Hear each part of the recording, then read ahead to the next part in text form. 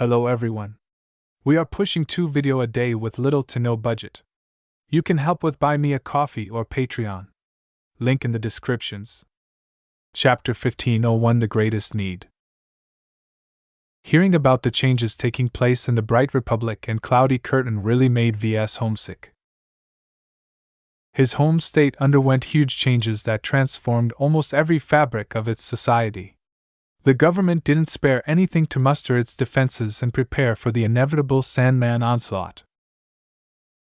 Ves wanted to return as soon as possible to lead the LMC through the current crisis.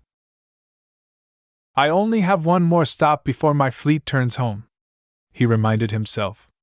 "I still have some business at the Hertog Dominion. It wouldn't do me any good to skip this destination." After his treacherous, patriotic assistant finished his daily briefing and left, Ves fell into thought. With Nita standing on guard and Lucky crawling over his body, Ves tried his best to make sense of the past few days. His recent insights related to his design philosophy, the responses towards the Sandman invasion, and Gavin's double dealings all bubbled in his mind like a soup. Though these topics weren't necessarily related to each other, the more Ves reflected on them, the more he began to see a way to connect them together. Over the past several days, Ves tried his best to gain inspiration in order to form a bold and fitting vision for his current design project. Without a unifying idea to guide his efforts, how could he ever design a space-borne rifleman mech that stood out from the crowd? As Ves activated his terminal and idly started browsing current news articles from the Bright Republic, the seed that had been planted in his thoughts started to bloom. What did the border states lack the most? Why did they collapse months before they were expected to fall? Too many citizens have given up. Even the mech pilots and military officers have lost hope. Ves didn't blame them. The Sandman invasion had surprised them all. Hardly any border state received enough time to shore up their defenses before the Sandman fleets flooded out of the deep frontier and crashed into civilized space like a tide. No sane citizen would stick around and give up their lives in a hopeless cause to stall the Sandman invasion for the benefit of others. Rather than sacrifice their lives for the betterment of random people, they would rather save their own hides. Nonetheless, plenty of courageous mech pilots had stuck to their home states until they could no longer hold their positions. Some even held their posts to the very end. Plenty of stories of courage and sacrifice from the border states circulated in the galactic net, but they were few and far in between. At this time, most stories centered around the immense amount of refugees hitching rides on any available starship. These refugees had abandoned their state while feeling abandoned themselves. It was a sad state of affairs. The societal cohesion at the border states had been too weak to unite their people together when they most needed it. Fortunately, the Bright Republic is better off. The states situated further away from the border not only enjoyed more time until the Sandmen reached their territories, but also learned from the mistakes of the border states. At the very least, the amount of Brighters seeking to flee from the Bright Republic, thereby robbing the state of valuable manpower, was quite modest. While the government couldn't stop anyone from leaving if they really wanted to, most Brighters strongly believed that they were tough enough to withstand the imminent alien onslaught. Not just the Bright Republic intended to stand their ground. The Vesians were just as pumped to defend their state and defeat the aliens. When Ves compared the attitudes between the refugees and the citizens of the Bright Republic and the Vesia Kingdom, he believed he found the key element that made all of the difference. It's duty. We serve because it is expected of us. We fight because it is our duty to fight. Duty. While Ves recognized that duty was not infallible in the face of an overwhelming threat, currently the Sandman invasion hadn't reached the point where resistance was futile. As long as everyone did their duty, the defense lines would hold. Every analyst commenting on the current crisis agreed with this conclusion. With the CFA war fleet on their way to annihilate the rear lines of the Sandman Empire, the states under threat just needed to hold long enough to exhaust the current waves of Sandmen invaders. Ves pinned down the theme he wanted to incorporate into his upcoming mech design. It's duty! That was what I was looking for all this time. It was as if a light illuminated the darkness that made him feel lost. Now that he found his light, he had found his direction. He knew what his space-borne rifleman mech needed to center around in order for it to be useful enough to make a difference. Ves decided to focus on the concept of duty for multiple reasons. First, he wanted to do his duty by designing a mech that could help the Bright Republic and other states fend off the Sandmen. He believed that the mech he was about to envision would be one of the best solutions on the market. Second, he wanted the mech pilots who defended their states to do their duty as well. Even if they weren't supplied with expensive mechs, the brave men and women on the front lines deserved as much support as possible. Mechs form the most important support to mech pilots. Everything else is merely supplementary. As long as their mechs are strong and dependable, the pilots will perform their duties with confidence. By emphasizing the concept of duty in his next mech design, Ves not only hoped to do his part, but also influence the mech pilots into standing their ground under difficult circumstances. This was the third reason, and perhaps the most compelling one to mech buyers. The Bright Republic expects every mech pilot to do their duty. Our defense will only hold if everyone believes in themselves. The Mech Corps would undoubtedly play the main role in this coming conflict, but the private outfits were expected to ease the military's burden. All of the military mech regiments of the Bright Republic could only cover so much territory. The smaller planets and star systems needed protection as well. That was where mercenary corps and security companies hired by the state played a role. If all of the mercenaries and corporate mech pilots did their duties, then the Bright Republic would have enough soldiers to stall the Sandmen and buy more time for the auxiliary regiments to come online. In the border states, the local outfits fled first. Hardly any mercenary corps stuck around. The flight of so many private outfits not only weakened the defensive lines, but also sparked a lot of panic. Seeing so many mechs and ships depart from the border states prompted many citizens to lose hope and encouraged them to join the Great Flight. It was far too late to stop the flood of escaping citizens once it gained momentum. It's like a chain reaction. An initial instance of panic will incite others to panic as well. It was vitally important to prevent this reaction from setting off by halting it at the very start. This was why the Bright Republic exhorted everyone that they could succeed in defeating the Sandmen as long as everyone remained brave. The government is pulling out all the stops. Ves realized from all of the media manipulation he encountered over the course of his investigations. Ves likened the Bright Republic's measures to Major Vol's morale-oriented leadership style, but at a much larger scale. Both focused on keeping hope alive and encouraged everyone to do their duty whether they fought on the front lines or helped in the production of valuable supplies. Many states adopted similar approaches. For once, the Vesians put down their infighting and genuinely banded together. The Ilvain Protectorate rallied every believer by appealing to their faith. The two neighboring states of the Bright Republic were both able to raise the cohesion of their people. They were already used to answering to authority, and they were anything but weak or cowardly. Ves especially admired the Ilvainans for volunteering for military duty despite not being trained to do so. The Kronans, Poxco, and Kurin dynasties each deployed their transcendent messengers at various population centers in order to drum up support and inspire the Ilvainans to sacrifice themselves for the betterment of the Ilvainan faith. Of course, not every state succeeded in rallying their citizens to stick around and assist in the war effort. The Rhiannaldans, for example, left their state in droves.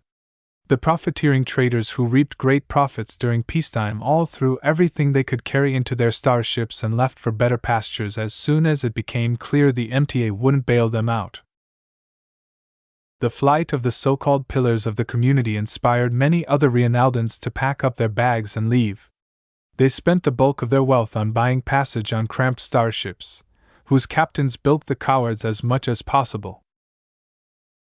The Reinald Republic is doomed, Ves concluded.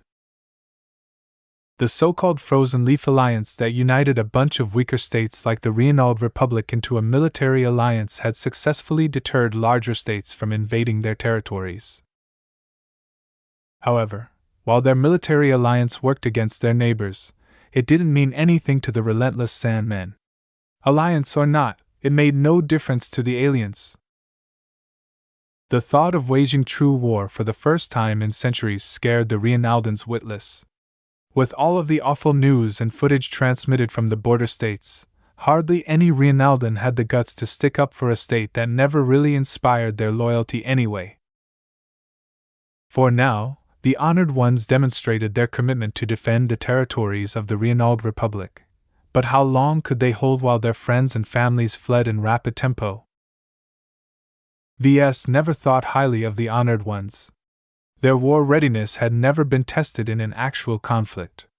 Against a relentless foe that couldn't be bribed, the Honored Ones would be forced to fight actual battles in order to win. Impossible! Perhaps he was being a bit too unfair to the Honored Ones, but Ves always considered the Honored Ones to be weak and inept due to their long years of peace. The unofficial pirate gangs that the Reinald Republic used to put pressure on the Vesia Kingdom and other non-allied states couldn't be relied upon either. Let alone expect them to do their duty. They were never assigned a duty in the first place. Even if all of their men consisted of Reinaldans, the pirates were too selfish and cowardly to ever put their lives on the line for an abstract ideal. The inconsistent outcomes among many different states all depended on how much their people were willing to do their duty. Even if the mech pilots were willing to fight, the citizens may have already lost heart. This is a problem that is critical to the survival of the states under threat. It's also a problem where my specialty is exceptionally suitable to address. Ves knew his strengths. The market started to become familiar with them as well through his products. What better than to take full advantage of his specialty and design a mech that was made to inspire everyone to do their duty? Whatever accusations of brainwashing I'll receive, such a mech would doubtlessly be useful in the hands of my customers.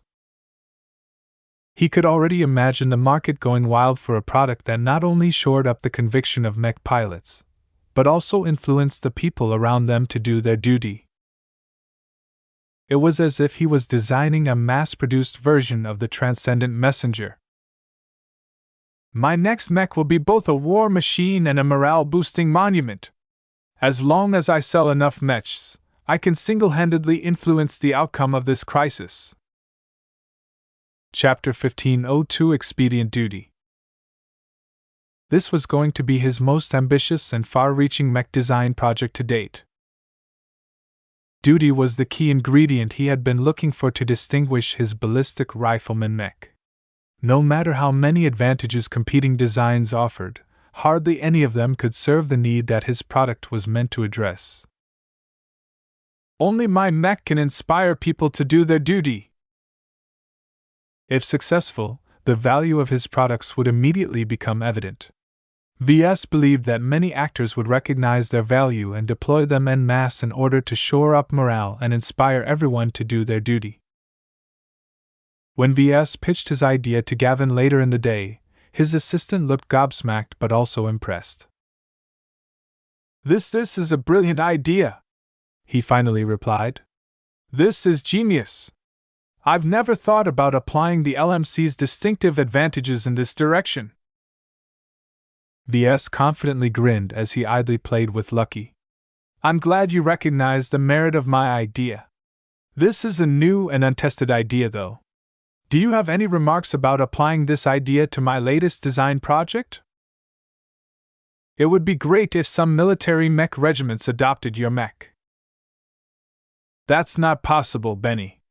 I have to make too many adaptations and I'll have to answer to a bunch of seniors in order to make my mech suitable for military use. Ves immediately shook his head. He worked extensively with military mechs. He was well aware that his own mech designs fell short in too many areas to fall into the consideration of the Mech Corps and other military mech forces. Gavin scratched his head. Well, I'm sure your mech will catch on in the private market, but it's kind of strange to sell a mech that is oriented around duty to mercenary corps and security companies. They're not exactly known for standing their ground and valuing their duty over their lives. In ordinary circumstances, this mismatch is a serious problem. These aren't ordinary times, though. A vast alien invasion is threatening to overwhelm us all, and the private outfits aligned to the states aren't entirely willing to abandon their homes.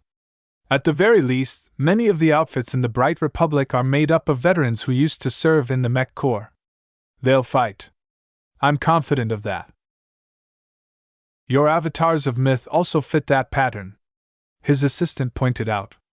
Maybe this crisis is a good opportunity for your avatars to debut their prowess. Ves had mixed feelings about that. He already held a conversation with Commander Melker about this very topic. Melker pushed Ves to issue the first batches of his upcoming mech design to the avatars.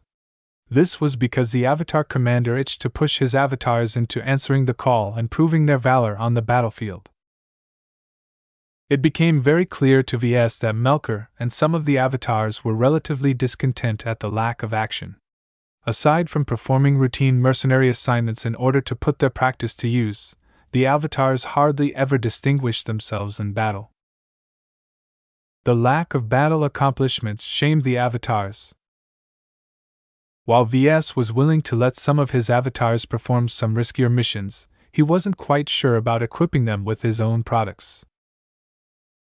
This was because his duty-based mech models served the lower end of the mech market. His avatars, who were frantically training to improve their proficiency in ranged combat in space, would have to give up their strong and cozy premium mechs in favor of piloting humble budget mechs. Cheap mechs didn't match the image he envisioned for his avatars of myth. How could he ever parade them around as an elite mech troop when they piloted mechs with average performance? They simply didn't match. Yet Ves also recognized that these were extraordinary circumstances. He couldn't let his avatars stick to their existing mechs, which were almost completely useless against the Sandmen. Perhaps only the Aurora Titans could stay in order to form a line of defense against the powerful but intermittent laser attacks of the Sandmen. We all have to make sacrifices. Ves spoke. Even my avatars can't stand aside. If they are to fight on the battlefield, then I want to equip them with adequate mechs. My mechs. That was all he could do. Perhaps he could design a variant that was slightly more expensive, but that would take too much effort. It was better if he focused completely on a single design. During a crisis, everyone needed to make sacrifices. The avatars needed to settle for cheaper and lower performing mechs to do their duty. Gavin probably believed that he was doing his duty when Flashlight requested him to become their informer. As a Larkinson and a Brighter, Ves felt compelled to return to the Bright Republic in order to do his duty to the best of his abilities. Though no one acted in the best interest to themselves, Ves did not believe that they were doing something wrong. There was honor in duty. Nonetheless, the mech concept that Ves put forward was not entirely without problems. At the very least, it did nothing to mitigate the accusations that his products brainwashed people. Instead, his mass-produced rifleman mechs would probably reinforce this notion. You'll be unleashing a monster as soon as you publish your design and put your mechs in the hands of your customers. Do you understand the controversy your mech model will spark if it lives up to all of the promises you've made? A brief moment of silence stretched between the two. Ves was very well aware of what Gavin tried to warn. I know. VS closed his eyes. My mech can be used for both good and bad ends. This is something that I've always kept in mind. It's more than that, boss. A mech that inspires duty can also be regarded as a mech that encourages obedience. As soon as despots, tyrants, and awful leaders catch wind of your new mech model, they'll doubtlessly abuse it to force their mech pilots or people into compliance. VS stopped playing with Lucky and placed his cat to the side. Meow. Not now, he told his cat before turning back to Gavin. I share your concerns, but the potential to misuse my products has always existed. I will not let these possibilities hinder me. It's not really my responsibility anyway. The fault lies within my customers. I'm not sure if everyone else will agree, boss. You will have to answer for yourself if the MTA or some other organization ever forms an inquiry into your new mech model. Even if you haven't tampered with the neural interfaces, there are too many parallels to the Farrand affair. The only thing that is different is that you're a lot better in hiding the exact mechanisms. It's as disingenuous as the Kinners practicing their slavery trade with a civilized coat. Whoa! Gavin's argument truly landed a powerful impact on VS. The analogy he used was simply too apt. Nita, who always kept quiet, couldn't help but speak out against Gavin. Mr. Newman, your description is uncalled for. The Kinner tribe does not practice and has never condoned slavery. You're a slave in all but name. Gavin pointed an accusatory finger at the tall bodyguard. You're just too brainwashed to accept the truth. You think you are free, but your mind has been shackled since you were born. You never exercise your freedom because your Kinner tribe trained you to accept exploitation. Though Nita was too professional to lash out in anger, her eyes fiercely glowered at Gavin. Her body shook and her armored hands were probably itching to beat up the outspoken assistant. VS knew he had to intervene before the matter escalated. Ahem! VS coughed. He deliberately spiked his spirituality in order to strengthen his attempt to break up the tension in the room. Benny, I understand your opinion with regards to my mech design, but these are difficult times. If I can provide a solution that can help the Bright Republic and other beleaguered states strengthen the resolve of their soldiers and citizens, then it is my duty for me to make it available. Does expedience matter that much to you? Is that why you gleefully pretend that Kinners aren't what I say they are? VS frowned deeper and deeper. Though he partially agreed with Gavin's sentiment, this was not the time to let moral concerns stand in the way of his interests. Do you think I'm without conscience, Benny? Silence greeted his question. VS clapped his hand. Let's adjourn this meeting. I think you need some time to cool that temper of yours. I'm sorry, boss. I'm a bit frustrated. The Sandman invasion and all of the ripple effects that have ensued has really stressed me out. I'm not even sure that Cloudy Curtain can withstand the coming storm. That's why I suggest you enjoy a timeout. I value your opinions, but I've made my decision. I'll proceed to base my upcoming mech design around the concept of duty because that is what my customers need. As for the Kinners, please don't disrespect their culture. To be honest, VS only said that last part because he didn't want Gavin to give Nita and his other Kinners too many ideas. Though VS eventually wished to supplant the indoctrination imparted onto the Kinner with genuine loyalty towards him, this transition needed to be managed carefully. Telling the Kinners straight up that they were slaves and that they needed to break all of their mental shackles at once was not beneficial to him. He paid for them. He still wanted to get his money's worth out of his purchases. The Kinners promised their human products would be loyal to their buyers for life, and VS was damned if he let some nosy person accelerate their expiry dates. Once Gavin left his stateroom, VS sat up from his desk chair and began to pace around. Lucky playfully floated alongside his head as he did so. The cat tapped his head with his paws. Meow. Oh? VS raised his eyebrow. You're almost finished with digesting my pea stone? Meow meow. Lucky's cat swung back and forth, as if he was proud of himself. I look forward to what you can produce. If it's something good, I'll definitely allow you to eat more pea stones in the future. Meow.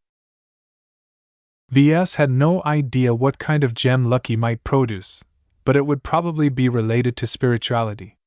Any gem that Lucky produced shared at least some relations to what he consumed, though there were always exceptions. Random chance played a huge role in how Lucky's gems turned out. Lucky's news helped lift his mood a little. Ves no longer directed any dark thoughts towards Gavin. He didn't know why his assistant became so confrontational all of a sudden, and why Ves paid so much attention to it at the moment. Was it because of the stress of maintaining double loyalties, or did something else weigh on Gavin's mind? Despite the uncharacteristic outburst, Ves still had no intentions of getting rid of Gavin. I should stop racking my brains over these issues and begin with designing my mech. He decided to proceed to expand his mech concept and all of the other design choices he made so far into a unified vision. Ves returned to his seat and leaned back as he focused on stimulating his imagination. Countless ideas flitted across his mind as he tried to form the right vision for his mech. What shall I call my new mech? It deserves a name at this stage. A possible suggestion quickly arose from his mind. The Expedient Duty. It was a fitting name, though a bit too literal to his tastes. Ves eventually shook his head and rejected this option despite its appropriateness. It's a bit too close to the truth. I don't want to advertise the true purpose of my mech so blatantly. I have to dress it up a little. After all, he couldn't just outright say that his mech was meant to encourage people into performing their duty. Chapter 1503 Common Soldier's Mech. After a long period of thought, Ves decided to call his next mech design the Desolate Soldier. The name encapsulated his feelings on his upcoming mech design. The Desolate Soldier is not a flashy, expensive mech. It is not meant to pamper a mech pilot nor serve as trump cards. Instead, Ves imagined the Desolate Soldiers deployed in large numbers in space. The ballistic riflemen mechs flew in formation and fired their rifles and measured salvos against distant but approaching Sandman vessels.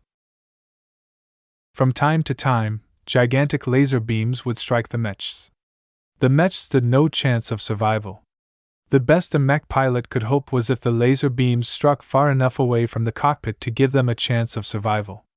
Dodging and adopting an evasion pattern could only do so much. Every Desolate Soldier is disposable when it comes down to it. I just have to make sure their sacrifice is worth it, and the other mechs will be able to finish the job. Though his mechs were destined to be used as cannon fodder, Ves wanted to impart as much value as possible despite their constraints. He wanted to make the Desolate Soldier one of the best mech models in its price range. Applying my specialty is one of the means to increase its value, but not the only one. Pure performance is also an important component. Ves began to browse the component licenses his company currently held. Many of them were either outdated or not appropriate for the mech he envisioned. I'll have to invest some capital into acquiring some new licenses.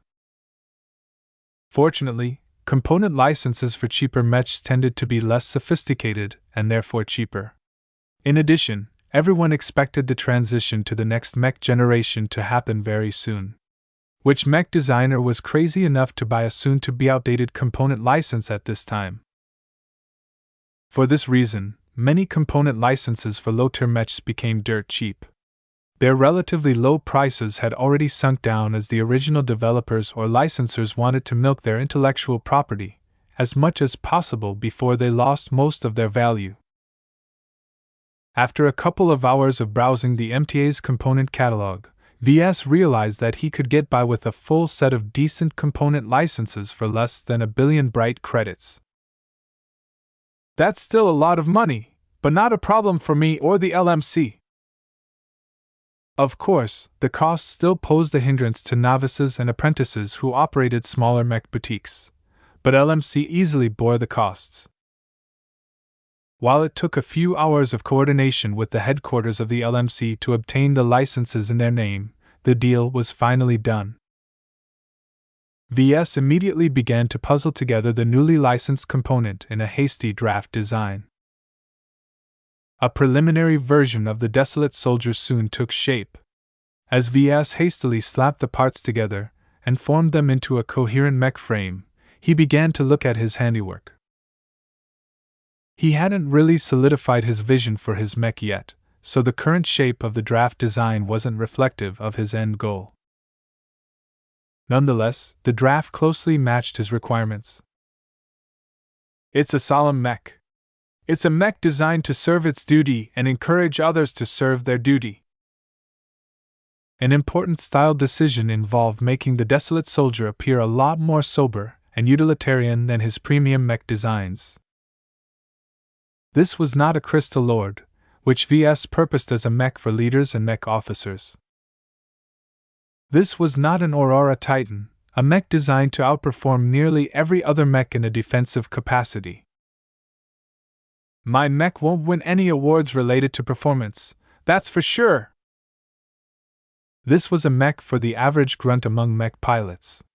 Ves knew that a lot of melee specialists were in the process of retraining to become proficient in piloting ranged mechs right now.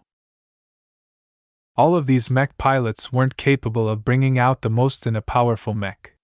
What they needed more was a serviceable and dependable mech that did the job without costing too much. The fairly plain sand-brown coating complemented its utilitarian aesthetic. Anyone looking at the Desolate Soldier would immediately know that it was solely designed to do its duty. Nothing more. Nothing less. Though it went against his instincts to distinguish his products from the competition, in actual fact Ves believed that it was best if he stuck to a sober exterior design. The draft design's appearance completely conformed to the tastes of the Bright Republic's mech market. Its utilitarian, military-inspired look not only made it easier to fabricate or repair the mech, but also minimized the chance of offending or repelling foreign customers. While Ves mainly wished to serve the Bright Republic with his upcoming mech design, he also harbored ambitions to make it popular throughout the states under threat. Throughout his current tour, Ves already noticed that many mech markets possessed different standards and tastes. Sometimes they diverged a lot, as was in the case of the Ilvain Protectorate, but in most cases they never had a problem with neutral-looking mechs. To an artist like Ves who liked to treat his mechs as his canvas, it was difficult for him to restrain himself from adding some visual flourishes to his mech. He did his best to hold himself back. If he began to go wild, the Desolate Soldier's complexity would increase, which not only made it more troublesome to fabricate its armor plating, but also increased the difficulty of fabricating replacement plating. Even if it adds an extra 100,000 bright credits to the total bill, that can make a huge difference if the Desolate Soldier is employed in huge numbers. Unlike his other premium mechs, Ves expected his customers to buy his Desolate Soldiers in batches rather than one at a time. The mech would be cheap enough to make it easy to buy them in numbers, and the advantages of doing so was significant. If the Desolate Soldier made up the only ranged mech model of an outfit, then they could simplify their maintenance and logistical operations. It was a lot less burdensome to maintain a single mech model rather than several at the same time. The outfit in question could just buy a single batch of spare parts and supplies to cover most of their needs without dealing with incompatibility issues. Ves possessed plenty of practical experience on how outfits and mech regiments manage their maintenance operations. He put this knowledge to good use by refining the draft design in a way that minimized the amount of hassle the mech technicians dealt with on a daily basis. The more he tinkered with his draft design, the more he noticed the difference of his recent upgrades. He already had a taste of it before when he designed the Cyper Helix Annihilator, but his upgraded mechanics and metallurgy skills and his improved affinity of mechs both resulted in significant improvements. Not only did he become more productive and finished his draft design faster, but he also elevated its quality to a higher level. Ves believed his current state could easily be a match to older and more experienced journeymen who had been in the business for 50 or 100 years. It's very fortunate I upgraded the right skills first. At this moment, his mechanics, metallurgy, and physics skills had all reached the level of a senior. This meant that his foundation in these broad and expansive fields had reached a very high standard. Though they didn't necessarily sound exotic or exciting, a good foundation was the key to designing an efficient mech that possessed as little flaws as possible. Ves could already judge from his draft design that if he refined it into a proper design, it would feature very little waste. This is incredibly important for a cheap mech like the Desolate Soldier. Compared to my premium mechs, I have to do more with less. I can't afford to waste a single material I put into my design.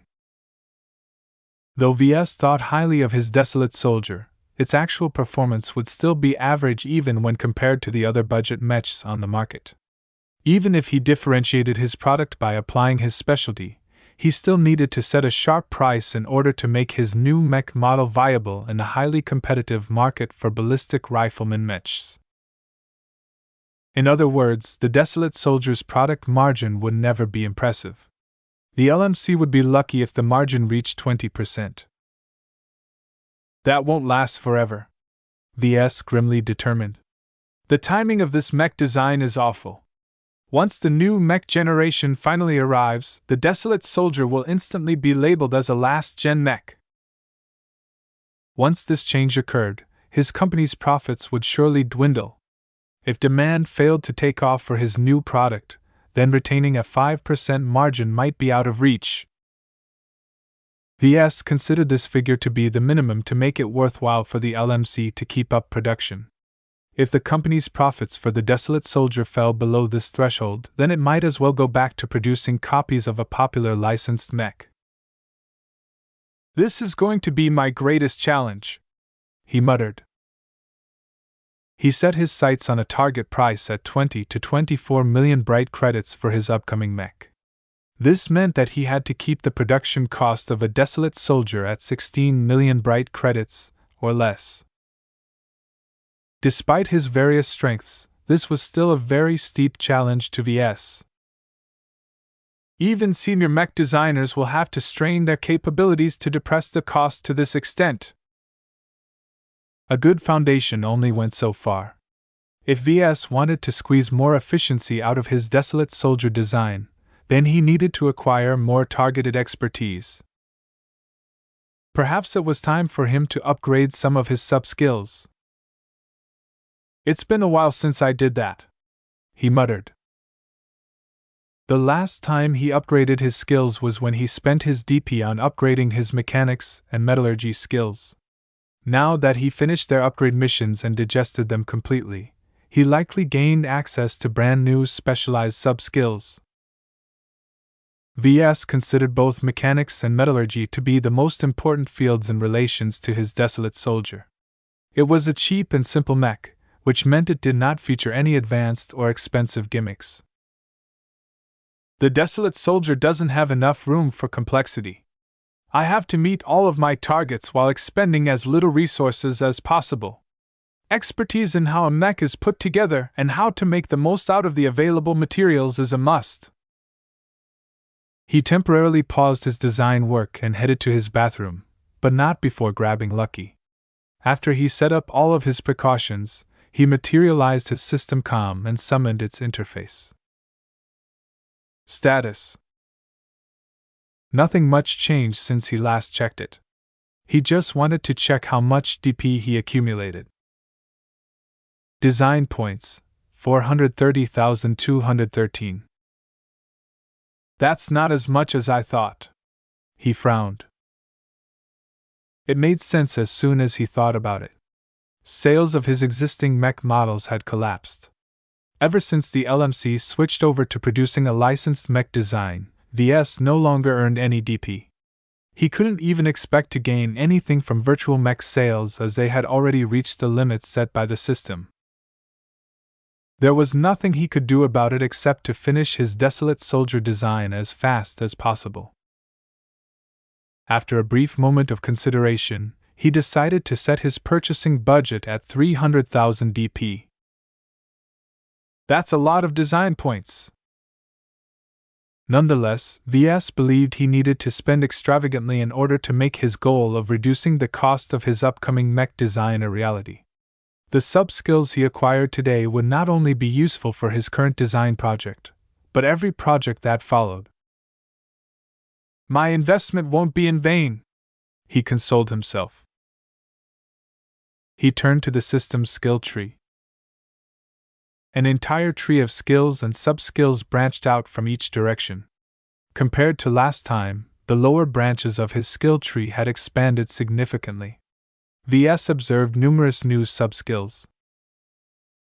Though some of them sounded very attractive, the amount of DP the system charged for them was correspondingly high. Ves quickly frowned. I don't necessarily need them. I'll just be muddling up my design philosophy if I learn too many irrelevant skills. He decided to focus on the basics. A skill that was a bit more general and widely applicable would not introduce any incompatibilities with his distinctive design style. He aimed to select a handful of sub-skills that could make a small but very noticeable difference in his efforts to increase the efficiency of his mech designs. He happily hummed while he slowly inspected his options. Chapter 1504 Sharing is Caring. Ves felt a bit guilty for enjoying the shopping process. He knew that it would be detrimental to his future development if he became too dependent on the system. Despite his conviction to save up his DP to lessen his dependence and to reserve his fortune for big expenditures, in the end he gave in to his urges. He felt a bit bad at himself for choosing the easy option. Other mech designers had to spend years of study and practice in order to master these new skills, while Ves merely spent the system's fantasy currency to acquire it all in a day. He sighed. It's really not fair to other mech designers. Normally, he didn't care about that, but ever since he got a girlfriend, he began to think a little bit more on what this difference might do to his relationship. As much as he wanted to one-up Gloriana and stay ahead of her, it would be very sad if he kept growing at a rapid pace while leaving his girlfriend far behind. Was it truly a good idea if he deprived the love of his life benefits of the system? He frequently grappled with this problem in his thoughts. If he truly loved a woman and that woman loved him back, then Ves felt obligated to extend his trust to her. After all, if he truly loved someone, he wanted to provide for her and make her happy. While Ves wasn't sure if he would ever be able to reach this point with Gloriana, he had to take the possibility into account. Whatever the future might bring, he eventually foresaw that he would no longer keep the system completely to himself. System, can you have multiple users at the same time? Affirmative. Permission to utilize the Mech Designer System will only be granted to worthy mech designers. For once, the system answered his question. Not only that, it confirmed one of the suspicions that he always held. Just like the metal scroll of the past, the system was capable of enlightening multiple people at a time. The only reason why Ves hadn't realized this sooner was because he was far too selfish and paranoid to even think about sharing the system with others. How will multiple people be able to access you? The Mech Designer System can only be accessed through this comm.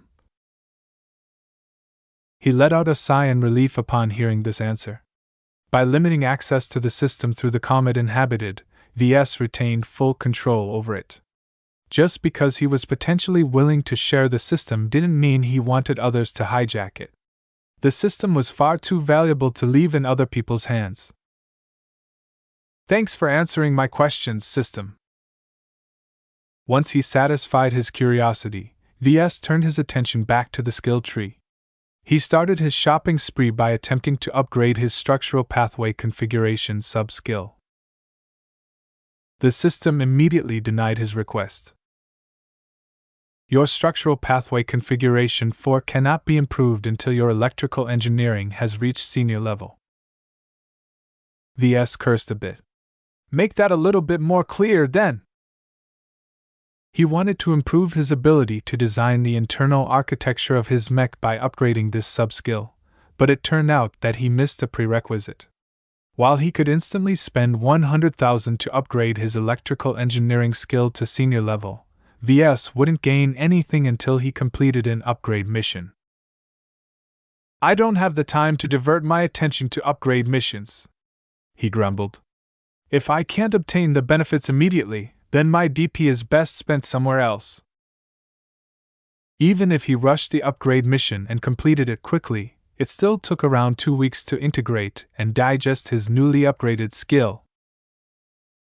All the while, he needed to divert at least a portion of his attention elsewhere, which would reduce his productivity while he worked on his design project. Ves shook his head. I should stick to what I can use immediately. He limited his selection a little and decided to upgrade something basic but very relevant in the current circumstances. Ballistic Weapon Optimization I, 500 DP. Ballistic Weapon Optimization 2, 1000 DP. Ballistic Weapon Optimization 3, 2000 DP. Ballistic Weapon Optimization 4, 4000 DP. Ballistic Weapon Optimization V, 50,000 DP. Since I'm about to design a ballistic rifleman mech, it's a good idea for me to obtain in-depth knowledge on ballistic weapon systems. This was just one of many sub-skills relating to ballistic rifles and cannons. While other sub-skills allowed him to work with better and more specialized ballistic weapon systems, Ves valued its emphasis on optimization. Ves didn't plan to equip his desolate soldier design with a complex weapon. Just like every other aspect of the mech, he wanted its rifle to be as simple and cheap as possible. Optimization is key. Since he worked with a generous budget, he immediately acquired Ballistic Weapon Optimization V. The moment he confirmed the exchange, a spike drove into his mind. A flood of knowledge poured into his mind and integrated with his knowledge. Different from last time, Ves managed to bear the transfer. Compared to receiving senior-level mechanics and metallurgy at the same time, this little burden was nothing. He laughed. Ha!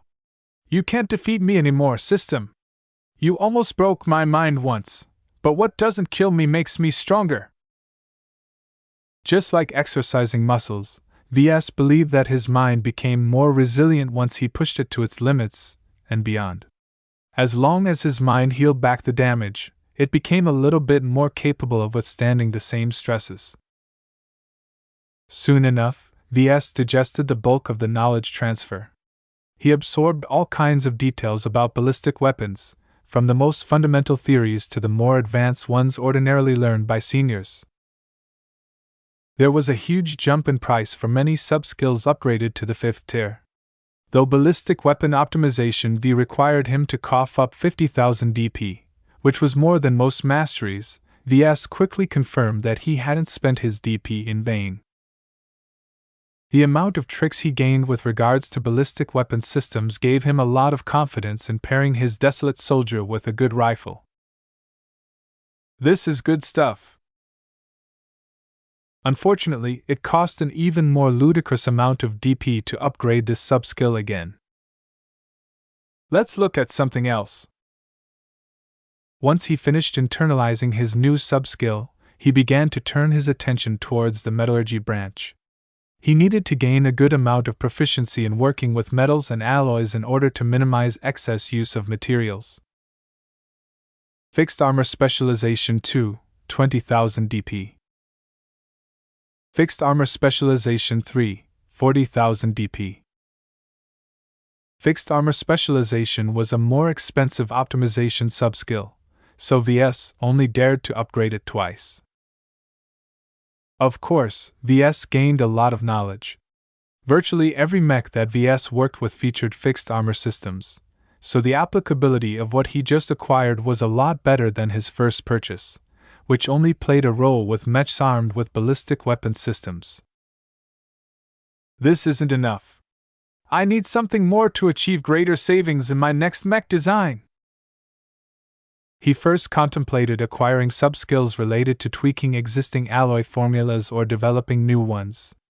However, it took a lot of time to develop a formula that improved upon the original. Ves didn't specialize in armor systems. He couldn't care less about developing custom alloy formulas for his mech designs. He was already fine with licensing existing ones to skip all of that hard work. After a bit of browsing, he decided to acquire something that sounded very useful. Internal Structure Specialization I, 75,000 DP. Ves unlocked the option to obtain Internal Structure Specialization I after his metallurgy reached Senior. As soon as he exchanged this sub-skill, he immediately began to immerse himself. The sub-skill delved very deep in the materials used to prop up the internal structure of a mech. He rapidly learned the fine art of how to design an efficient structure and how to tweak the composition of materials to achieve their maximum effect. What he just learned complemented his structural pathway configuration for sub-skill very well. The possibilities opened up by what he just learned allowed him to develop a finer internal structure that used up less materials without reducing the integrity of his designs. Once he finished his new knowledge, he briefly checked his DP. I've spent almost 200,000 DP. That was too much considering how much time had passed. It felt a bit surreal to him how easily he spent months' worth of accumulation. He already ate through 2/3 of his budget. Ves needed to be a bit more careful in spending the remainder of his budget. For a moment, he contemplated on upgrading some of his smaller and more neglected sub-skills. He even thought about upgrading one of his apprentice or journeyman level skills. I should get something cheap. Computer Science Journeyman, 4,000 DP. The amount of programming knowledge he gained was considerable compared to how little DP he just spent. Though learning how to program a mech felt a bit uncomfortable to Ves, it was a bit better than before. Ever since he clarified his design philosophy and identified the different paths available to him, he no longer objected as much to the thought of controlling his creations. The path of determination was particularly receptive to programming-related skills and sub-skills. I see. My inclinations can change depending on where my design philosophy stands. Upgrading his computer science skill did not matter too much for him right now. He planned to use a standardized, off-the-shelf operating system for his desolate soldier design because he didn't have the time to program something more fitting. It really doesn't add any value to simple mechs. Custom software only really makes a difference when I design a complex mech, he muttered. He turned to the mechanics branch, which he hadn't touched until now.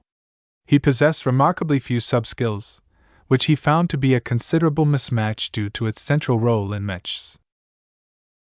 Fine Motion Control I, 75,000 DP. The sub-skill he chose was another one that became available when his mechanics skill reached the senior level. While Fine Motion Control I did not sound very exciting, it was exceptionally useful for his current project. This was because it increases his knowledge on how to make his ranged mechs more accurate. As long as the mech pilots possessed enough skill, they could apply their marksmanship to a greater degree to his mechs. As for the less skilled mech pilots, Ves gained more expertise on how to tweak his mechs to make it easier for them to hit their targets. The knowledge he absorbed was quite extensive and encompassed many different kinds of mechs, not just ranged ones. Though melee mechs mostly emphasized forceful movements, there was still a role for finer control, particularly with mechs that relied on finesse such as light skirmishers. Now that he spent the bulk of his budget, he contemplated whether he should spend his DP on a mastery. Nah. Ves shook his head. It's nice, but I don't think I need it. My other mastery skills already provide me with a sufficient amount of overlap. He knew he'd be able to gain some benefits if he acquired another mastery, but Ves couldn't afford to waste his time on another lengthy mastery experience. Though he could afford to spend the DP, his time was much more scarce. Ves decided to leave the masteries available to him for another day and proceeded to search for something that provided immediate benefits. Simulations I, 1000 DP. Simulations 2, 2000 DP. Simulations 3, 5000 DP. Simulations 4, 10,000 DP. He turned to a subskill under mathematics this time. Though the simulation subskill sounded very basic, it brought an incredible amount of value for a very little price. Simulations 4 enabled him to become a lot more proficient in running simulations. Though his other subskills already granted him knowledge of many different mathematical models, acquiring this last subskill allowed him to tie them all together with as few contradictions as possible. Basically, I can achieve a lot more results in my simulation work. The proficiency he gained in running simulations allowed him to skip weeks or months' worth of monotonous virtual tests. This was vitally important for him as he wanted to waste as little time as possible in optimizing his mech design. This was it. He spent almost 300,000 DP, exhausting most of his reserves. It would take a long time for him to earn back so many design points. Ves continually winced at how much he spent despite knowing that the knowledge he gained was worth every point. If I can't design a good ballistic rifleman mech after learning so much new stuff, then I'm a disgrace of a journeyman. Chapter 1505 Earning Acceptance. Ves took some time off to grow more comfortable with his expanded knowledge base. He looked at reality a bit more different now that he learned so many new theories. Though he became ecstatic at all of the knowledge he acquired, he knew that it would take a lot of time and practice to increase his utilization of what he learned. Just because he stuffed his head full of theories didn't mean he would be able to use them to the fullest effect. He hadn't even made full use of his recently upgraded mechanics and metallurgy skills yet. Now he compounded his problem by adding a bunch of new sub-skills. It's fine, he sighed. Even if I'm fairly inefficient in applying my knowledge, I'm better off than before. That's enough. Ves merely wanted to improve his ability to design the desolate soldier. He accomplished this goal with his latest round of upgrades. As for the repercussions, Ves believed he would naturally be able to mitigate them over the course of his work. That was because once he returned home, he planned to go on a design spree. The start of a new mech generation was the best time for him to design lots of mechs. With the mech market in flux, any early mech model could rise to become the market leader in a state or region. Therefore, Ves didn't worry about lacking practice. The biggest benefit to being an independent mech designer was that he could dictate his own work, after all. Filling up my mech catalog is not only good practice, but also good business. It's about time the LMC offers a complete line of mechs. He needed to have an expansive design team to manage so many projects at once, but that was a problem for later. For now, the urgency of the situation required him to devote himself fully to his desolate soldier project. Though Ves already laid the groundwork for the technical design aspects of his mech, he still hadn't fully addressed its spiritual aspect. Ves already planned to make use of Nixie's spiritual fragment as the base of a new spiritual product. The only reason he hesitated was because the spiritual product would certainly become a poor fit if he only relied on spiritual energy from Nixie and himself.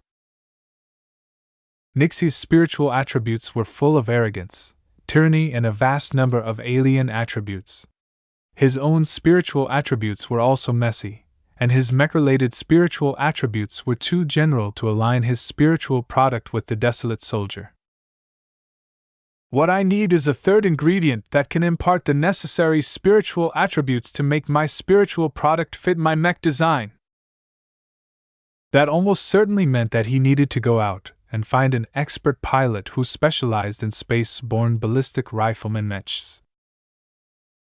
The good news was that Ves already identified a bunch of them in an earlier search.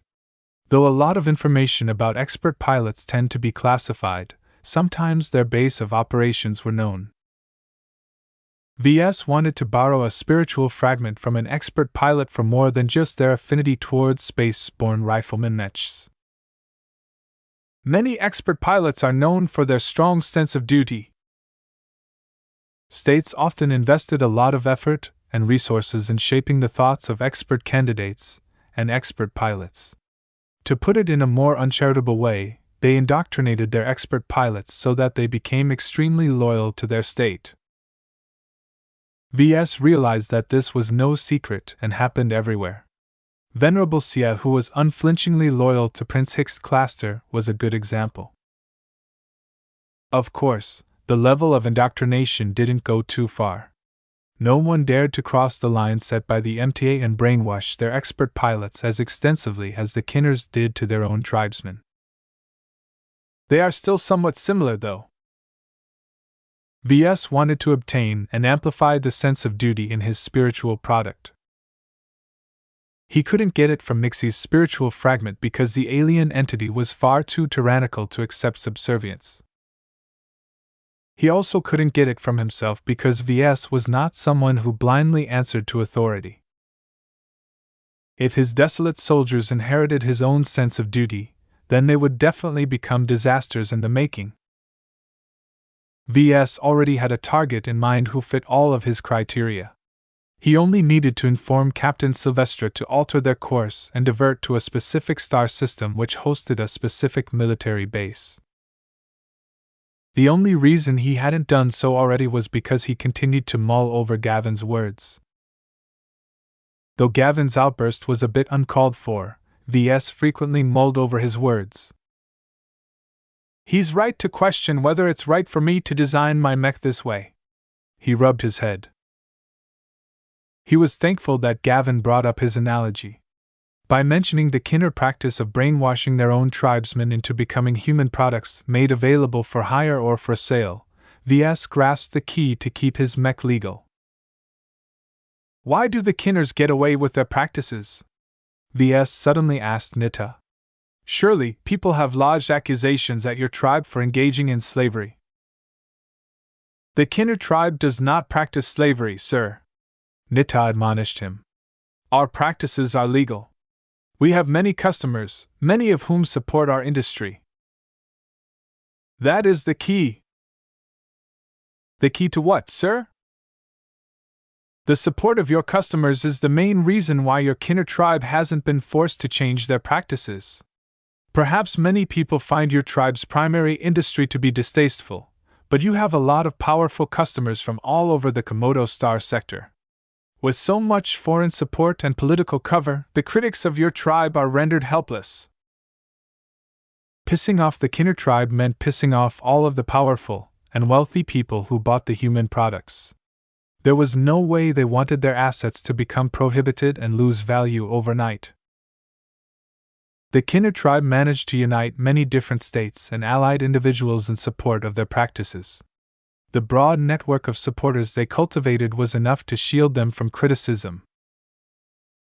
His eyes lit up as he realized that he could make use of their example to solve not only his current problem, but also his future problems. Though he hadn't returned home yet, Ves received frequent reports on the accusations lodged against the LMC's mechs.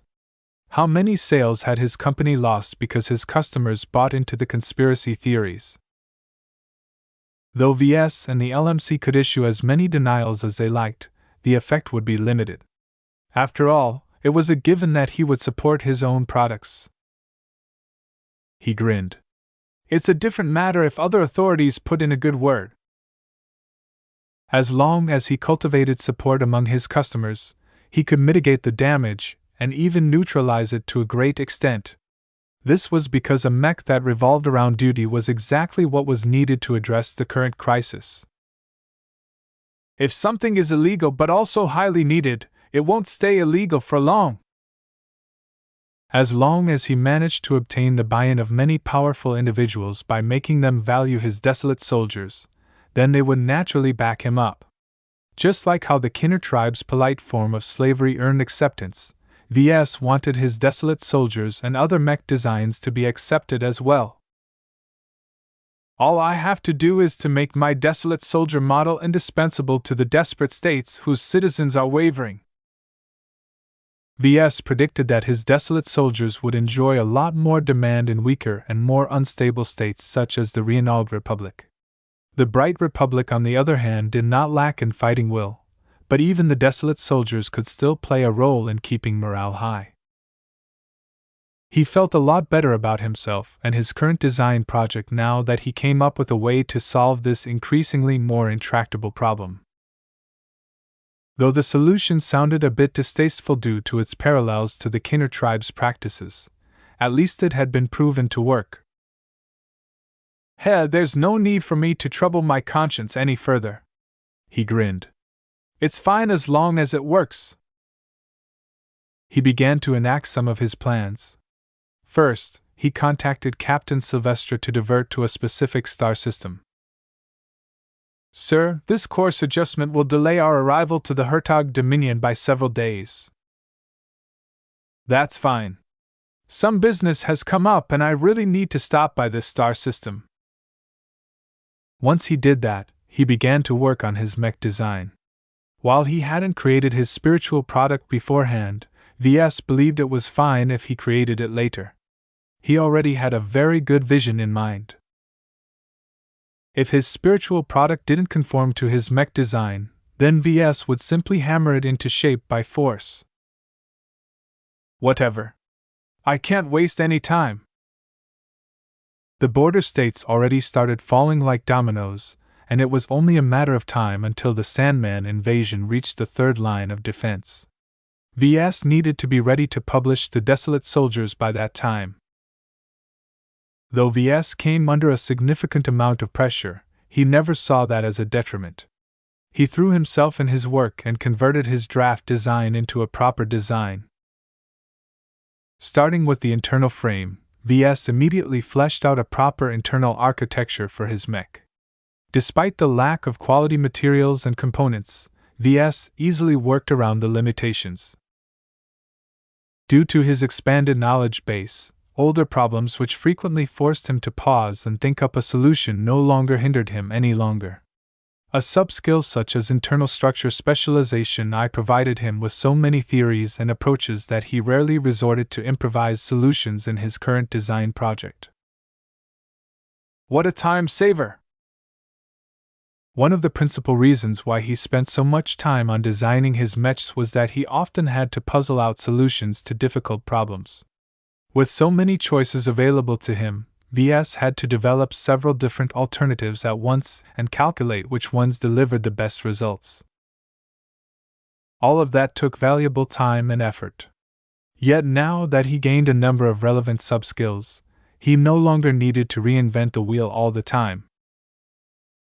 While Ves recognized that developing his own solutions by hand were valuable learning experiences, he couldn't care less about developing his own solutions right now.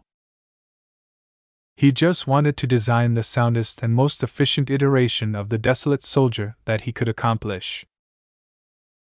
The amount of time he saved with his selection of upgrades was considerable. What took 3 months to design back when he was just an apprentice now took only 3 weeks. Time flowed like water as Ves completely immersed himself into designing his Desolate Soldier. The mech looked increasingly more detailed and real with every passing day. The more his mech design approached his vision, the more enthusiastic he became about completing his work. His passion burned like wildfire, motivating him into working faster, while also encouraging him to put more of his heart into his efforts. Even if he didn't pair his desolate soldier with a living design spirit, its inherent X factor already carried a strong hint of duty and the other traits that Ves wanted to impart into his work. Ves believed it was his duty to design the desolate soldier. He was doing the Bright Republic and the Komodo Star sector a huge favor by making his vision into reality. Soon enough, Ves rapidly completed the basic design of the mech frame. By keeping the design as simple as possible, he saved himself a lot of work. Even though he aimed to keep the mech frame simple, the desolate soldier was anything but a shallow mech. Its internal and external structures incorporated many ingenious nuances derived from all of the advanced theories he recently acquired. If a senior could see my work, they would probably suspect that I'd borrowed the assistance of one of their own kind. He was anything but done, though. Not only did he have to pair his mech frame with a fitting ballistic rifle, he also had to subject his design through a large barrage of tests in order to refine and optimize his work. Even so, Ves was well on his way to completing his mech design on schedule. He might even be able to finish it ahead of schedule if he skimped on the iteration process. Chapter 1506 Spiritual Haze. A large parade took place on the main boulevard of a space station orbiting Kreenas 3 in the Hertog Dominion. A mech regiment called the Caravan Fusiliers received orders to deploy to the other side of the state in order to defend against the encroaching Sandmen. Though the Hertog Dominion was a very centralized state, there was a lot of discontent among the masses. The rulers mainly relied on their strong grip on the military and other levers of authority to keep their people in line. For this reason, the Dominion placed a huge emphasis on military parades. Today, the Caravan Fusiliers would be walking down some of their mechs and men on foot through the central boulevard in the expansive space station. A huge crowd had gathered along the path under extremely heavy guard.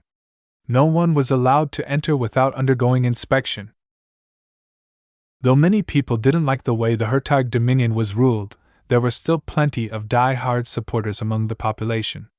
The most enthusiastic locals all drummed out to the parade to wave flags while cheering on their soldiers. As their name suggested, the Caravan Fusiliers mainly fielded ranged mechs. One of the reasons why the military planners decided to deploy the Fusiliers so early despite the distance to the front lines was because they were immediately effective against the Sandmen. Though a fair number of their mechs were mainly used on laser rifles, it wasn't very difficult to swap out their weapons for ballistic versions. Some of their mechs had already been modified to carry more ammunition by adding external harnesses to them. It was a quick and dirty stopgap solution that turned them into huge hazards when hit. Perfect against Sandmen, but not so much against human foes. Ves visited the space station but did not attend the parade. Instead, he conducted an exchange with a random journeyman elsewhere on the space station. They reserved a private conference room at an upscale hotel to exchange their insights.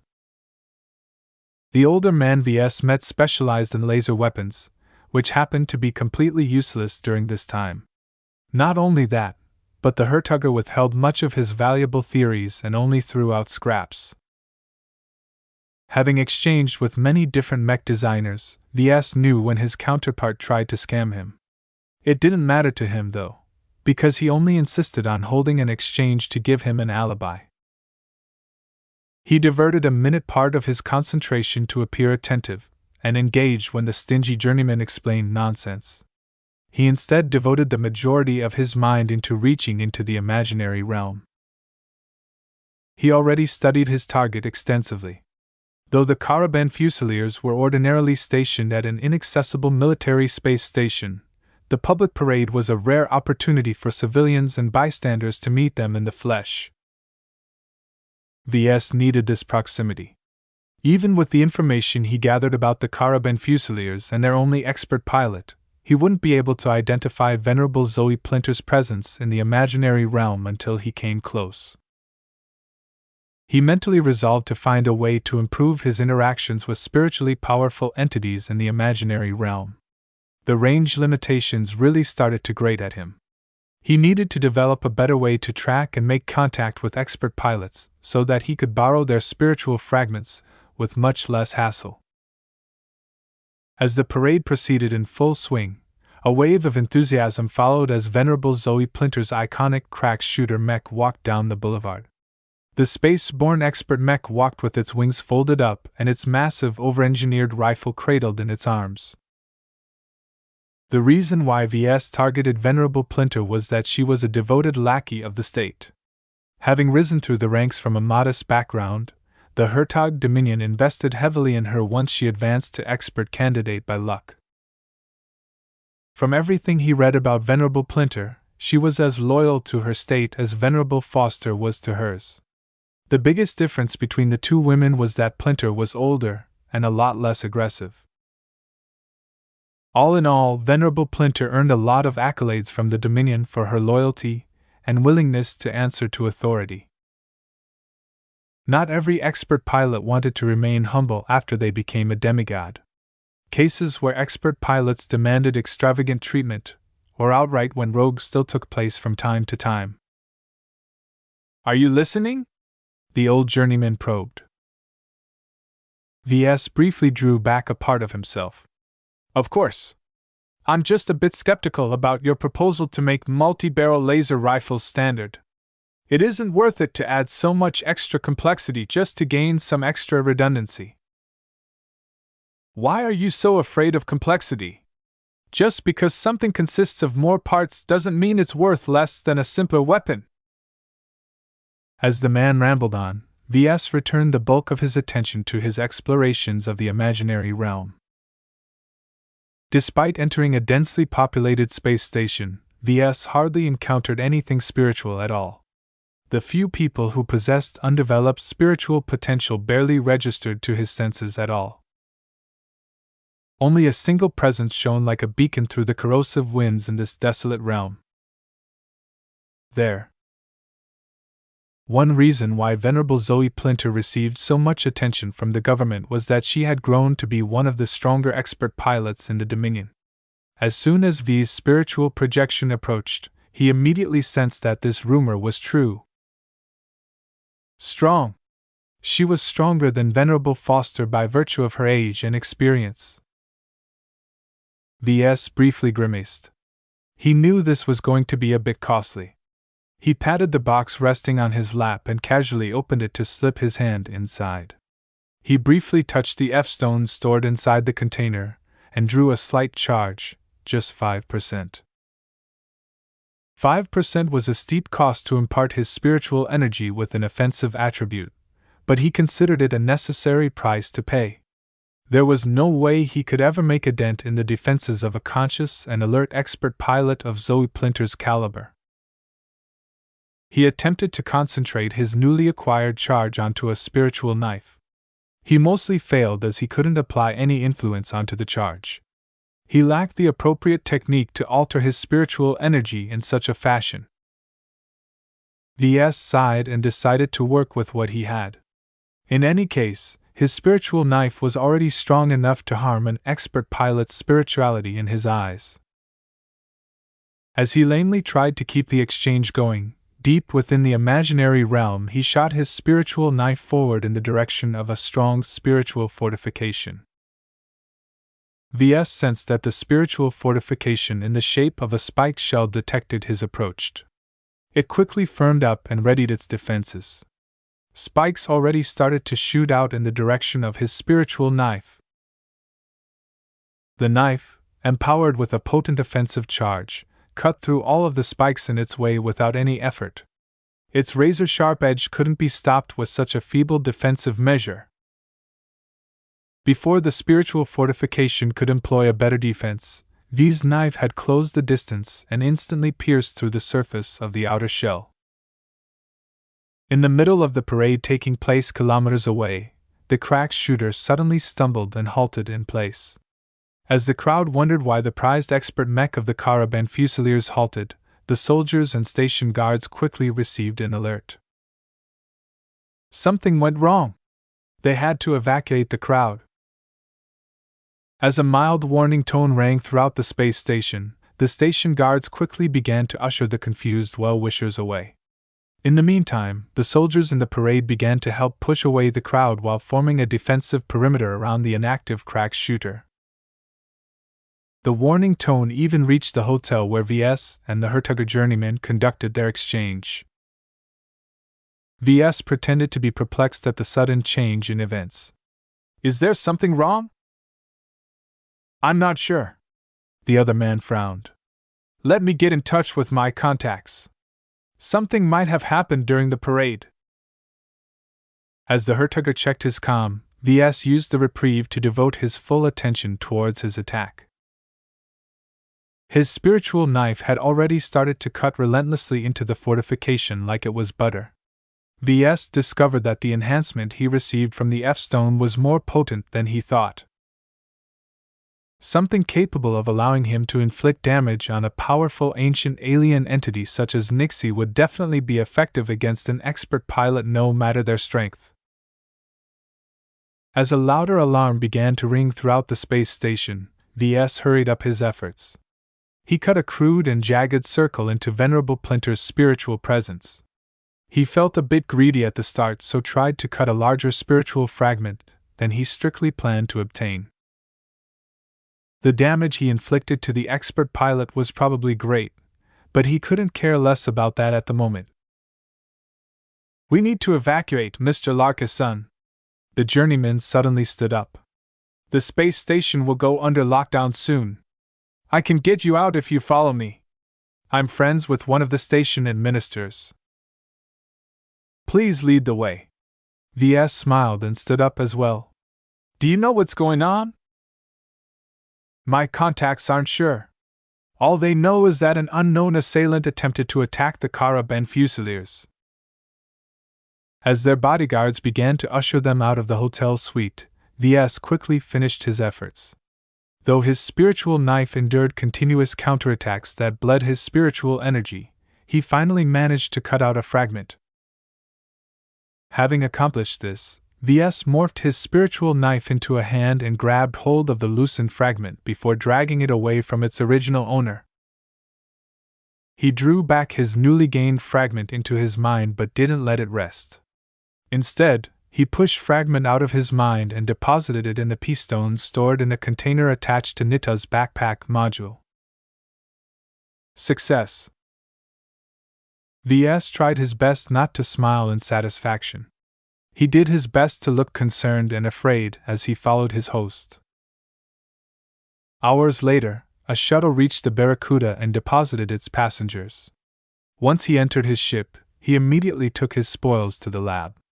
All the way, only Lucky and Nita accompanied him throughout the trip. The cat floated on top of a lab machine and perched himself there. As for Nita, she keenly observes Ves as he grinned at his newly occupied P-stone. While Ves hadn't explained anything to her, Nita, "Were you responsible for what had just occurred?" The lab compartment was already isolated, so Ves decided to be charitable for once and nodded. "Yes." A brief pause followed as Ves continued to study the spiritual fragment he obtained. His smile widened as its spiritual attributes strongly aligned with what he wanted to obtain. Not only did it mesh well with ballistic rifleman mechs, but it also possessed a strong attribute related to duty. The only issue was that the spiritual fragment likely contained some attributes that he couldn't identify and likely weren't relevant for his project. He expected to obtain something like this. Like an unprocessed mineral, Ves deliberately carved out a larger than usual fragment because he anticipated that he needed to refine it into a purer form. "What did you do exactly?" Ves briefly looked up from his inspection. "You're oddly curious." "My apologies.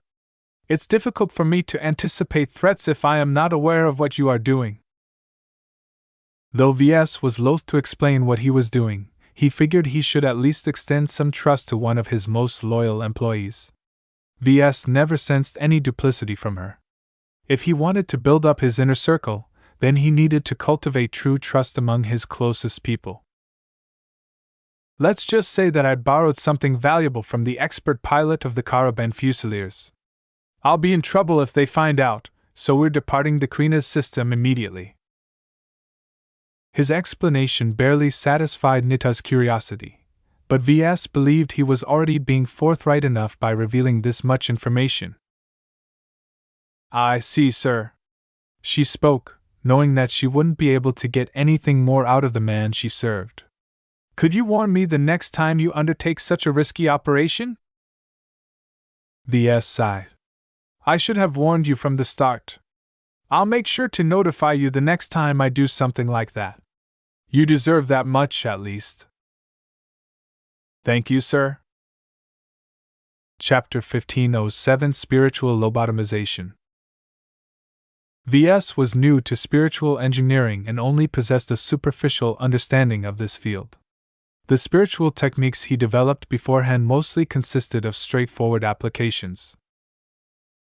Child's play, he scoffed. He merely dipped his toes into spiritual engineering so far. Even creating his first spiritual product known as Veskas had been more of an accident than something created with conscious intent. This time, he intended to rectify some of the flaws in his crude spiritual restoration technique. Just like regular engineering, the raw materials play a large part in determining what is possible, he whispered to himself. He looked thoughtfully at the containers placed in front of him. All three of them stored P-stones. One P-stone acted as his current spiritual energy battery. After several weeks of accumulation, it stored more excess spiritual energy than what was currently contained within his mind. Another P-stone held the spiritual fragment he accidentally retrieved from Nixie. Due to the alien spiritual entity's intense hostility and strength, Ves always kept it inside the B-stone lockbox. The last P-stone held his newly obtained spiritual fragment from Venerable Plinter. Though it tried its best to escape, the fragment lacked the strength to overcome the P-stone's attraction force.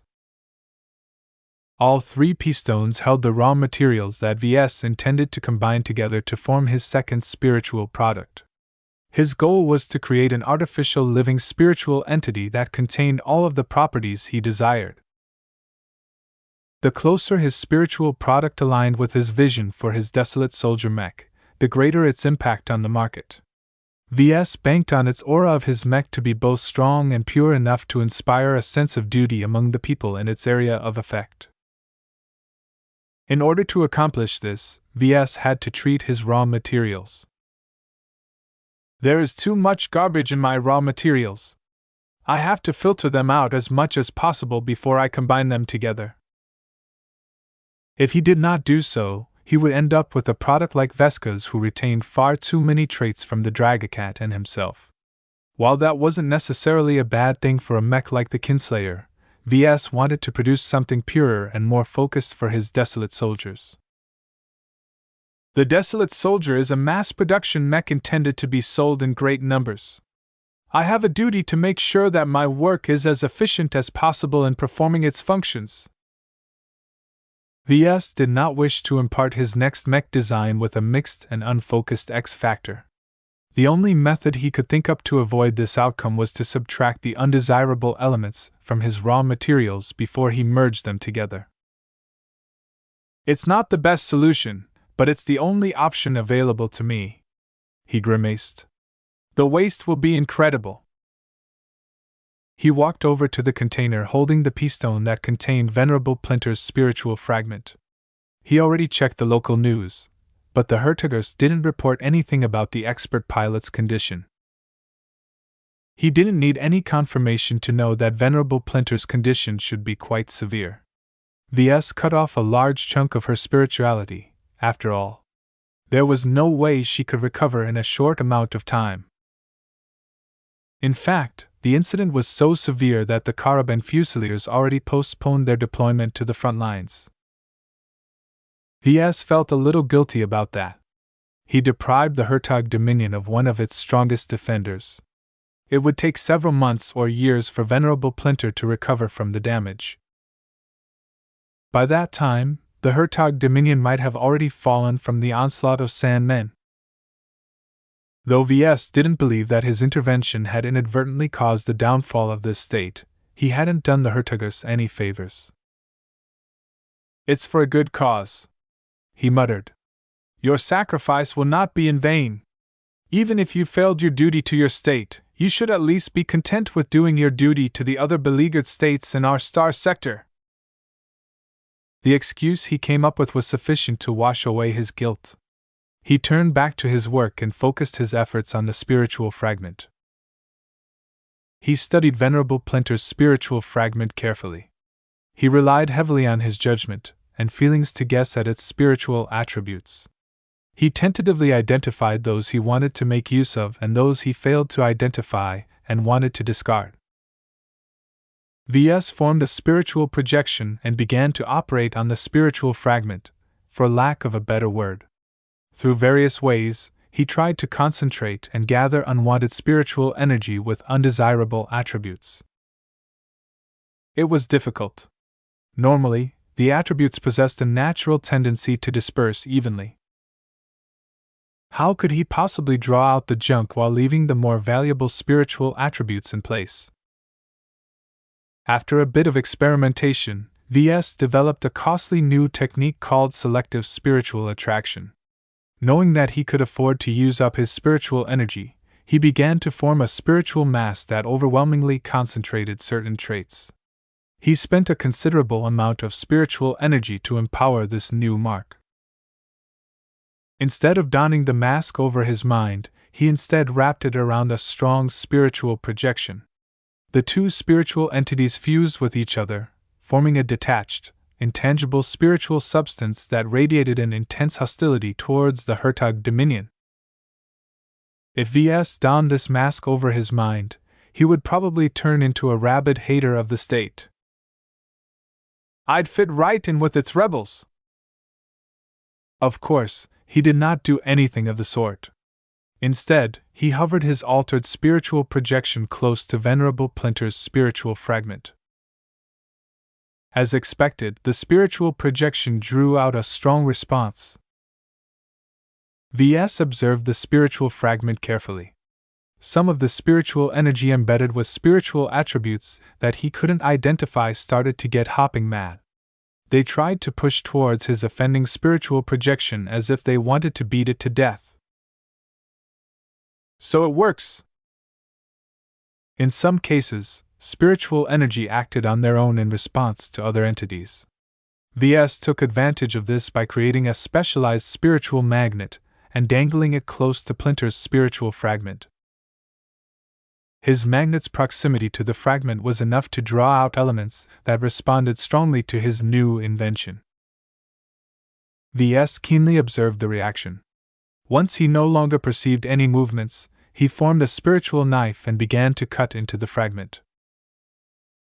This time, he did not have to resort to drawing upon the power of his F-stone. The isolated spiritual fragment wasn't strong enough to resist his cutting strength. Though Ves cut a bit more out of the fragment than he wanted, he managed to separate the spiritual energy that responded the strongest to his provocation. Ves quickly grabbed hold of the separated portion before it could rejoin the fragment, and dumped it in the imaginary realm. The corrosive spiritual winds quickly ate at the separation portion while blowing it far away. Good riddance. Ves employed his selective spiritual attraction technique again, this time choosing to focus on drawing out a different, undesirable attribute. The difficulty in employing this technique was that he had to guess the undesirable attribute in the fragment and form a strong, opposing spiritual mass to elicit a strong reaction. Thinking all of this up required a lot of trial and error. Half of the time, his spiritual magnets failed to elicit a strong reaction from the fragment. He wasted a lot of time and spiritual energy to come up with the right guesses. Nonetheless, slowly but surely, the spiritual fragment reduced in size. Ves continually cut undesirable portions from the fragment, all the while aware that his surgery was anything but precise.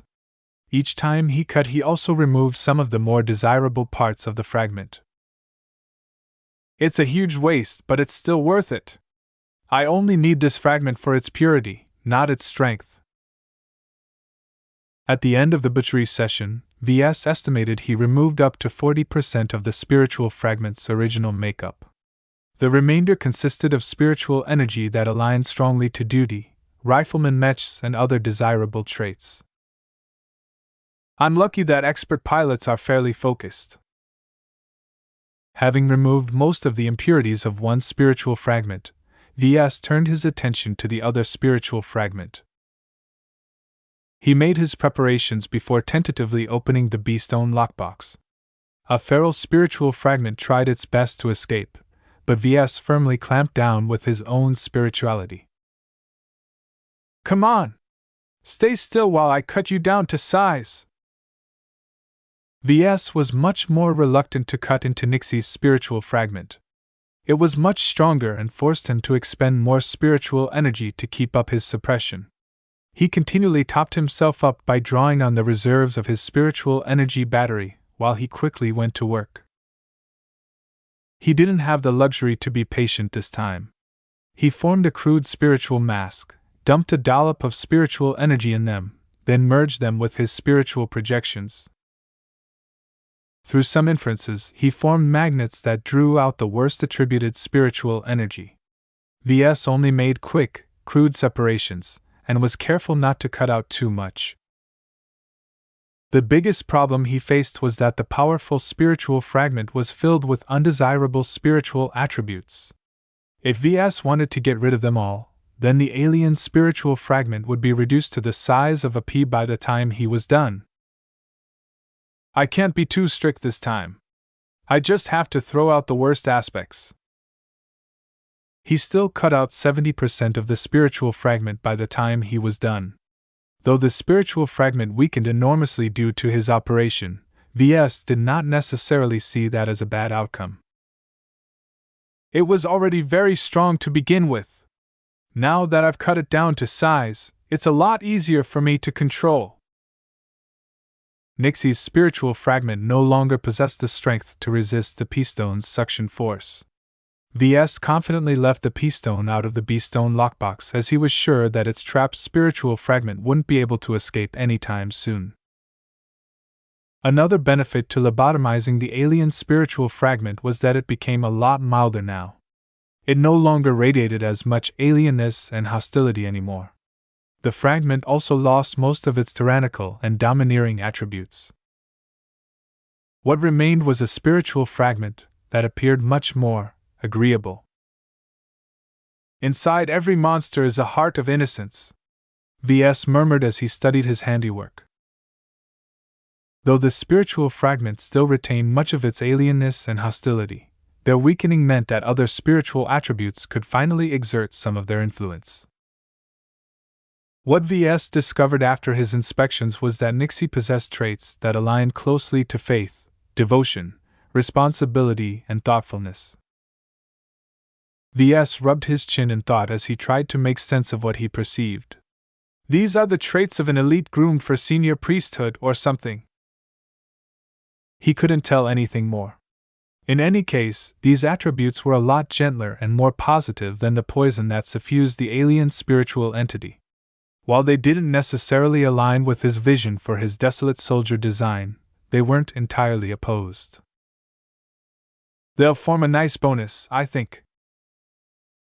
Seeing how effectively he managed to purify his spiritual fragments made him wonder if he could employ the same techniques to living expert pilots. What if he wanted to reform them or alter their inclinations? He did not immediately discount the possibility. Though Ves believed it was considerably more difficult to spiritually lobotomize living expert pilots, the same theories still applied. He just had to employ more strength to breach their defenses and keep his patients under control.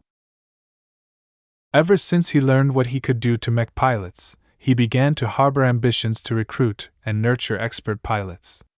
This was one of the reasons why he hired mech pilots like the Ingvar twins on Bloodstone.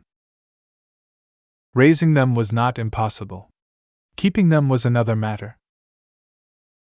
Aside from keeping the Mech Corps and other greedy organizations from poaching them, VS also had to make sure to keep them loyal to him. Indoctrination could only do so much, especially to already mature expert pilots.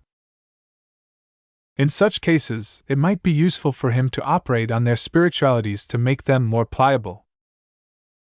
I wonder if it works against someone who is a lot more intense like Venerable Foster. She'd be a much more agreeable expert pilot if he removed her intense hatred towards pirates, and her strong loyalty to the Hafner Duchy and the Vesia Kingdom. Of course, VS didn't think he could succeed. Not only was she growing stronger at a rapid pace due to her incredible talent, the aforementioned traits formed a core part of her spirituality. I don't think I'll have anything left of the Venerable by the time I'm done cutting into her mind. Chapter 1508 Ingredient Preparation. VS took an extensive break and left his newly lobotomized spiritual fragments alone. Only after he got rid of his fatigue did he return to his lab. How are you, my lovelies? He idly asked as he caressed the two occupied pea-stones. Venerable Plinter's spiritual fragment resided peacefully within its pea-stone. Since VS removed most of its loyalties towards the Hertog Dominion and such, the spiritual fragment no longer belonged to a specific side. Aside from its desire to return to its source, the fragment didn't exhibit any bias. I hope you stay put and cooperate with me, he told the fragment. If you work with me, I'll make sure you can strengthen your source. VS did not regret what he did to Venerable Plinter, but he wanted to make sure he made up for it. Giving her a new source of strength through her spiritual association with the design spirit of the desolate soldier would give her a bright future. While VS wasn't sure how much expert pilots benefited if he made use of their spiritual fragments in this fashion, at the very least his actions brought them a little closer to advancing to ace pilot. As for Nixie's spiritual fragment, VS wasn't quite sure what to make of it. The good news was that VS removed its most negative traits and emotions. The bad news was that its other traits rose to the surface and started to turn the spiritual fragment more sophisticated and thoughtful. Now that it isn't raging mindlessly at me, it's become a lot more self-aware. Though Nixie's spiritual fragment had weakened, VS actually started to fear it more. He didn't necessarily dislike locking horns against strong opinions. What he feared the most were opponents who outsmarted him.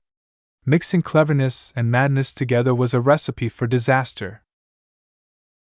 Despite his fears, VS put on a brave face and grinned towards Nixie's spiritual fragment. Enjoy your last moments in this state. Soon enough, you'll be reborn anew. Perhaps sensing the nefarious thoughts that VS had in store towards it, the spiritual fragment tried to fight against its bonds and attempted to escape. It was no use. The spiritual fragment couldn't overcome the pea-stone's attraction force no matter how much strength it mustered. As for the third ingredient, VS focused in his mind. He constructed several images and pumped them with a juicy amount of spiritual energy. He expended a considerable amount of excess spiritual energy to impart his images with enough strength to hold their ground against the stronger spiritual fragments. Rather than construct a single, complex image, VS instead formed half a dozen abstract images. The images were meant to steer and supplement his upcoming actions. Each image revolved around a singular concept. The most important ones related to duty, ballistic rifleman mechs, and an intense hostility towards the Sandman race.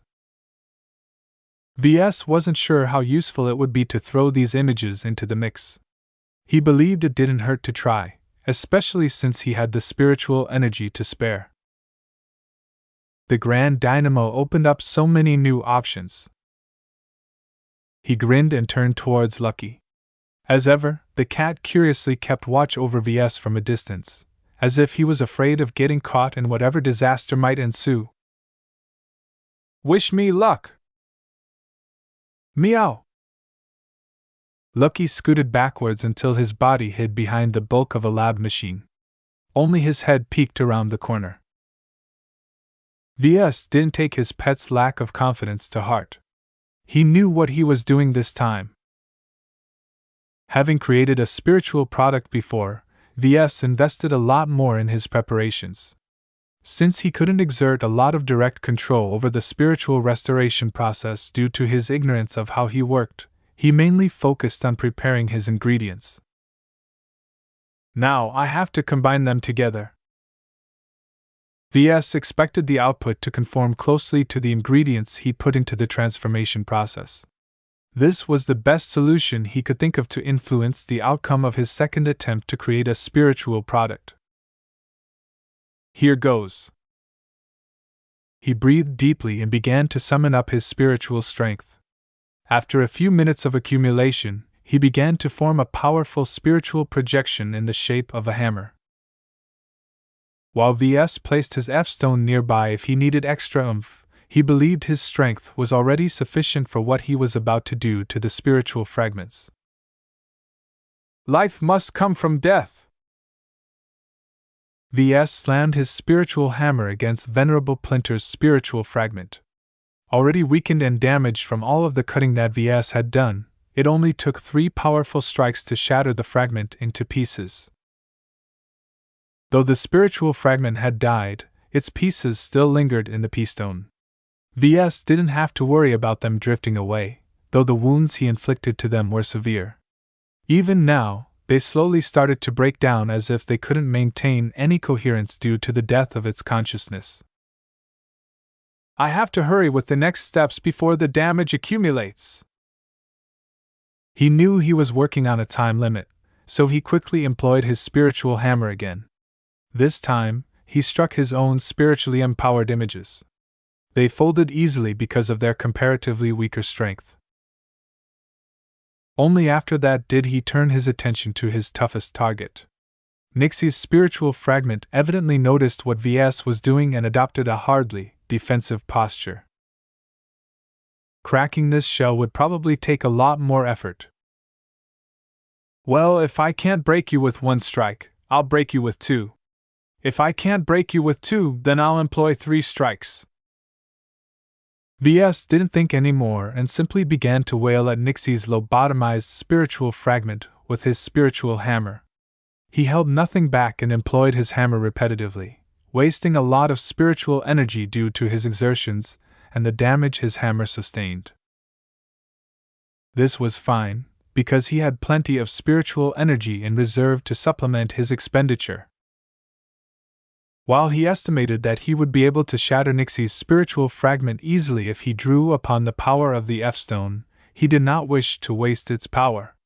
With only 80% charge remaining, Ves had no idea if he could ever obtain a second F-stone with an offense-oriented charge.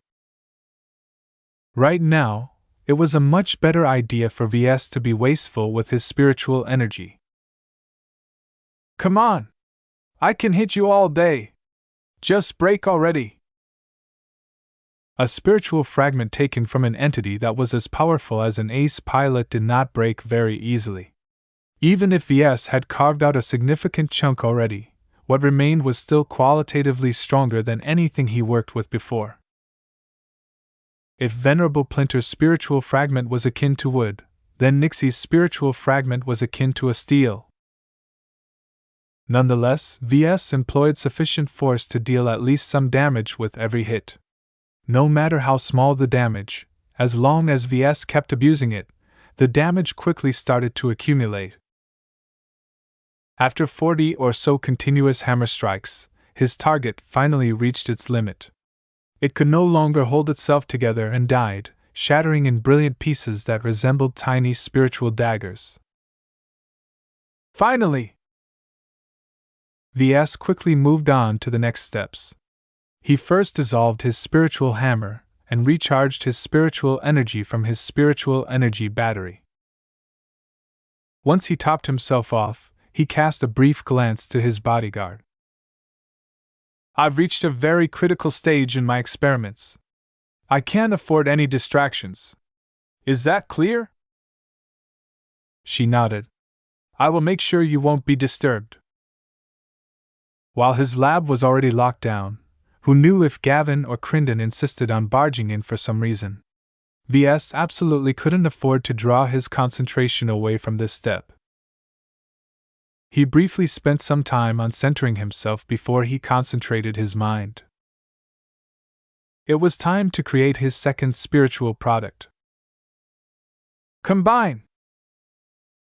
He scooped up the broken shards and stuffed them all together in a single peastone.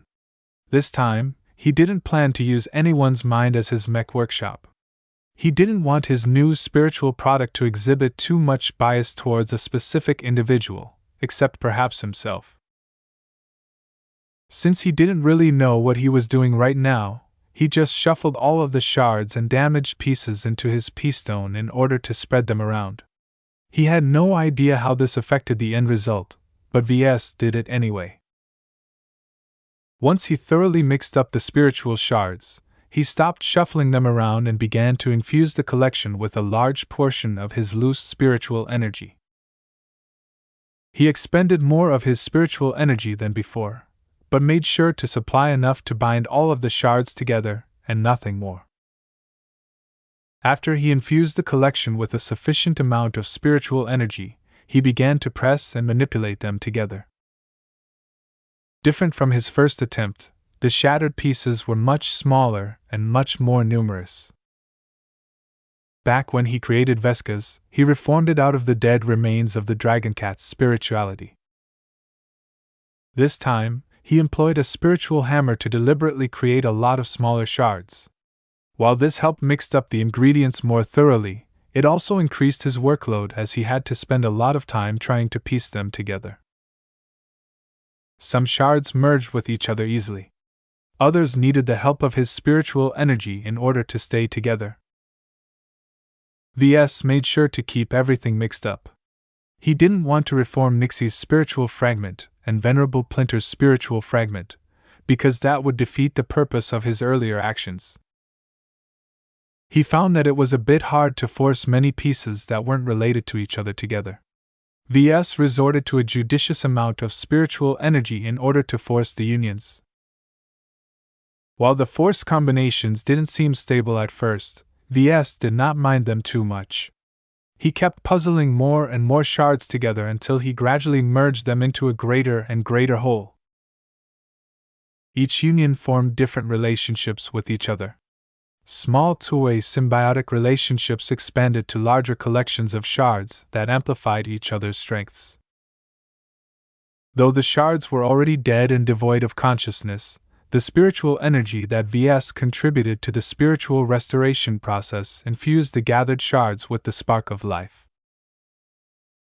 After several long hours, the spiritual restoration process reached a critical point. The shards kept fusing and fusing together until Ves hardly noticed the separation between them.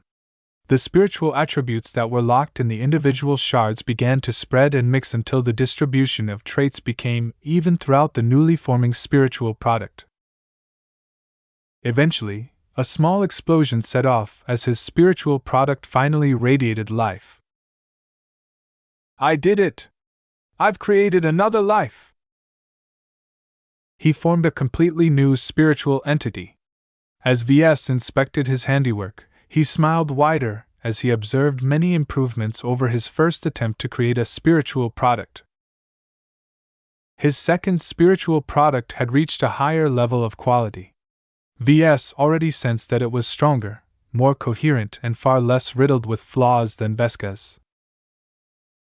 Success! Though his spiritual product still exhibited plenty of flaws compared to a natural spiritual entity, the important point was that its aura radiated all of the traits that Ves sought. He closed his eyes and began to rely purely on his spiritual senses to identify the spiritual attributes. All of them conformed to his intentions. He was especially pleased to find out that his earlier preparations had borne fruit, as the most critical spiritual attributes happened to be the most prevalent. Duty, Rifleman Mechs, faith, responsibility, hatred towards Sandmen. All of these traits and more mingled together in a spiritual product that fit closely to his vision of the desolate soldier. If not for its lingering flaws and impurities in its spiritual attribute mix, Ves would have been able to make it into a perfect match. Considering the mix of attributes he sensed from his newborn spiritual product, he decided to call it the Solemn Guardian. "You're a bit mysterious, aren't you?" He smirked at his new creation. "That's fine. Life is too boring if everything goes according to plan." The slight alien attributes in the Solemn Guardian clashed with the human attributes that Ves made sure to include. The resulting interactions made him feel as if he dealt with a spiritual product that combined the best of both. Chapter 1509 Spiritual Component Monopoly. The mix of traits in his second spiritual product gave Ves the impression of a solemn guardian. Even with an innocent mind that swelled with life, it already expressed a strong inclination to do its duty and fight the Sandmen without asking too many questions. Yet even if it was willing to do its duty, Ves somehow felt that it was always watching and thinking in silence. It was too intelligent to remain ignorant. Just like a kinner. He knew that the Solemn Guardian still had some growing to do. Its birth merely set the starting point for its personality and the traits. Ves needed to be very deliberate in raising his new spiritual product and make sure it expressed its spiritual attributes in the way he envisioned. It's like raising a child. If I raise it wrong and bring out the worst in it, I will have created a monster. Ves cradled the spiritual product with his spirituality and brought it into his mind. He already partitioned a section that isolated the Solemn Guardian from the rest of his mind. He did not wish to corrupt the Solemn Guardian with his own thoughts. He was anything but a good role model. "Be a good kid while I indoctrinate you in your calling in life." Ves lacked a structural way of raising newborn spiritual products. The only means he could resort to was exposing them to himself or other hosts. He could also opt to keep them in his peastone if he wanted them to remain innocent, but that was not a good choice when it came to design spirits reserved for mass-market mechs. For now, he decided to exert manual control over the Solemn Guardian's upbringing. He diverted a sliver of his mind to lecture endlessly about doing one's duty to the young and curious Solemn Guardian. With the strength of his mind, multitasking like this required very little effort. It's not a great solution, but it's better than nothing. A personality could not be shaped by telling them what to do. Ves merely wanted to lay the groundwork and influence the Solemn Guardian's inclinations even further towards his desired outcome. Ves expected it would only begin to mature and settle its personality when exposed to the minds of the first mech pilots of the Desolate Soldier model. Ves already witnessed how swiftly Vesca's grew when it continually connected to Lady Miralix when she piloted her kinslayer. The direct and intimate connection between mech and mech pilot allowed Vesca's to peer into the deepest parts of a human's mind. Such a deep and honest exchange, unhindered by any barriers or miscommunication, was incredibly powerful to a naive and undeveloped spiritual product. Of course, the same applied to him as well. If Ves did not partition off his mind by building an isolated cage with his spiritual energy, the Solemn Guardian would probably be contaminated by his impure thoughts. "I'm not suitable at all," he sighed, and unconsciously glanced to Nita. His dutiful bodyguard hadn't managed to observe his spiritual manipulation, but his physical interactions and his habit of talking to himself revealed plenty of hints. Even though Ves appeared to be half mad when he created his second spiritual product, Nita did not display any judgment. The means of the Holy Sun were mysterious and unfathomable. Hosting the Solemn Guardian in her mind would have been ideal. Unfortunately, as someone with spiritual potential, Ves believed she wouldn't be capable of hosting a spiritually strong entity like the Solemn Guardian. "I'm not really sure what will happen." Ves did not wish to break her mind by forcing the Solemn Guardian in her head. Despite their excellent match, the container was too weak. The other kinner on his staff, Crindon, did not possess spiritual potential. Hosting the Solemn Guardian in his mind probably wouldn't lead to any damage. However, this was not a good option, as the mind of a spiritually weak person existed in a slightly different phase. His mind would not be able to serve as an effective container because its boundaries were permeable. He could only rely on himself for now. Perhaps in the future he might develop a better solution or rely on an expert pilot in his retinue to educate his spiritual products. Ves smiled as he leaned back and considered his current situation. With the creation and birth of the Solemn Guardian, he secured the most essential component to his mech design. He increasingly drifted away from centering his perspective on the X factor. The X factor was not an independent phenomenon, but represented an expression of the spiritual components of a mech. The design spirit and the mech pilot of the mech both shaped the X factor, but the former posed a much greater influence. Unless a mech pilot became spiritually strong enough to match the strength of a design spirit, their influence would always be negligible on the aura of the mech. Ves made a small realization all of a sudden. Expert mechs are probably the most similar to my mechs. When piloted by powerful expert pilots, the expert mechs which might not have possessed any X factor must have gained auras upon becoming active. It was just that without the corresponding support from the mech, the potential of these auras hadn't been reached. Still, it's enough to make expert mechs appear more impressive and intimidating in battle. This was likely one of the many reasons why the introduction of an expert mech onto a battlefield led to disproportional swings in morale. Allies became emboldened while enemies quaked in fear. His hunger to design an expert mech only increased upon making this realization. If his standard mechs already projected a formidable aura, what if it overlapped and synergized with the force of will of an expert pilot? Ves could scarcely estimate the degree of amplification that might occur. He sighed. There's no use pining for expert mechs right now. I still have a project to finish. The Desolate Soldier design was not an impressive mech. Performance-wise, it merely performed on par with the other mechs in its class and price range. However, the reason why Ves possessed the confidence his mech design might do well was because of it came with a spiritual component. Instilling his mech designs with design spirits was like adding an exclusive component to them. As long as Ves maintained a monopoly on adding spiritual components to mechs, no other mech designer could match his efforts. It was as if every mech on the market consisted of land-bound mechs. Every mech designer focused solely on optimizing mechs for combat on solid ground. As a newcomer in the market, Ves did not believe he could adequately compete against the market leaders with more than a century of experience. However, it was a different case if he introduced a component that no one could replicate. If he was the only mech designer in the market to add a flight system to his mechs, then his products immediately distinguished themselves. The flight capability that only his own mechs possessed made them stand out in the market because of the unique value they could provide to their customers.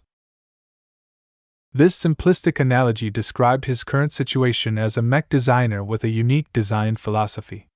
So long as his competitors remained in the dark, Ves effectively maintained a monopoly on spiritual components. Perhaps there might be some oddball mech designers out there who come close, but the galaxy is far too expansive. The chance of bumping into one is minuscule.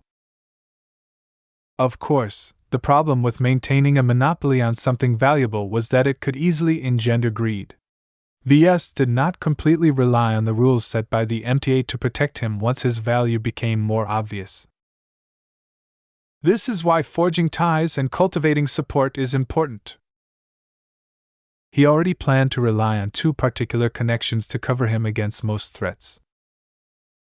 His relationship with Gloriana and by extension the Woden dynasty of the Hexadric hegemony protected him against local threats. As long as Ves and Gloriana remained an item, his local rivals and enemies were restricted from acting overtly.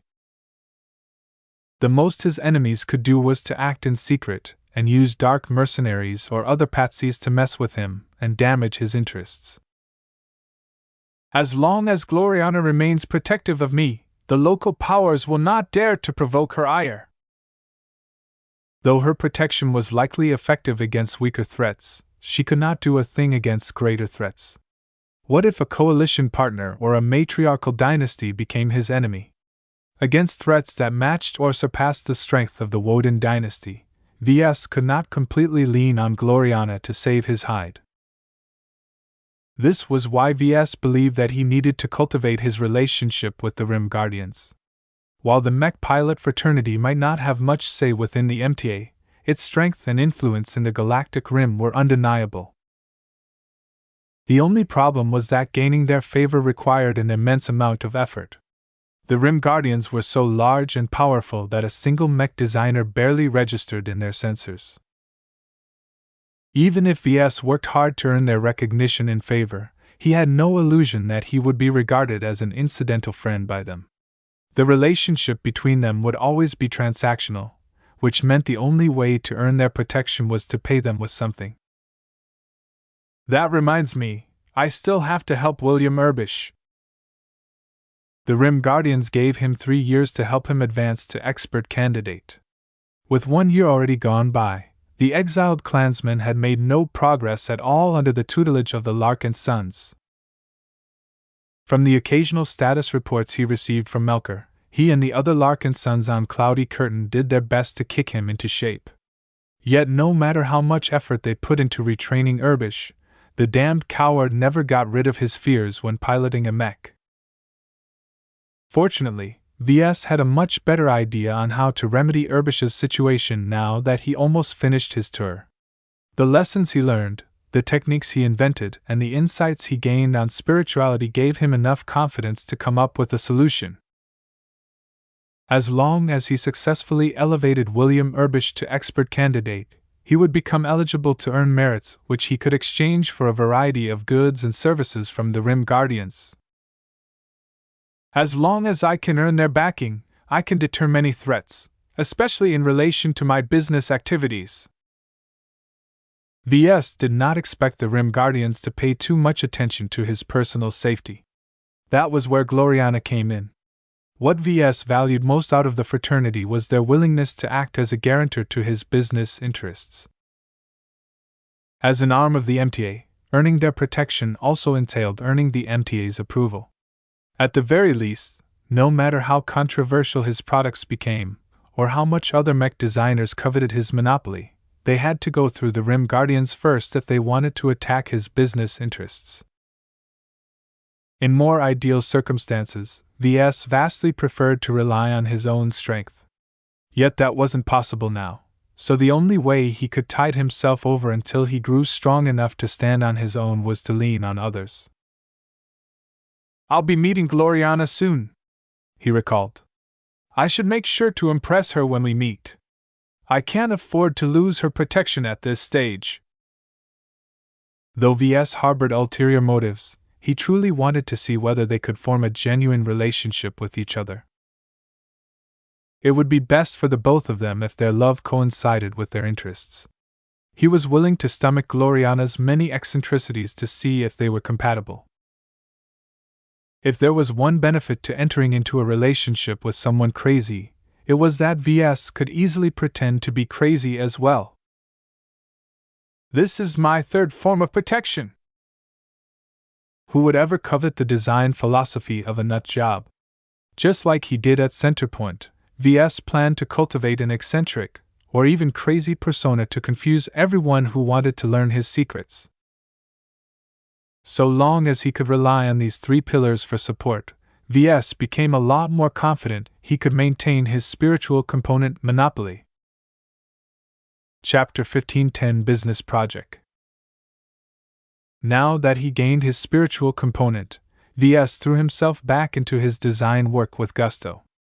The formation of the Solemn Guardian gave him a much more solid direction on where to take his mech design. Ves quickly whipped up the primary armament of the Desolate Soldier within days. In fact, it only took less than a day to design the basic framework of his ballistic rifle. Just as with the mech frame, Ves aimed for simplicity in designing the weapon. Leaning heavily on his newly acquired ballistic weapon optimization for subskill, he aimed to bring out the most of each subcomponent, while keeping down the cost and complexity of the weapon.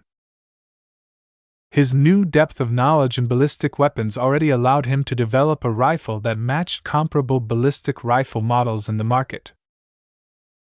Though his work did not necessarily surpass the quality of weapon models designed by dedicated weapon developers, the difference was that his rifle design completely aligned with the Desolate Soldier's mech frame. The mass, dimensions, balance, targeting mechanisms, and other aspects of the rifle conformed extremely well with the rest of his design. This improved and optimized the handling of the weapon to an amazing degree, beyond what he could achieve with an off-the-shelf rifle design. Of course, the biggest benefit to designing my own rifle is that I don't have to pay any licensing fees. This not only saved him several hundred million credits in upfront licensing costs, but also reduced the production cost of his Desolate Soldier, as he didn't have to pay any per-unit licensing fees per mech. With the estimated product margin of his Desolate Soldier model already so low, a minor saving like this could make a huge difference if his product took off in the market. Cutting costs, minimizing waste, and making the most efficient use out of a limited amount of materials dominated his current design project. Ves truly felt a lot of pain when he thought about all the compromises he made. He had to give up a lot of flashy options in favor of cheaper and more sober solutions. Ves wasn't used to designing such a limited mech at first. He was used to incorporating expensive toys and premium materials in his mech designs, confident that his ample budget could accommodate his profligate design choices. The Aurora Titan, which sold for at least 100 million bright credits for the cheapest edition, was an especially egregious example of his feature-based design approach. Now that he suddenly switched to a cost-based design approach, Ves navigated his design project from a completely different direction. While he encountered plenty of minor bumps along the way, now that he reached this point, he fully became used to prioritizing cost over features. The Desolate Soldier will not be the last cheap mech I'll design. In fact, it is a preview of what is to come. Once he completed the rifle design, the Desolate Soldier design became feature complete. Ves did not rest on his laurels yet, though. He still had to subject his design through many simulated tests in order to refine it further. His new simulations for subskill became very handy at this instance.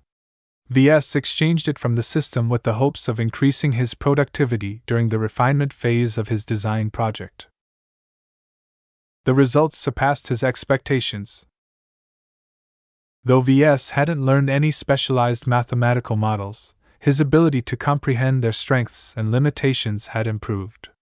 He knew how to tweak them to get more useful data out of his simulations, and he also became more proficient in combining them to perform more realistic tests. Ves gained more out of a single simulation run than 10 separate tests in the past. In addition, if his mech incorporated the design philosophies of other mech designers, then he became a lot more capable in compensating for their abstruse effects. He gained a lot of confidence in the reliability of his virtual tests. His reliance on testing physical prototypes had lessened. At the very least, Ves didn't expect to gain too much out of putting a prototype of the Desolate Soldier. The lack of complexity that underpinned its design meant that there were much less variables in play. Nonetheless, any mech designer who believed his mech design was bad because it didn't resort to fancy materials or components was wrong. During his design project, Ves fully immersed himself in the art of doing less with more. The solutions he developed were derived from his knowledge base combined into a sublime mech design. The results of the simulations he performed all conformed to his expectations. Even so, Ves did not believe that he was ready to publish his design. "I haven't tested a single prototype yet," Ves did not wish to act with too much haste and prematurely publish a design without being completely sure it performed just as well in reality. No matter how much his simulation abilities had improved, not a single model was perfect. Discrepancies were bound to emerge. This put Ves into a somewhat difficult situation. He was still a distance away from the Bright Republic. He couldn't supervise the fabrication and the testing of the prototype in person. I can only rely on my subordinates to perform their duty in my absence. Ves realized that this was a test for the LMC. As long as they could conduct the testing and production of his desolate soldier without issue, his company was robust enough to survive without requiring his direct physical presence. He decided to call Kelsey directly. As soon as the call came through, his calm projected her face. Ves. She nodded calmly. She looked a bit more mature now that she held her leadership position for a time. I did not expect you to contact me directly. Usually you are content with letting Gavin speak on your behalf. This is an exception. You're aware of my current design project, right? She nodded.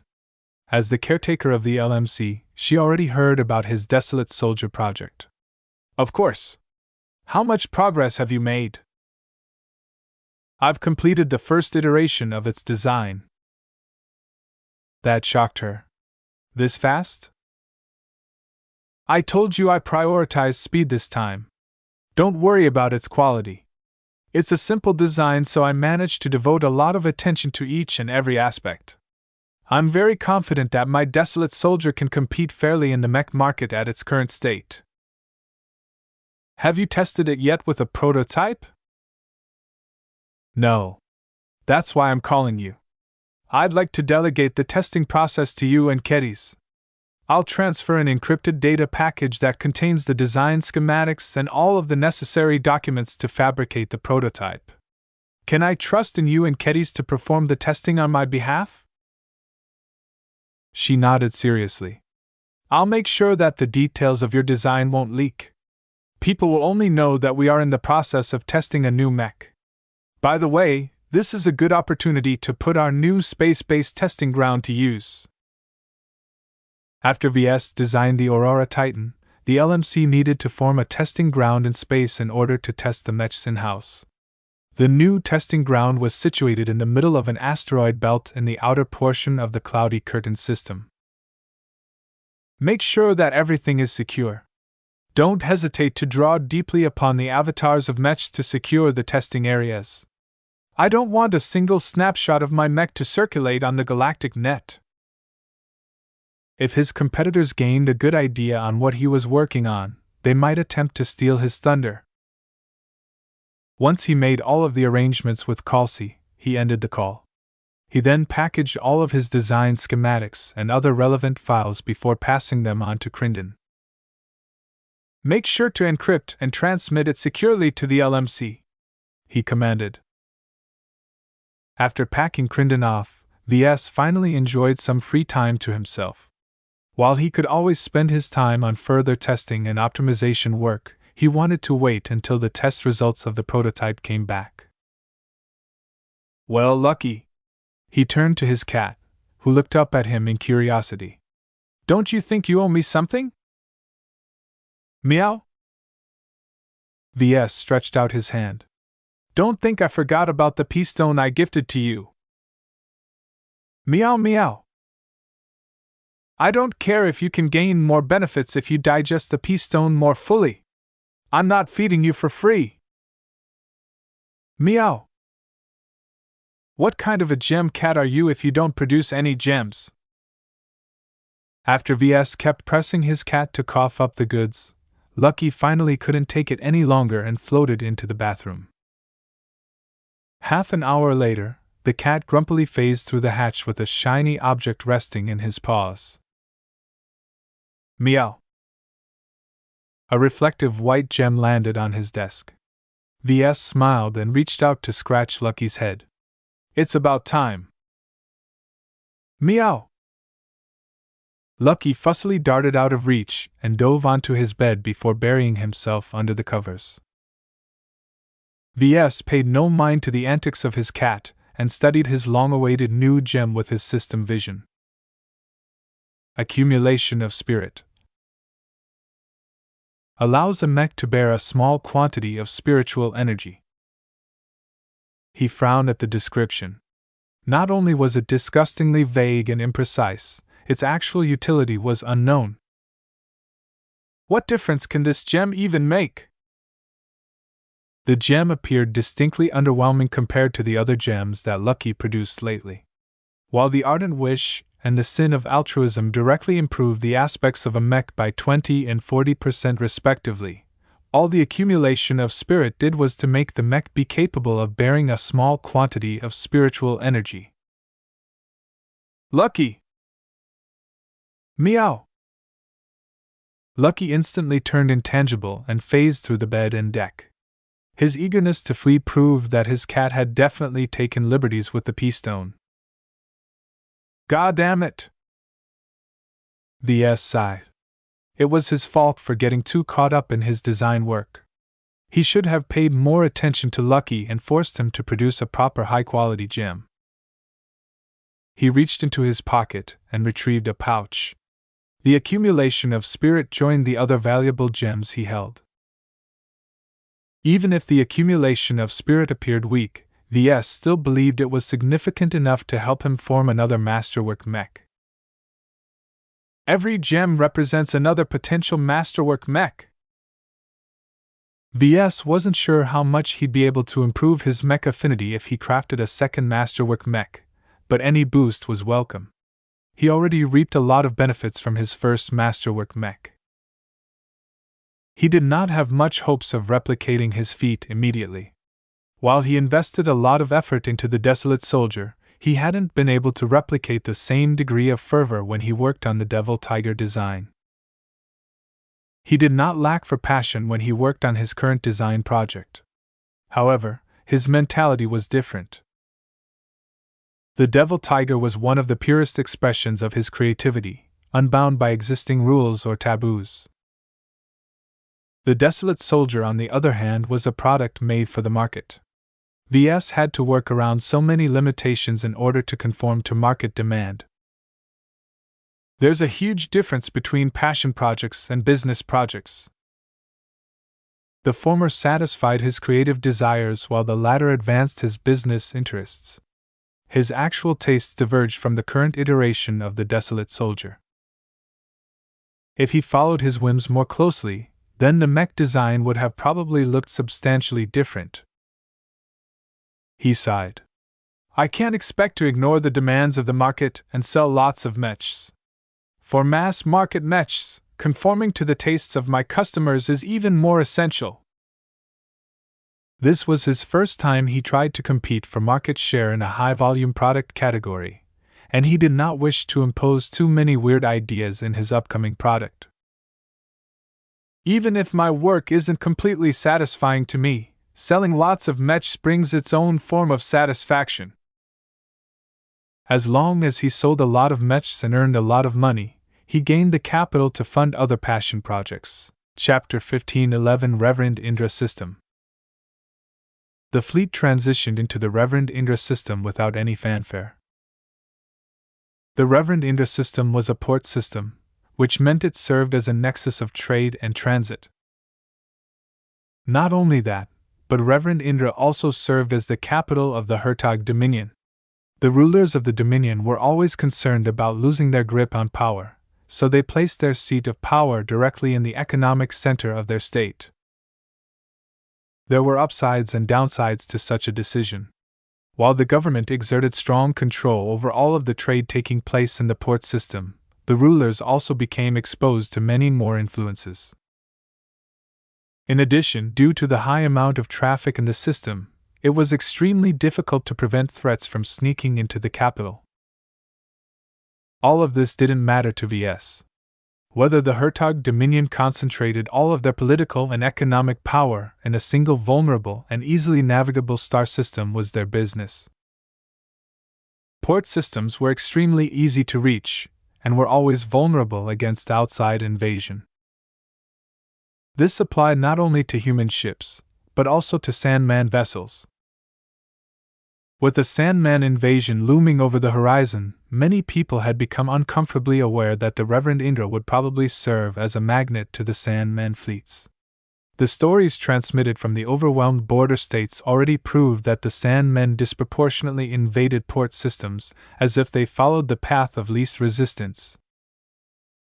That's the reason for the flood of outbound traffic in the star system, Captain Sylvester explained to Ves on the bridge. Everyone who can book passage outward is frantically evacuating from this star system at this very moment. Ves frowned. Won't there be anyone left by the time the Sandmen arrive? Sylvester shook her head. The exodus isn't as great as it looks, sir. Dominator Vivian II will never allow her own subjects to hollow out her most important star system. The ones who are booking passage outwards are mainly the foreigners and those who manage to afford the hefty bribes. Everyone else is forced to stay and keep the engines of the economy running. Well, at least it appears the Dominator is serious about defending this star system. A lot of defenses are being erected.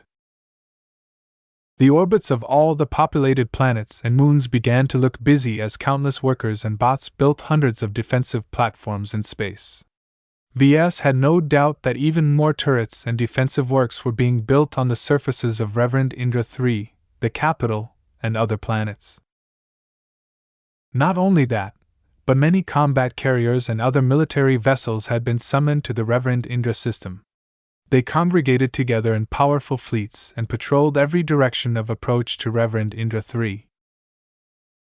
With the amount of assets gathered here, this star system might very well be able to bear the brunt of the Sandman invasion, Ves stated with confidence. It's just, all those mech regiments and mech divisions used to be deployed to cover other star systems, right? It appears the Dominator prizes the Reverend Indra system above every other territory in her domain. The defenses of the outlying star systems will definitely be affected. Ves couldn't say whether the Dominator made the right decision. Many other states underestimated the attraction of port systems to the Sandmen. In the end, once the defenses of a port system succumbed, the state lost a powerful economic and industrial center. Having lost such an important pillar, the smaller and less important star systems all fell in quick succession. Well, we aren't Hertigus anyway, so it's not our business to pry in the decisions of the state. The Barracuda, escorted by the ships of the battle criers, slowly approached the inner system. Ves agreed to rendezvous with Gloriana in orbit of Reverend Indra III. With a mixture of dread and anticipation, Ves watched the timer tick down. In a short period of time, he'd be meeting his girlfriend once again. This time, he wouldn't be able to run if he wanted to. Gloriana already told him that she came with her own ship. Time slowly passed as his fleet followed its assigned route and navigated through the immense amount of traffic. Before he met with Gloriana, Ves decided to contact the leader of his hired mercenaries, Commander Cinnabar. Mr. Larkinson. The bearded man nodded over the calm. Have you thought about my proposal once more? We did. Our answer is the same as before. We're willing to stick around, but not all of us are committed to signing up with you for life. We haven't shared enough experiences yet. Aside from a single battle, we hardly know whether you can keep your cool during a crisis. Ves crossed his arms. It's been many months, Commander. Let me be frank. While I'm satisfied with your service, you're a lot more useful to me if I can rely on you as much as Nita and Crindon.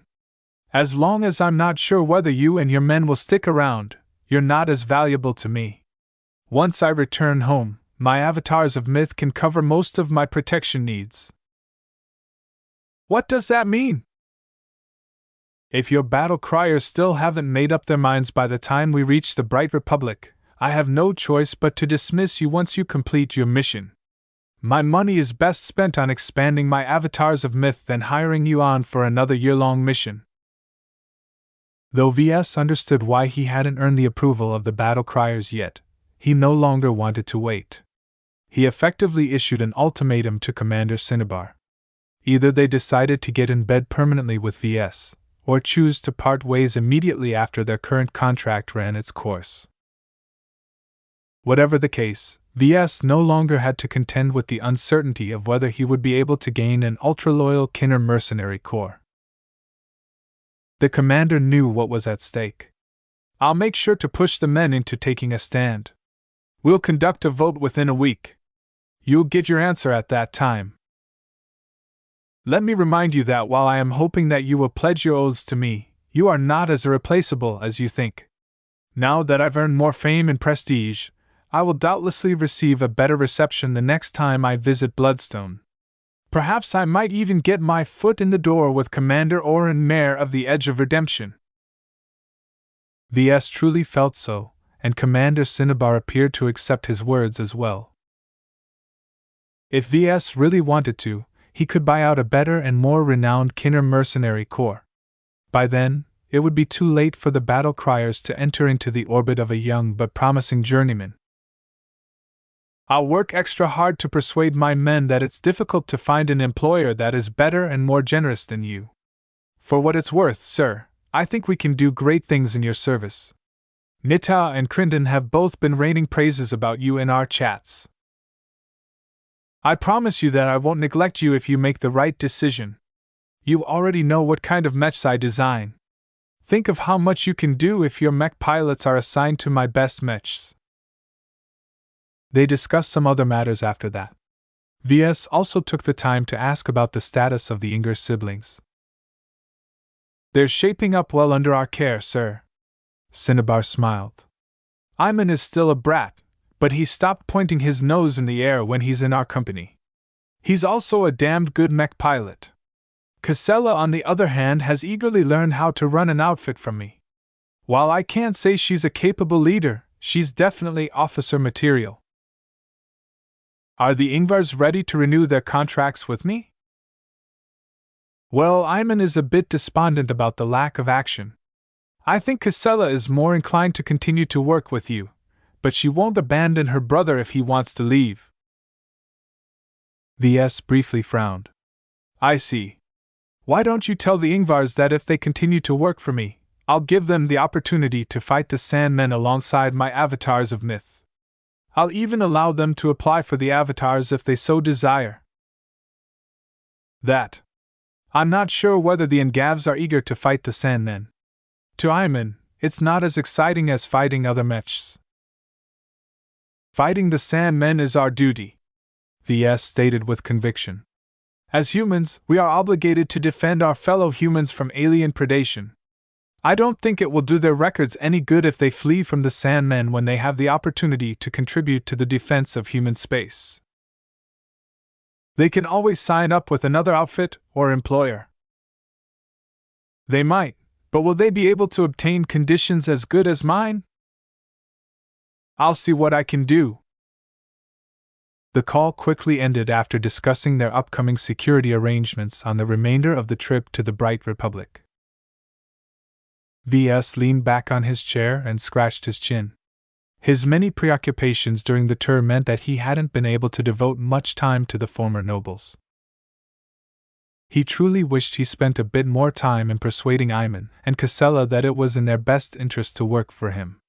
Of all the mech pilots that VS encountered with spiritual potential, none exhibited spiritual attributes as unique as theirs. "I hope they make the right choice. I'll only invest in them if they're committed." VS would never be able to command their permanent loyalty, but a long-term employment contract should be enough. As for what might happen next, it depended on whether he could apply some of his more radical theories to develop an accelerated advancement path for mech pilots. Time continued to pass as his fleet finally arrived in orbit of Reverend Indra III. The night side of the densely populated planet lit up like a plain of stars from above. Close to the Barracuda, a small but very distinctive fleet occupied an entire orbital band by itself. Gloriana had reached the orbit of Reverend Indra 3 weeks ago. Just like VS, she traveled in a small but well-protected fleet. As Ves studied the ships that made up her fleet, the difference in quality immediately became apparent. Her flagship consisted of a frigate-class vessel that was larger and more powerful than his little corvette. 2 powerful combat carriers and a fast transport ship orbited around the frigate. Each of the 3 escort vessels bore the same heraldry and shared the same color scheme, signifying that they belonged to the Woden warriors, the powerful household troops of the Woden dynasty. Gloriana had already informed him beforehand about their presence. They were the Glory Battalion of the Woden warriors, assigned to protect Gloriana at all costs. The dedicated bodyguards and protectors only answered to Gloriana, her mother, and the matriarch of the Woden dynasty. No one else had the right to order them around. Though the Glory Battalion fielded the same number of mechs as the battle criers, the difference in quality was enormous. How luxurious! Every ship and mech of Gloriana's fleet is second class. If the battle criers ever fought the Glory Battalion, the Kinners would lose soundly. Not only was there a huge difference in the quality of their mechs, but the disparity in training also mattered. Ves frankly became a bit concerned about their presence. There was no way he could exert control over them. While they ostensibly obeyed Gloriana's orders, they ultimately answered to the head of the Woden dynasty. They probably took a dim view on him on account of his third-rater background. Journeyman or not, plenty of mech designers from the hexaedric hegemony could match his current accomplishments. It's easy to earn her approval. It's a lot harder to earn the approval of her dynasty. If he seriously wished to pursue a relationship with Gloriana, then Ves had to make the Woden dynasty acknowledge him somehow. Chapter 15:12 Stellar Chaser. Ves immediately grew jealous as the shuttle brought him and some of his followers to Gloriana's personal starship.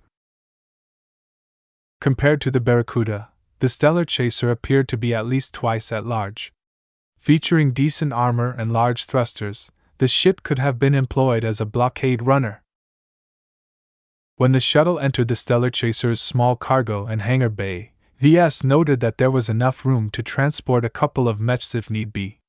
That was a lot better than the cargo hold of his own vessel, which barely accommodated a single mech but nothing else. He couldn't help but grow jealous. He'd feel a lot safer if he traveled aboard a powerful frigate-sized vessel like the Stellar Chaser. It offered a lot more protection and cargo capacity while retaining nearly the same amount of speed. Then again, it probably costs a fortune, Ves murmured. He won the Barracuda at Limar for free, so Ves felt a little better about his own dinky little ship.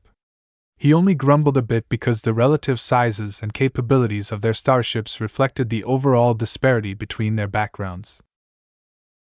This won't be the last time I make these comparisons. Ves already resigned himself to acknowledging his inferiority in certain matters. However, he still maintained his confidence due to his confidence in his mech design ability. In the area that mattered the most, Ves believed he had the grounds to surpass Gloriana. Are you excited about meeting Clixie again, Lucky? He asked his cat who was resting on his lap.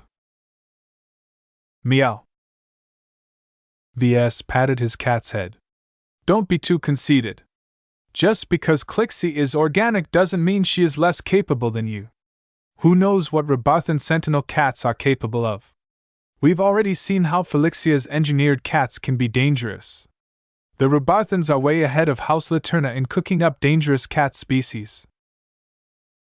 Lucky did not exhibit any concern. Just like Ves, he believed he was the best cat in the galaxy. Nothing could beat a gem cat. As the shuttle entered the bay of the Stellar Chaser and settled down on the deck, Ves exited the hatch. Lucky and Nita followed suit. Since this was their second physical meeting, Ves made sure to dress to impress. Feeling the need to puff himself up, he wore his full Pride of Dusk ensemble, though he left his decorative cat ears in his pocket. His goal wasn't to make Gloriana laugh. Instead, He wanted to sear an image of strength and masculinity in her mind. He predicted that if he did not stand his ground right at the start, she'd walk all over him.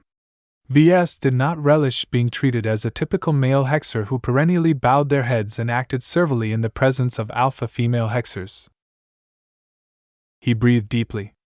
Ves believed he was about to wage his most pivotal battle of his life. Ves subtly tuned his overcoat, lowering its spiritual barrier and allowing Zygra's spiritual fragment to radiate its hostile, prideful aura. He did not ask for permission to come aboard as his boots stepped onto the metal deck. He imposed himself on Gloriana's ship as if he granted permission to himself. A row of 6 armored guards greeted him from the other side of the bay. The guards stood straight but with their helmets folded, allowing him to see their determined and dutiful expressions. Ves recognized their blue and gold color scheme and the 6-sided diamond emblem depicted on their chests. The guards were part of the Glory Battalion. Each of them had been trained by the Woden warriors and selected to become a part of Gloriana's personal guard retinue. How luxurious! 2 women stood ahead of her own guards. The more professionally dressed woman looked smart and stood a half step behind her employer. She held a data pad in her hand while watching V's arrival with a faintly surprised expression, though she did her best to stay neutral. Ves quickly recognized her as Gloriana's Benny. He wondered whether she served 2 masters just like his own Benny. Maintaining double loyalty seemed to be a common affliction among Bennies. He finally turned his attention to Gloriana herself. Just like Ves, she dressed up as well. She braided a part of her hair in a crown, leaving the rest to curl around her sculpted face. Due to her natural or engineered beauty, she only applied light makeup on herself. As for her outfit, she looked as if she was going on a date or a wonderful day out. Her black 2-piece outfit showed off her smooth neck, her slim belly, and a pair of bare legs that made Ves beat faster. He inwardly shook his head. This was not the time to get mesmerized. He needed to focus on his mission. As Ves began to walk across the deck, he gradually raised the ferocious aura radiating from his overcoat. He manipulated plenty of people with his Pride of Dust's spiritual component, and became very proficient at fine-tuning its aura to apply pressure on people. As Zygra's perpetually angry aura washed over the guards standing behind Gloriana, they did a decent job at maintaining their professionalism. They shifted the grips on their weapons and became a little more vigilant. As for Gloriana and her assistant, both of them showed different reactions. The pressure affected the assistant the most. She sweated a little and began to see Ves as a stalking tiger.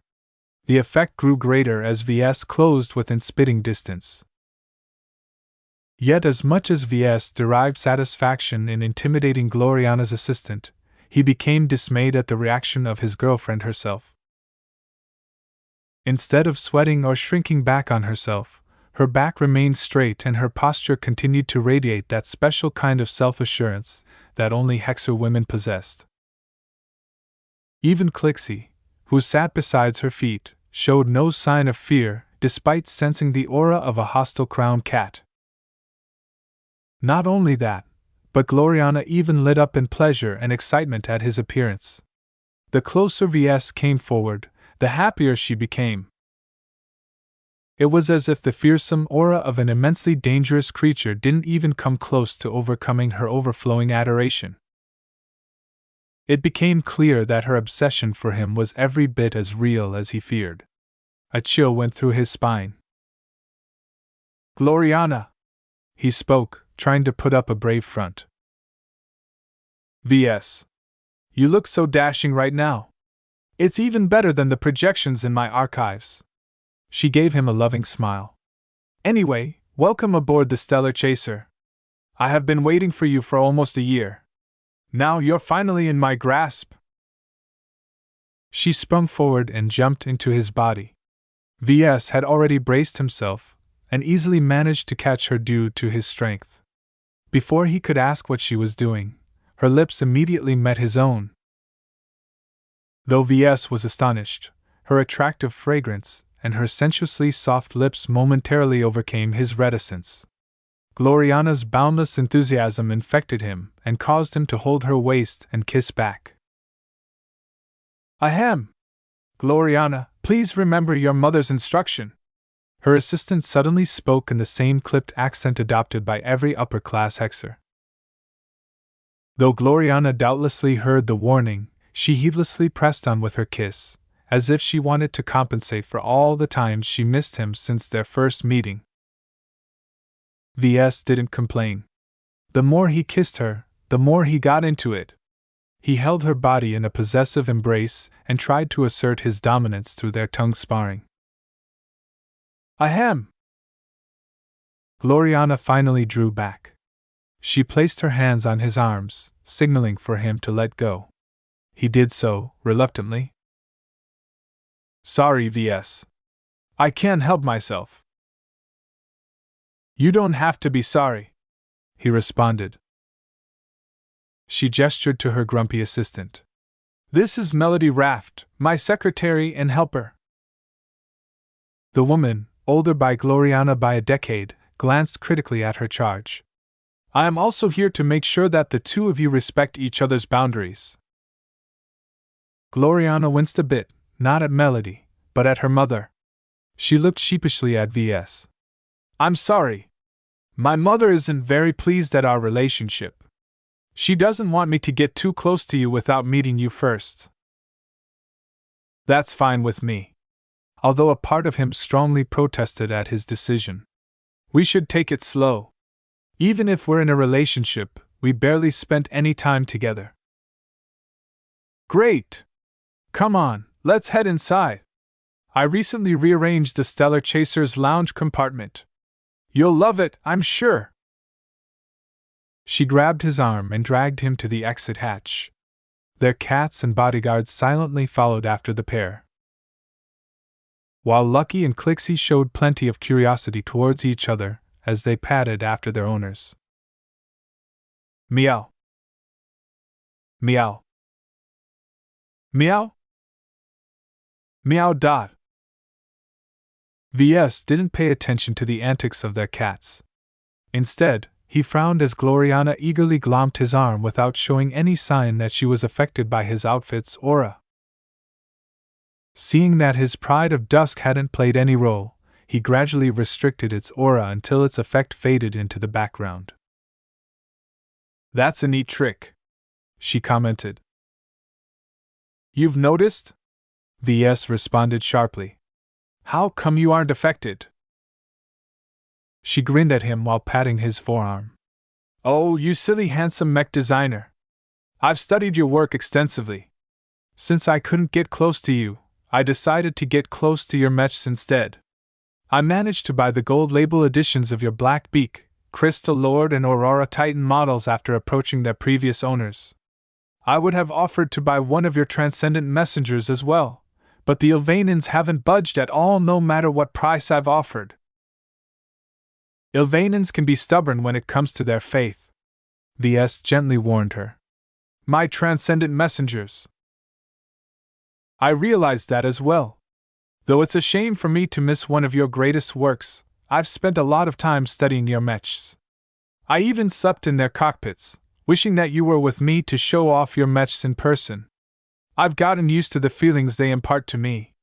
They remind me of you. I can feel the love you put in your mechs. This woman.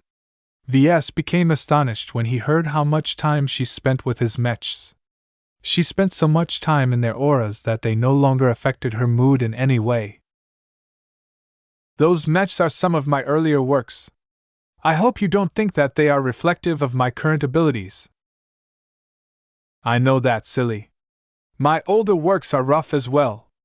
It's difficult to look back on our older mech designs and feel proud about them. However, it also makes me happy to see how much worse I was in the past. As long as I spot imperfections in my previous mech designs, it means my standards have raised. That was a remarkably positive outlook. Ves previously feared that Gloriana's perfectionist tendencies may have led to unhealthy attitudes towards imperfect works, but it appeared that she was not as simple as he thought. "What do you think about my designs?" "Sublime." She spoke as her eyes gazed upwards as if she was imagining them in front of her. "I can see how much you've improved with every new design. Still, your mechs share a lot in common. Even in your earliest mech designs, I can clearly sense the dedication and passion you put into your work. I've never encountered anything like it in other mech designs. How can you make your mechs so impactful and so full of feeling?" It's complicated. It's a trade secret. We'll have to conduct an exchange." "Oh, I see. Well, we can always get to know each other's abilities slowly once we collaborate on a mech design. I can't wait until we knock heads together in the same project." She radiated so much excitement at the possibility that her entire body vibrated. While Ves shared some of her anticipation, he also feared that the reality may fall short of her expectations. What if combining their design philosophies failed to produce the synergies she hoped for? He could hardly expect her to maintain her enthusiasm if that was the case. Chapter 1513 Arestal 015. When Gloriana said she redecorated the lounge compartment of her ship, she wasn't kidding. A cozy and expansive interior greeted them upon entry. The beige coating along with the warm-colored furniture made him feel as if he entered his old home's family room. Various amenities such as high-quality projectors and a well-stocked bar occupied the compartment. Gloriana ignored them all in favor of dragging Ves to what clearly looked like a love seat. Despite the presence of larger sofas, Gloriana insisted on seating themselves on the cramped love seat, thereby permanently pressing their warm bodies against each other. She grinned up at him while stroking the arm she had never let go. "I always dreamed about cuddling with you. Now, my dream has finally come true." Ves tried his best not to show how disturbed he felt. The eagerness she showed was just as bad as their first meeting back on Centerpoint. She hadn't changed at all. As much as he wanted to put some distance between them, a part of him kind of liked her proximity. Her warm body and her alluring fragrance kept spinning his mind. His attraction to her was very real. The more time he spent with her, the more he became enchanted by her beauty and surprisingly honest attitude towards him. He felt as if he could let down all of his masks and be frank with her without worrying about betrayal. It took some effort to rein in his impulse to share his intimate secrets with her immediately. He didn't know her well enough yet. They still had months and years to learn about each other. He was in no hurry to rush their relationship. "So, you said your mother doesn't entirely approve of me, right? Is it okay for you to accompany me to the Bright Republic?" "My mother doesn't control my life as closely as you think," she reassured him. "I'm not a direct descendant of the matriarchs of the dynasty, so I am under much less pressure to marry into an established family or dynasty. That said, she can ask Matriarch Xiaphna, the current head of our dynasty, to hold our relationship if they believe it's not in my best interest. In the worst case, they might even present you to our Woden hexagram in order to be judged." Ves had already read up on the basic structure of the Woden dynasty. Answering to the Avern matriarchal dynasty, the Wodens controlled a single prosperous and densely populated star system as well as a small number of lesser ones. Matriarch Xiaphna was an old but vigorous woman. More than 2 centuries old, she was not the oldest matriarch of her dynasty. Above her head, the so-called Woden hexagram consisting of 6 former matriarchs or elder stateswomen oversaw and advised the current matriarch. They were far older than Matriarch Xiaphna and no longer concerned themselves with the daily running of the Woden dynasty. Nonetheless, no Woden took their combined authority and wisdom lightly. Ves shivered at the thought of standing before 6 old crones. There was no way Ves could get away with his usual antics in front of those shrewd and incredibly wise women. "How much influence do you have, then?" Oh, I'm not a nobody.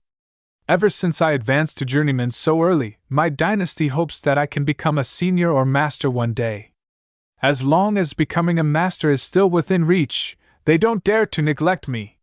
They already invested a lot of resources in me to accelerate my advancement.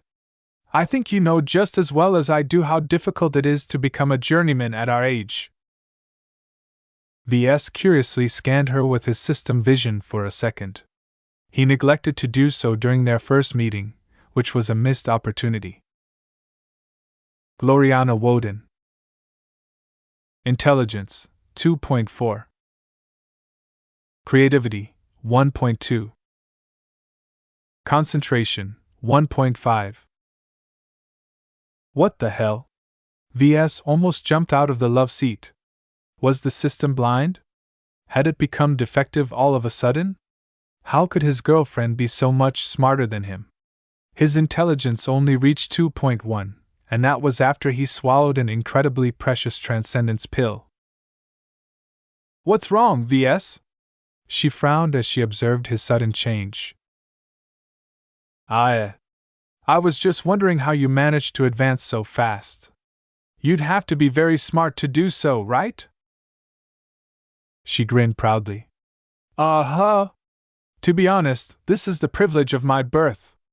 My genes are already superior upon conception.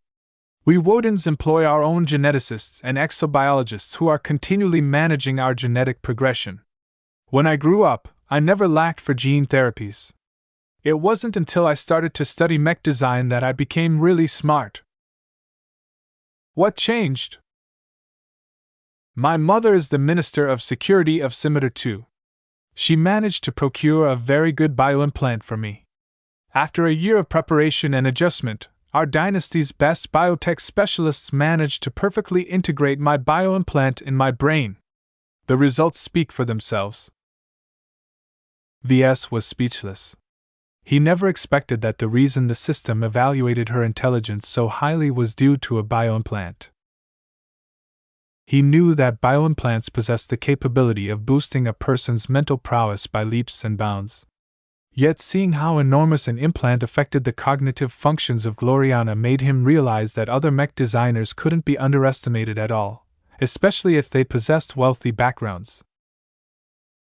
Your mother is very generous. I love her so much, even if she can be a little bit strict. I'm thankful for her strictness, though. I wouldn't have worked nearly as hard in my studies if she hadn't insisted for me to live up to our dynasty's expectations. It sounded as if Gloriana's excess towards perfectionism originated from her mother. Have you ever buckled under your mother's demands? She shook her head. Never. She never demands that I perform beyond what is possible. She also makes sure to give me the help I need to live up to her expectations. Arranging a bioimplant for me is just one of the ways in which she gave me the tools I needed to succeed. Gloriana's circumstances were so different from that of Ves that he hardly understood her description of her upbringing. The woman who sat next to him was different from a mech designer who grew up in a modest household. Instead, she had been born into a prominent Hexer dynasty from one of the two most powerful states in the star sector. What does your implant do, exactly? It's called the Arresto 015. It's a bioimplant developed by a famed biotech company in our state and specifically caters to mech designers. It combines many useful functions such as accelerating my thinking speed, recording or discarding a huge amount of data, enhancing my mental processing power, shielding my mind from brainwashing attempts, neutralizing any poisons that affect my brains, and so on. In short, it does a lot of things. Ves widened his eyes until they couldn't grow any larger. What was this perverse Arresto 015? The implant came with such an extensive laundry list of functions that Ves could scarcely imagine how much room it took in her head. Such a bioimplant must be ludicrously expensive. She smiled modestly at him. My Arresto 015 isn't as great as you think. It can do a lot, but its performance in a single aspect will never match the functions of a dedicated implant that specializes in only one function. Bioimplants also don't necessarily make you better in mech design. It just amplifies your existing strengths. I do have to admit that not every mech designer in the hegemony possesses an implant as good as the Arrestal 015. That sounded a little bit reasonable, though Gloriana undoubtedly gained an extraordinary boost from her implant that supercharged her career progression. Ves thought back on the old Archimedes Rebel implant he salvaged from the Starlight Megalodon. Though its only function was to expand someone's memory and data storage capabilities, any implant that was good enough to be used by the CFA had to be immensely powerful. Even though several years had passed since he obtained the Archimedes Rebel, he never dared to implant it in his head. He didn't trust any biotech specialist to operate on his head and insert something foreign in his most vital organ. Who knew if the Archimedes Rebel came with CFA backdoors, and who knew if the surgeons operating on his head couldn't resist tampering with his brains? He eyed Gloriana warily. I thought implant use isn't very widespread.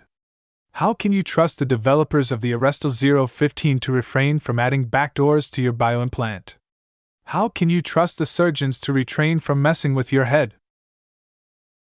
Your concerns are very valid. We're not stupid, you know.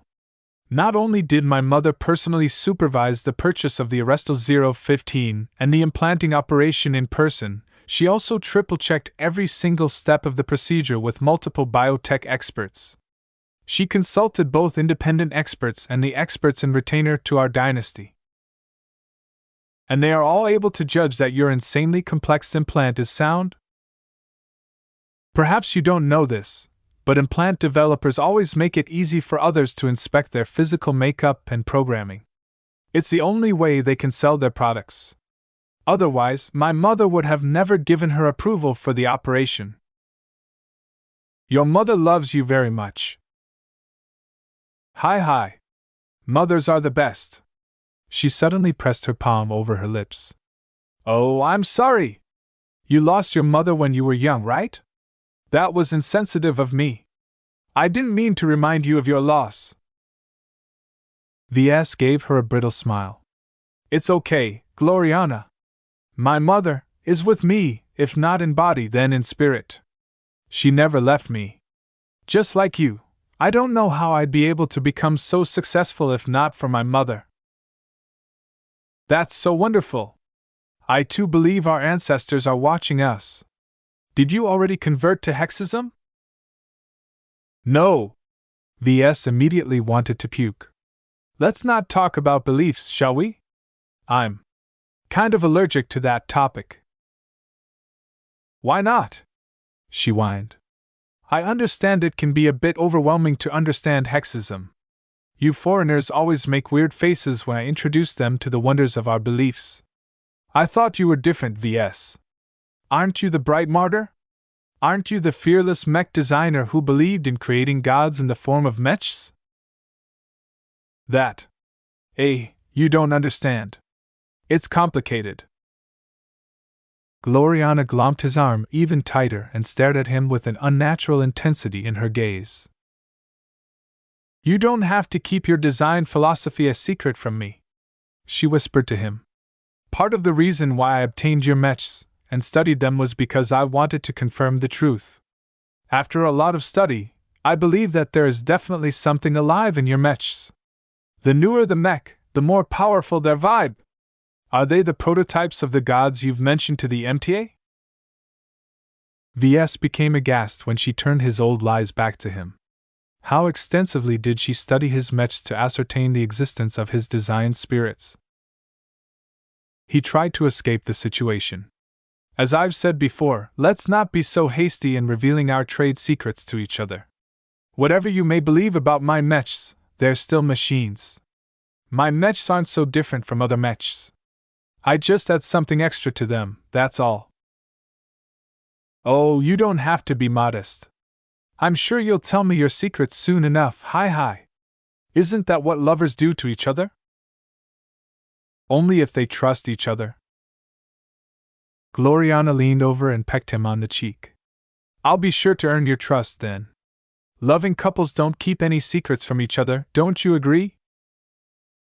I don't think it's that easy, Ves replied as his cheeks warmed up for some inexplicable reason. Chapter 15-14 Flexible Girlfriend.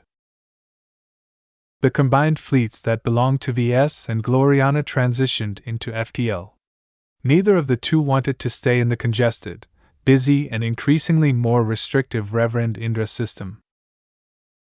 While Ves originally planned to visit the surface of Reverend Indra 3, he changed his mind after seeing how the entire star system mobilized for war. He decided to stay aboard Gloriana's stellar chaser, despite knowing that there was no escape during FTL travel. While he felt a bit ambivalent about Gloriana's more unsettling traits, he also adored her other traits. She was lovely, bright, attractive, friendly, and not as domineering as he thought. She also smelled incredibly great. After hours of chatting, they moved to a stately dining room where they enjoyed a lavish meal prepared by a human chef. Lucky and Clixie dug into their bowls first. While Clixie eagerly dug into chunks of high-quality exabeast meat, Gloriana had to draw out a handful of exotics from her ship's inventory. Nonetheless, their quality far surpassed the cheap space rocks that Ves routinely fed his cat. Lucky ecstatically crunched the exquisite exotics with a blissful expression. As far as the gem cat was concerned, Gloriana already earned his approval. Ves was different. Although people say that the way to a man's heart was through their stomach, Dr. Jutland already turned his digestive system into an abomination. He mechanically shoveled the fancy-looking food in his mouth. Didn't even know the names of the dishes. As someone who didn't mind eating nutrient packs, his unsophisticated palate barely registered whether his food was sweet or salty. Don't you enjoy your food? Gloriana asked on the other side of the small dining table. I'm not used to eating fancy food. I'm used to eating whatever meals the auto chefs produce on my personal ship. She tooted disapprovingly at Ves. That garbage can barely be called food. I'll take care of your diet from now on. You're missing out on one of the great pleasures in life. I can take care of my own food. You don't have to worry about what I eat. Whatever you say, Ves. I'll make sure you'll eat the best meals my chefs can provide. Ves wanted to palm his face. This was another instance where Gloriana insisted on taking control. He stopped arguing with her about this habit of hers because it was incredibly difficult to get her to budge. He needed to pick his battles. In any case, it was just food. What was the harm in letting her provide for his meals? He decided to change the topic. I know we agreed to travel together to the Bright Republic, but how long will you stay? Are you so eager to get rid of me, Ves? She briefly frowned. No. I don't want to deprive you from your existing business activities. Don't you run your own company back in the hegemony? I do. She nodded. I started a small mech manufacturing company. My flawless mech workshop isn't anything like your living mech corporation. It's exclusively a vehicle for me to accept and complete commissions. In the time that you left at Centerpoint, my mother asked me to adapt a dozen different mechs to better fit their mech pilots. I spent a lot of time modifying so many mechs, but I'm all finished now. Won't you get in trouble if you aren't accepting any new business? Nope. I want to spend as much time with you as possible, so I cleared my schedule and put my company on ice. Isn't that great? I get to remain beside you for years. He looked astonished at Gloriana, not knowing whether he should smile or quiver at the thought of an extended stay. Is that even okay? Won't your mother get worried or something? Melody and the Glory Battalion are enough to keep me safe and in touch. Other than following a few rules, I'm basically free to do what I want. In fact, my mother encouraged me to accompany you to the Bright Republic. What? Didn't your mother disapprove of me? Why would she want you to go with me? Does she believe you'd get disenchanted by life in a third-rate state or something? Nothing of the sort. She shook her head. She just wants me out of the way for a while.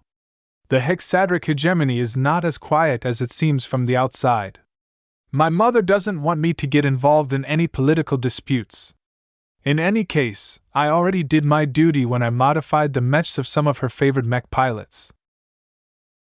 Ves scratched his head. Is the hegemony finally moving out to repel the Sandman invasion? No. Really? What are you hexers doing then? Doesn't your mother realize that the Sandmen are threatening the Bright Republic? We know. Her face turned serious.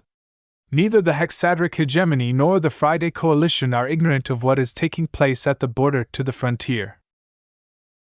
Then why are you guys doing nothing to combat this threat? Because it's not worth it. Because we have better things to do. Because moving into action is costlier than doing nothing to us. If the Sandmen ever reach our borders, we will not let a single grain of living sand through. Ves heard these arguments before.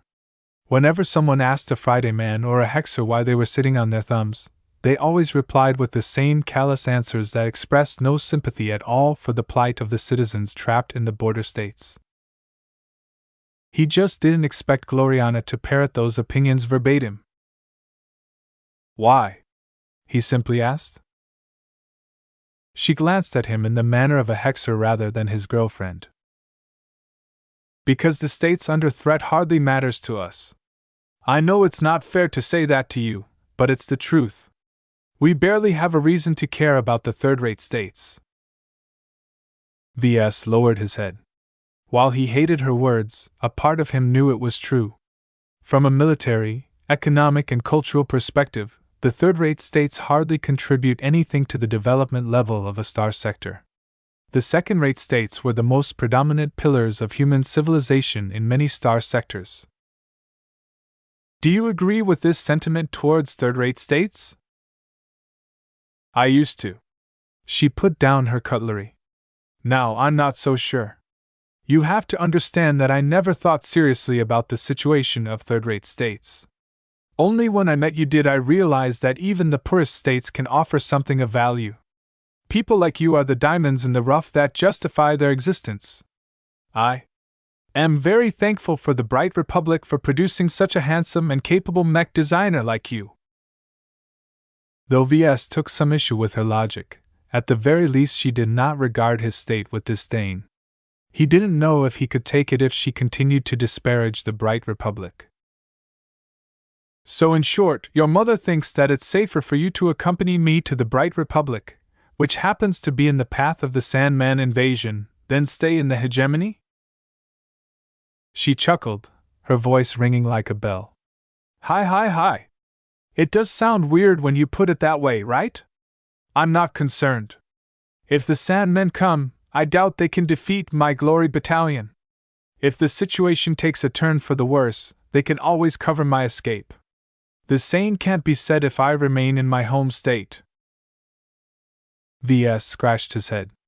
There was much that Gloriana withheld from him, and he knew better than to ask.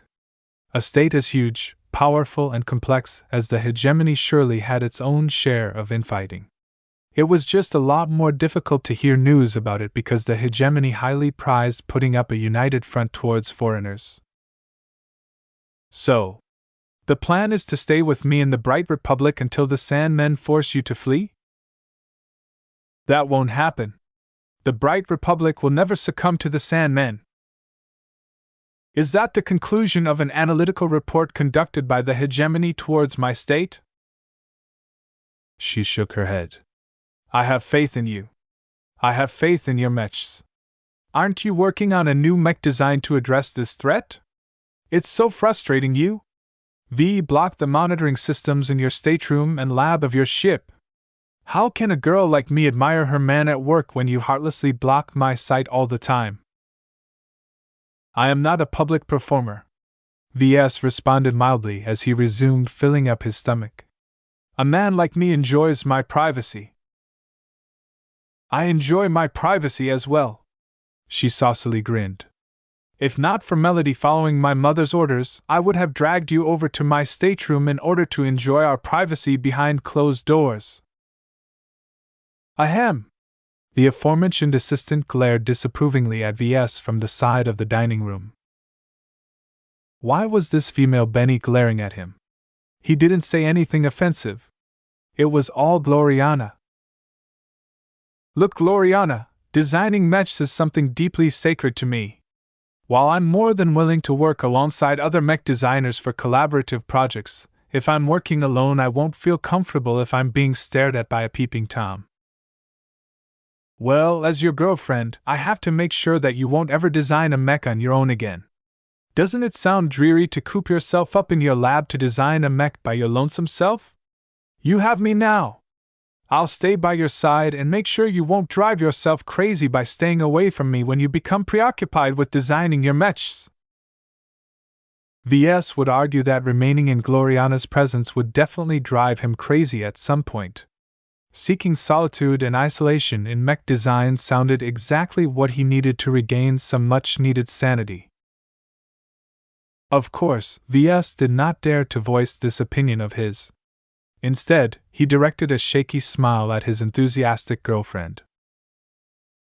I don't see how you can help.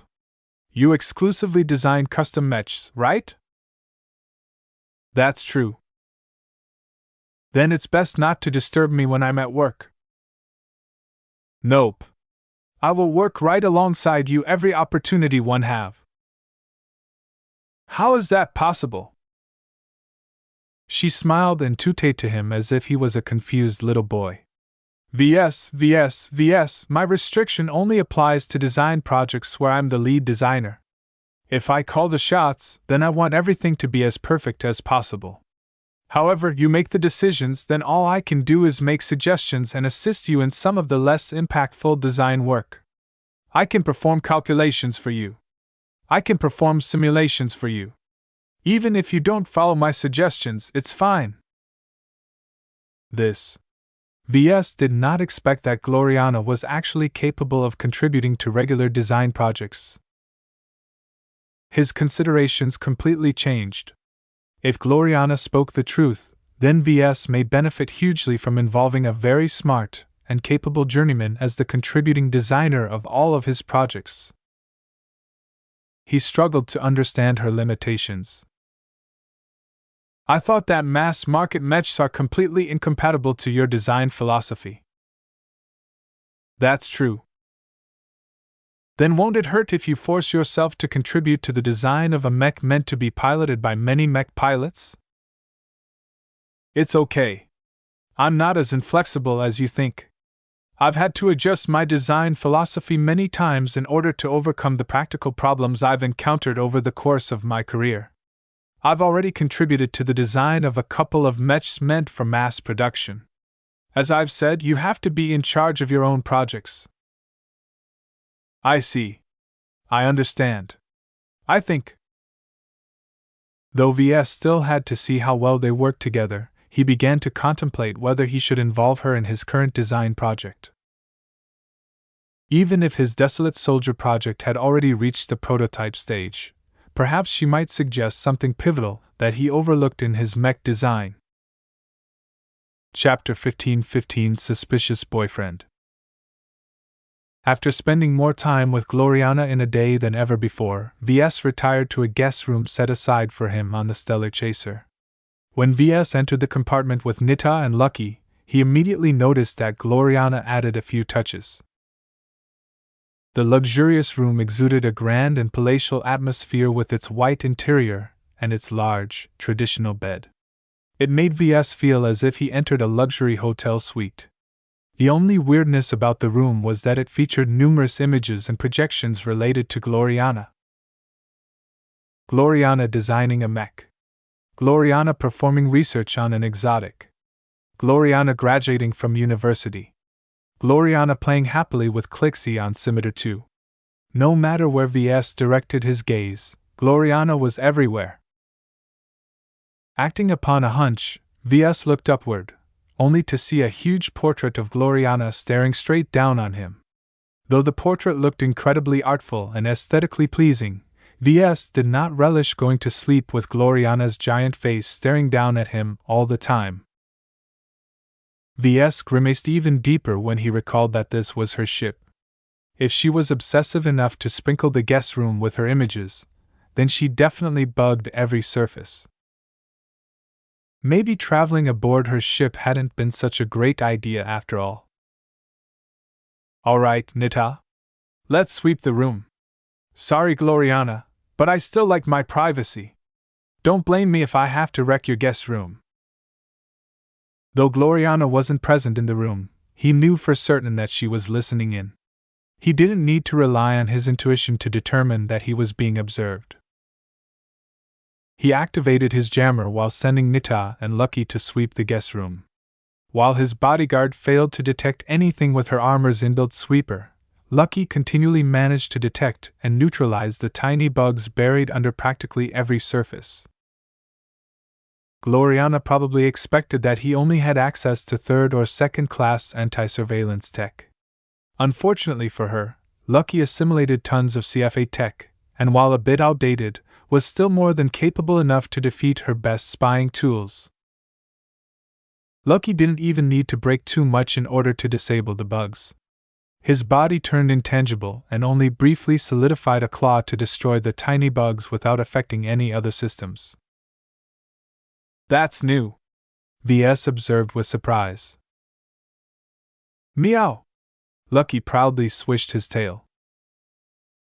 Evidently, eating the pea stone had refined his spiritual abilities and improved his spirituality. Not only could Lucky maintain his intangible state for a longer period of time, he also gained more control over his power. Ves frowned at Lucky while his cat continued to hunt down bugs as if he was chasing after mice. Should I eat a pea stone? He shook his head and rid himself of this ridiculous notion. Even if his digestive system had been modified by a crazy exiled exobiologist, he couldn't digest minerals like a gem cat. He still glowered enviously at Lucky. The only way for him to grow his spirituality at this time was by developing his design philosophy. As for Lucky, it appeared that all he needed to do was to eat lots of spiritually reactive exotics. How unfair! Of course, Ves didn't seriously believe that he was disadvantaged compared to his own cat. They just grew by different means.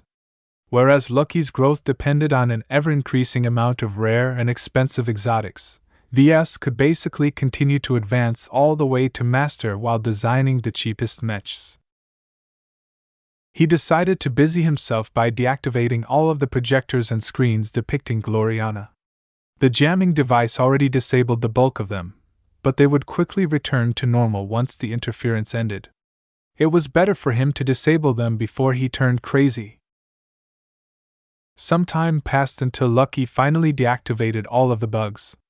Ves was worried if Gloriana or a crew member of the Stellar Chaser would knock on his door, but evidently it was no big deal to sabotage the monitoring system in his own room. Ves sat on the surface of the bed and let down some of his guard. He still kept the jammer active, though. Alright, I think we can speak freely now. What are your thoughts, Nita? His bodyguard took a few seconds to compose her answer. I've kept my nose active ever since we stepped aboard this ship. No one carries a suspicious scent. As for my observations, I have not detected anything amiss. While I'm not confident enough to clear Gloriana, her assistant, and her guards of suspicion, I see no cause for alarm. That's good to hear. While Ves would have liked to trust Gloriana, he was still a paranoid person by nature. Until he ruled out that Gloriana was a spy for the Compact or one of the Big Two, he would refrain from sharing anything sensitive to her. The stakes were simply too high. Gloriana definitely has some ties to the MTA. He spoke. It's fine if the relationship is shallow. If it turns out that she is spying on their behalf, then we won't be an item anymore. It will be difficult to prove or disprove this possibility. Even if she's a spy, she won't leave any incriminating evidence within reach. He smirked. Within reach of normal people, perhaps. I doubt she knows what Lucky is capable of. Isn't that right, buddy? Meow. You know what to do. Lucky pressed a paw against his collar, causing him to turn invisible. His disappearing form also phased through the deck as he became intangible. With his phasing power and his miniaturized stealth generator, he gained complete and undetected access to the stellar chaser for 5 minutes at a time. While 5 minutes didn't sound like much, the stellar chaser wasn't a very large ship. As long as Lucky knew where to go, he could easily infiltrate any compartment and utilize his CFA hacking capabilities to steal lots of data. The entire reason why Ves agreed to accept his girlfriend's invitation to stay aboard her ship was to access her systems. Before he was willing to progress their relationship any further, he needed to allay his suspicions. Was he a bad boyfriend for going behind her back this way? Perhaps. He didn't care, though. After finding out about Gavin's double loyalties, he no longer took anyone's loyalty and sincerity for granted. A bit more than 5 minutes later, Lucky phased through the bulkhead and reappeared in the guest room. Meow meow. Come here and let me take your data. Lucky fell onto his lap while Ves drew out a high-capacity comm from his pocket. He connected it to Lucky and downloaded all of the raw data that his pet collected.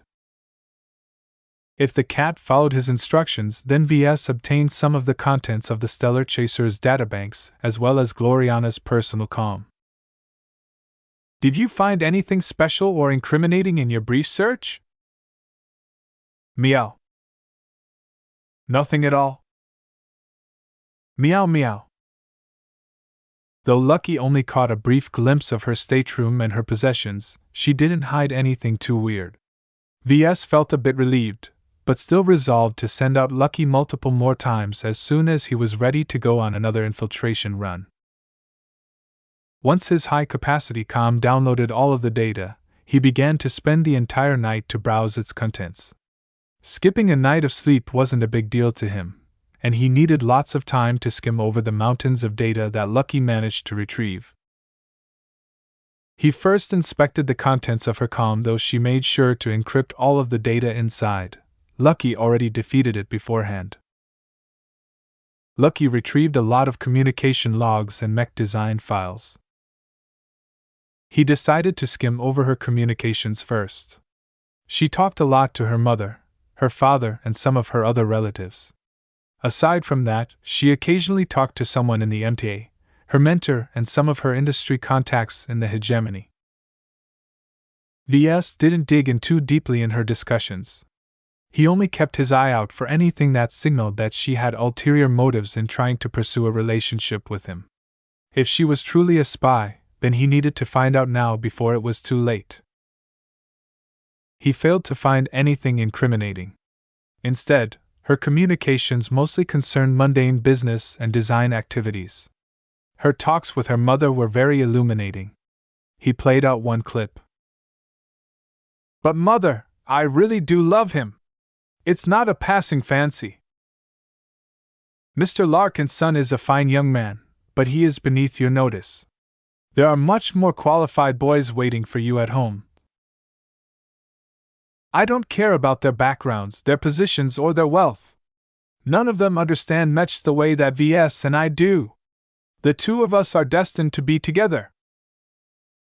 Be mindful of Operation K, Gloriana. The schedule is Operation K? Ves searched for this term among all of the data he collected. His comm returned with a few more scattered mentions. He was worried that this so-called Operation K referred to a deliberate spying or seduction attempt on him. Fortunately, after reading the context behind all of the mentions, he realized it had nothing to do with him. It instead referred to a major move within the hegemony. The entire Woden dynasty was involved. Though Ves tried his best to figure out more, Gloriana and her mother Constance had always been careful when mentioning it over their calls. Well, at least it doesn't have anything to do with me. He shrugged. Ves noted that she occasionally talked with some old friends in the hegemony. Their discussions yielded nothing useful as they only discussed shallow matters or exchanged gossip that only pertained to Hexer high society. Useless prattle. Finding nothing incriminating in the communication logs, he diverted his attention to the documents and other files she stored on her comm. He glanced through her design schematics, finding each and every one of them to be remarkable. I shouldn't peek too much at her work. It's better if she explains them to me in person. Ves did not wish to spoil such moments, so he quickly dismissed them after he checked that her files did not carry any secret messages. Aside from some irrelevant junk, Ves also stumbled across a large stash of footage and recordings of him. His face immediately became grave as he counted an uncomfortably large amount of files. This crazy woman! He did not feel any desire to inspect this data any further. He dismissed the contents of her comm and decided to dive in the Stellar Chaser's databanks. He checked the navigation logs and noted that the ship hadn't been traveling anywhere weird. He also dug into some other files and logs. Ships stored and processed a lot of data. So much so that his high-capacity comm wouldn't be able to store all of it. Even if it did, Ves wouldn't be able to make sense of much of the data anyway. Nonetheless, the sample that Lucky retrieved did not reveal anything interesting at all. Lucky copied all of the files that Ves instructed his cat to retrieve beforehand. He had an easier time studying the Stellar Chaser's communication logs, cargo manifests, passenger movement, and other understandable documents. None of them revealed anything incriminating. Several hours passed before Ves finished skimming over all of the data. He breathed a little bit easier, as he hadn't found a smoking gun that signified that Gloriana intended anything nefarious to him. All the files he accessed so far proved that she was really who she said she was, a prominent hexer and a capable journeyman mech designer. Ves glanced at the time and knew that the local night was well underway. It's time. Ves first wiped all of the files stored in the high-capacity comm before putting it away. He then changed his clothes before laying down on his bed. Instead of falling to sleep, he concentrated his mind. A spiritual projection invisible to anyone but him started to emerge from his mind. Accessing his girlfriend's files and communication logs didn't satisfy him. If he truly wanted to discover her true nature, then there was no better way than to access her mind directly. Chapter 15-16 Loving Embrace. Unless someone possessed his range of spiritual control, no one would be able to disguise their spiritual nature from him. Even Ves himself exposed his true nature most of the time if he did not don a spiritual mask. Considering that Gloriana ought to be an orthodox mech designer, there was no way that she possessed the ability to disguise her spiritual nature. Ves was very confident that his spiritual excursion tonight would lay bare the truth. The outcome of his spiritual investigation determined whether he could lay down his worst suspicions and pursue a relationship with Gloriana with confidence. He directed his spiritual projection through a number of compartments. Just like the Barracuda, the accommodations aboard the Stellar Chaser were all situated on the same deck. He didn't have to reach out very far until his projection reached Gloriana's stateroom. Since his spiritual senses mainly observed spirituality, Ves encountered nothing around his target except for the extremely dim presence of her guards. Gloriana's spirituality was like a beacon in the dark to his senses.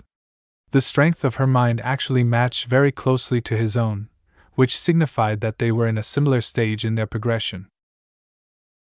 No. Not quite. Hers is a bit more refined.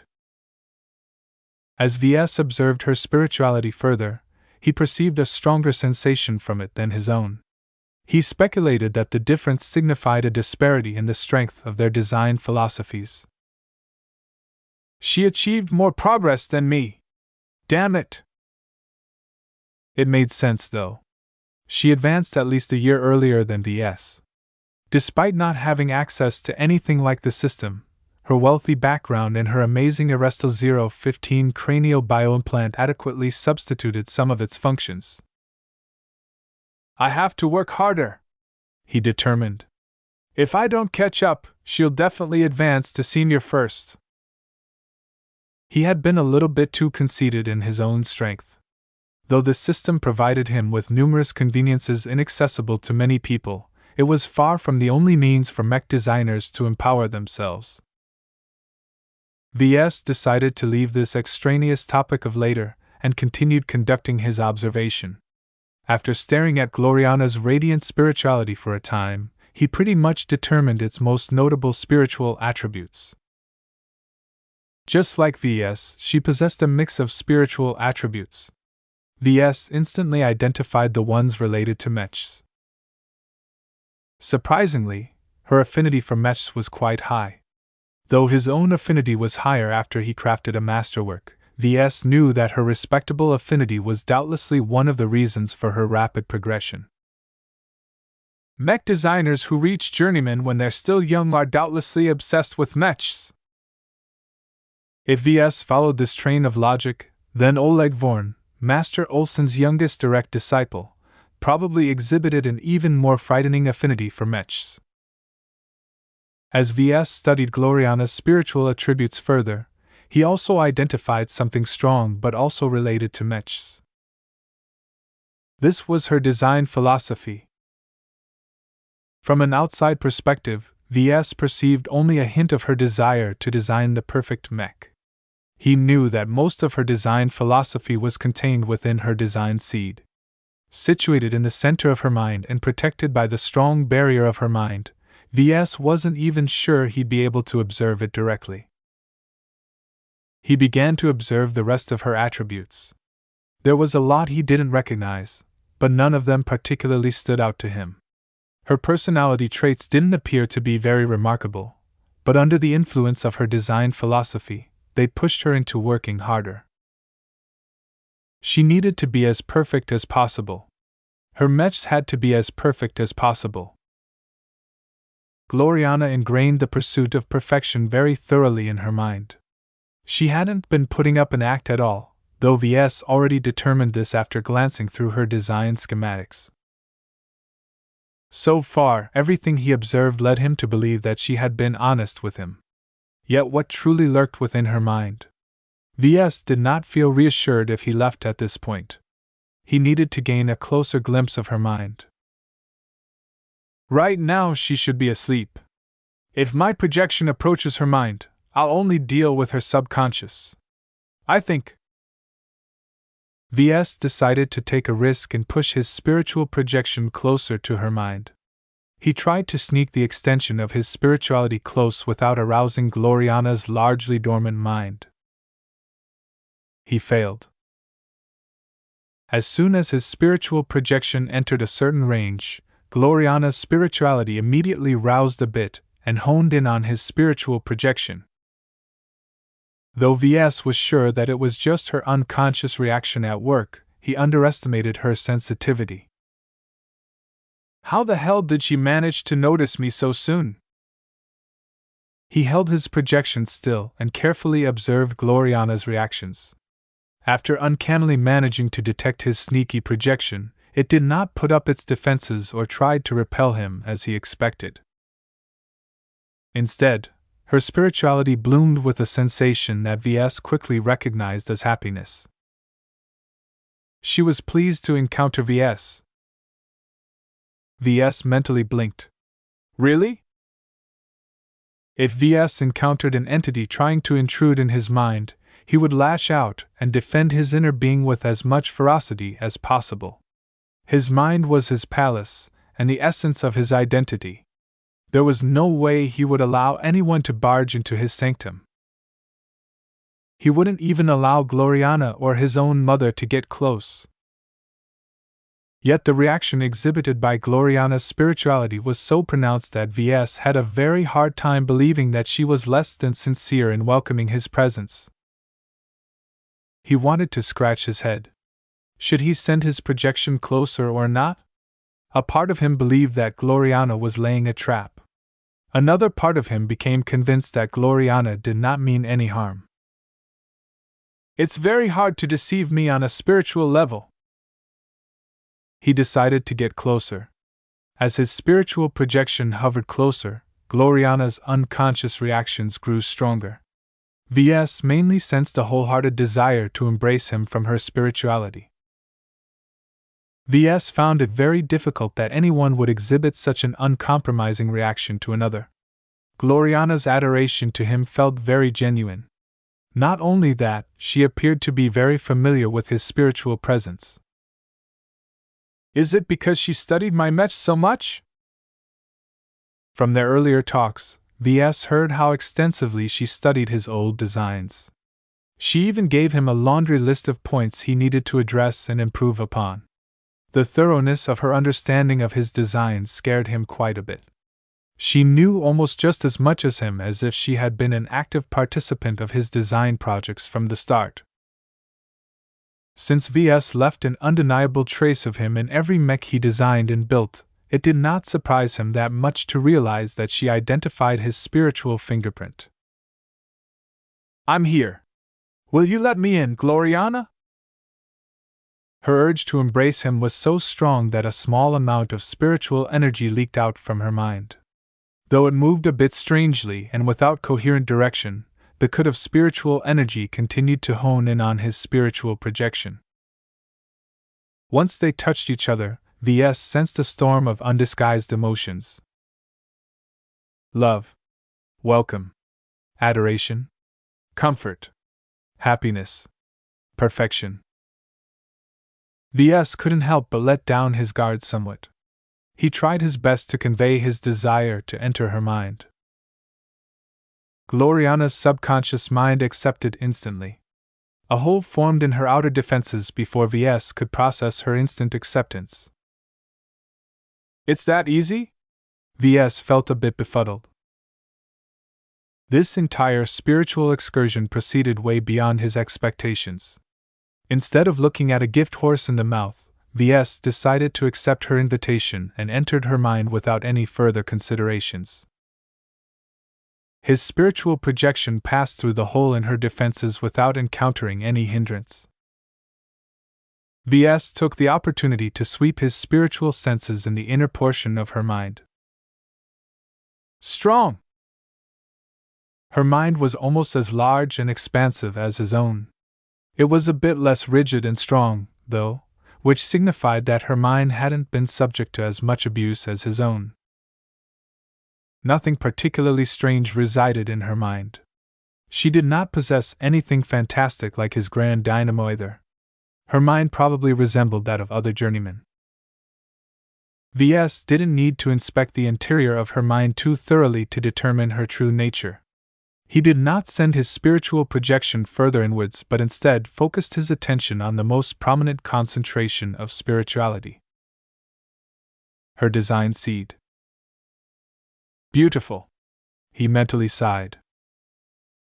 Her crystallized spirituality that rested in the center of her mind was just as impressive and resplendent as her own. Though it radiated a different vibe, the blend of mechs and perfection intertwined with each other in a very intricate and harmonious way. So beautiful. He compared her design seed to his own. Just as Gloriana managed to integrate mechs with perfection, Ves also succeeded in melding the mechs with life. What would happen if mechs, life, and perfection all merged together in the process of designing the perfect, living mech? Ves scarcely came up with the notion before Gloriana's design seed pulsed with excitement. His intuition rang with alarm as he detected that something significant was about to happen. I have to get out of here. He pulled back his spiritual projection, only to bump against the solid barrier of her mind. Her mind closed the exit. Let me out! Because he planned to sneak up to Gloriana's spirituality rather than attack it, his projection did not possess a lot of strength. His spiritual projection completely failed to break out of her mind. Her design seed continued to pulse in very strange ways that continually buzzed his intuition. Ves wanted nothing more than to retrieve his spiritual projection, but no matter how many times it banged against the barrier of her mind, he failed to make a single dent. At a certain point, Gloriana's design seed released a strong spiritual pulse that coursed through her entire mind. Ves quickly lost contact with his spiritual projection. God damn it! This time, he cursed with his voice. He held his head in his palm in order to relieve the minor sting on his mind. Losing a small chunk of his spiritual energy was not a big deal, but the loss had been too abrupt. He analyzed what took place while he recovered from his ordeal. Gloriana's dormant mind and spirituality did not deceive him. Even if she possessed the ability to disguise herself like Ves, the interior of her mind completely conformed to her personality. She's not a spy, and she isn't pretending to be in love with me. In fact, her wholehearted love for me is disturbingly strong. This was not normal behavior, but in the context of her personality and her spiritual attributes, Ves deeply understood that it was on par with her nature. As long as she identified something perfect or could assist her in reaching perfection, she would do everything to secure this advantage. This compulsion also explained what happened at the end. The presence of a part of his spirituality in her mind turned out to be tantalizingly attractive to Gloriana's spirituality. Her design seed especially hungered after Ves, so much so that it took the initiative to capture his spiritual projection. I unwittingly entered a trap. Even if other mech designers did not possess his range of spiritual applications, they were anything but defenseless. Just like expert pilots, mech designers possessed their own form of defenses. As the core of their power, their design seeds turned out to be exceptionally formidable. His weak spiritual projection stood no chance. Ves wondered what kind of repercussions might ensue now that Gloriana captured a small portion of his spiritual energy.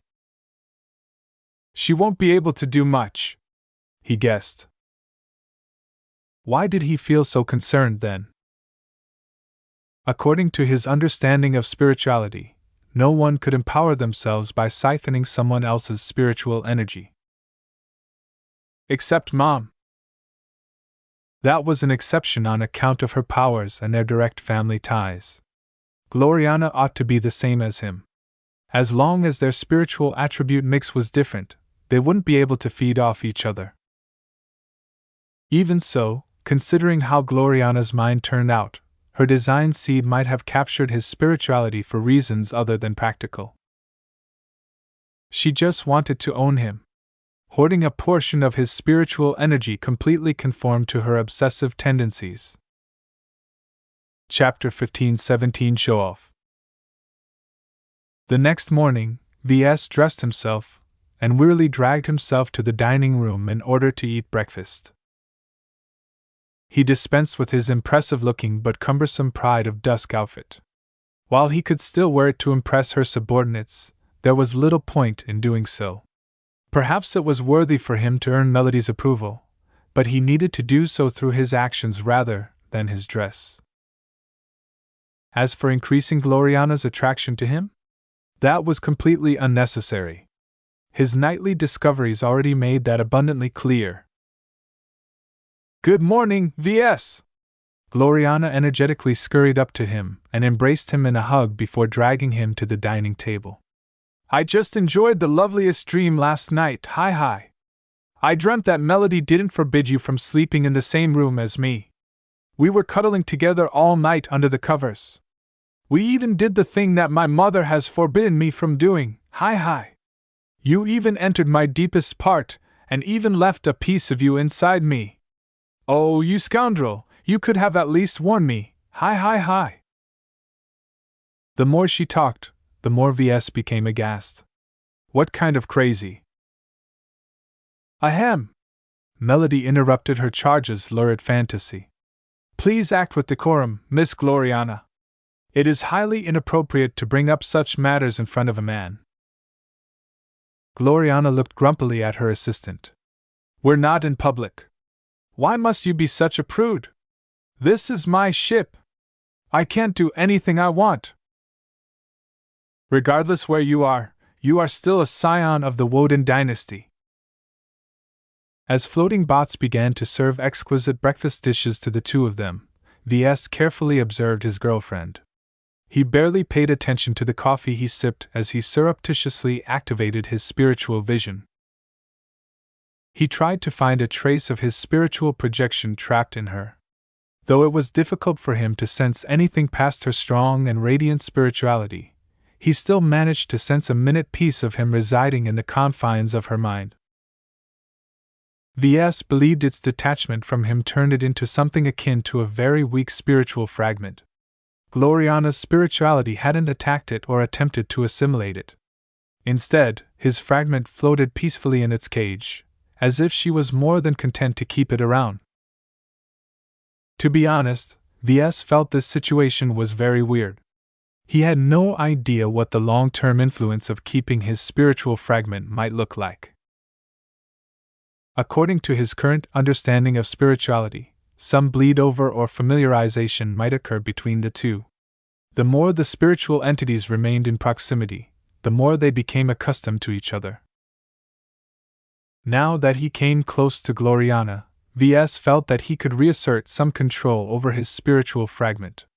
While he probably couldn't do anything sophisticated due to the hindrance of the barrier of her mind, he could still command it to fall apart or self-destruct. After a bit of contemplation, he did not choose to do so. He believed that keeping a spiritual fragment of his in her mind did not hurt either of them, though it didn't seem to do anything particular aside from one effect. Ves found that when he came close to Gloriana, he gained the ability to sense glimpses of her inner emotions.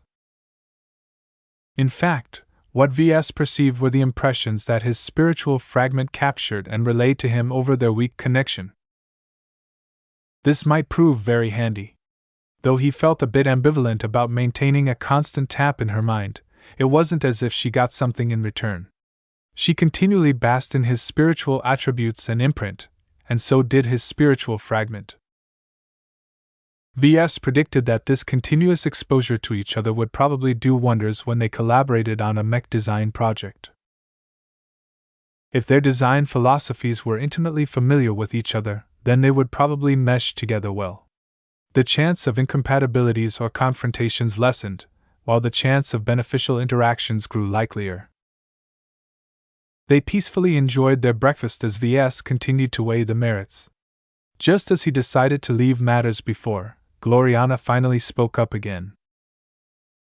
Since I have a lot of time on our hands, why don't we work together? You're currently working on a rifleman mech design, right? The depth of her collection of footage of him made it abundantly clear that she still tapped the Barracuda from time to time. Despite his precautions, there was no way he could hide his work completely from his own ship's monitoring systems. Yes, Ves admitted. The Desolate Soldier is my solution against the Sandman threat. It's a space-borne ballistic rifleman mech that is designed to be cheap and easy to work with, though its real charm is that it inspires duty. Other than that, I don't think this mech falls into your comfort zone. I already told you, Ves. No mech of yours is beneath my attention. While I won't extend my attention to mass-market mechs designed by other mech designers, you're an exception. If I want to be the perfect partner for you, then I have to grow comfortable with your work. She made a lot of reassurances to Ves that she wouldn't be fussy or attempt to ruin his design project. Her desire to study his current project and help in its development was so strong and sincere that Ves eventually acquitted. All right. Let's head somewhere secure. I don't want to expose my design schematics too much while I still haven't published it yet. We can work in my workshop aboard this ship. Once they finished breakfast, they moved down a couple of decks until they entered a combined workshop, lab and design studio compartment. A considerable amount of space had been devoted to outfit a small but fully featured workshop. Ves became very impressed by the quality of the miniature lab and fabrication equipment in sight. Though hampered by their compactness, the capabilities of the Stellar Chaser's production equipment still exceeded the parameters of the Mech Nursery's production lines by a considerable degree. "I can fabricate a copy of any of my mechs with this equipment," he breathed in astonishment. "As long as we have the right materials on hand, I can fabricate a desolate soldier within days." Gloriana pressed against his side and leaned her head on his shoulder. "I personally selected all of the production equipment here. They're very powerful and versatile. Naturally, now that you're here, what's mine is yours. You can make use of my workshop anytime you want. You can even draw upon my material stores if you like. My only demand is that you involve me as much as possible when you do your work. Is that okay?" Ves nodded numbly. The amount of trust she put into him was incredible. "I agree." Her offer was far too generous for him to refuse. If he was in her shoes, he would have never given her unfettered access to his stuff. Of course, now that he accepted her offer, he was aware that Gloriana could demand the same of him. Considering how generous she acted towards him, Ves found it very difficult to deny such a request. The two of them sat behind a bank of terminals while their followers settled in. Nita and a couple of trusted Glory Battalion guards stood guard while their cats perched on top of a tall 3D printer. "Meow." Lucky started liking Clixie's head. "Meow." Clixie playfully batted Lucky away. "Meow." "Meow." As their cats wrestled with each other for some reason, Ves hesitated in showing off his desolate soldier. Though Ves truly believed in the soundness of his work, he was still afraid of her reaction. Having glimpsed her design seed, Ves knew that she always regarded imperfect mech designs with disgust. It was her nature to take issue with imperfect mechs, and in her eyes any mass-market mech design fell under this category. A mech that catered to the masses would never fit perfectly to a specific mech pilot. Just as Ves made his decision to show off his work, Gloriana suddenly spoke up. "That reminds me, didn't you receive that batch of asthmas I sent?" "Huh. I did. Do you still have it or did you use it up?" "I already incorporated it into a mech design." She grinned. "You designed a custom mech with my gift, right?" Ves shook his head. "Not exactly. I designed a single copy mech, but I didn't dedicate it to any particular mech pilot. It's mainly due to cost and practical constraints that I'm unable to produce more mechs. I believe that any mech you design that requires something as remarkable as asthmas should be something exceptional. Why don't you show that off instead?" Are you sure? It's a bit problematic," Ves stammered. He already started to sweat a little. Gloriana's face scrunched into a frown. "I thought we trusted each other. Why are you hiding your work from me? I think I deserve to see how you put my asthmas to work." "It's not that. I do trust you," he blurted out, though whether he meant it or not was another matter. "The issue is, the mech I designed is not exactly proper." "How so, Ves?" "Not proper as in, I can get in trouble with the MTA," he whispered. "Would they censure you if they find out about your work?" "It's okay, Ves. It's worse than you think. The MTA will definitely hunt me down if they find out about my mech." "I trust you, Ves." She gazed at him with a reassuring smile. "Any mech you design must have a good reason to exist. Don't worry, Ves, I'll keep your secret. It's not you I'm concerned about. It's the other people in the compartment." He gestured his arm to her guards. "That's not a problem," she spoke. She activated her comm and activated some sort of command that activated a jammer and some other measures. There. I've just activated a number of precautions. We're enveloped by an isolating bubble right now. While Melody and my guards can still see us, they won't be able to observe our screens and projections. Ves looked in each direction and discovered that everything distant turned into a blob. All right. He nodded and activated his comm. Let me show you my devil tiger. He showed off his design schematics and narrated his design choices. Gloriana studied it with wide and eager eyes. After spending months of studying the same designs, she finally became exposed to a completely new work from Ves. It's wow! She uttered and grinned while clapping her hands together. It's a fantastic mech design! As expected of my lover! Though it would have been much more perfect if you tailored this mech to a specific customer, I understand why you couldn't. Regardless, it is still a bold and radical mech design. It's a passion project. I gave my all to design this mech. As they continued to go over the Devil Tiger design, Gloriana quickly frowned again. These design schematics are starting to grow a little stale. Since you used up the pure asthmas I sent, why don't you show off your finished work? Ves paused a bit. This? Come on, Ves. The schematics can only tell so much, especially when it comes to your work. Show me your end product. Gloriana pleaded to him earnestly that he couldn't help but agree to her request. Besides, the Devil Tiger turned out to become a masterwork. He suddenly felt like showing off his design prowess. With great care, Ves inputted a code to unlock the highly sensitive footage in his comm. He began to project the Devil Tiger he produced at the end. Before he could boast to her that he crafted a masterwork mech, Gloriana suddenly let out a loud gasp. Ves! This mech! Is this a masterwork mech? Yup, Ves answered confidently.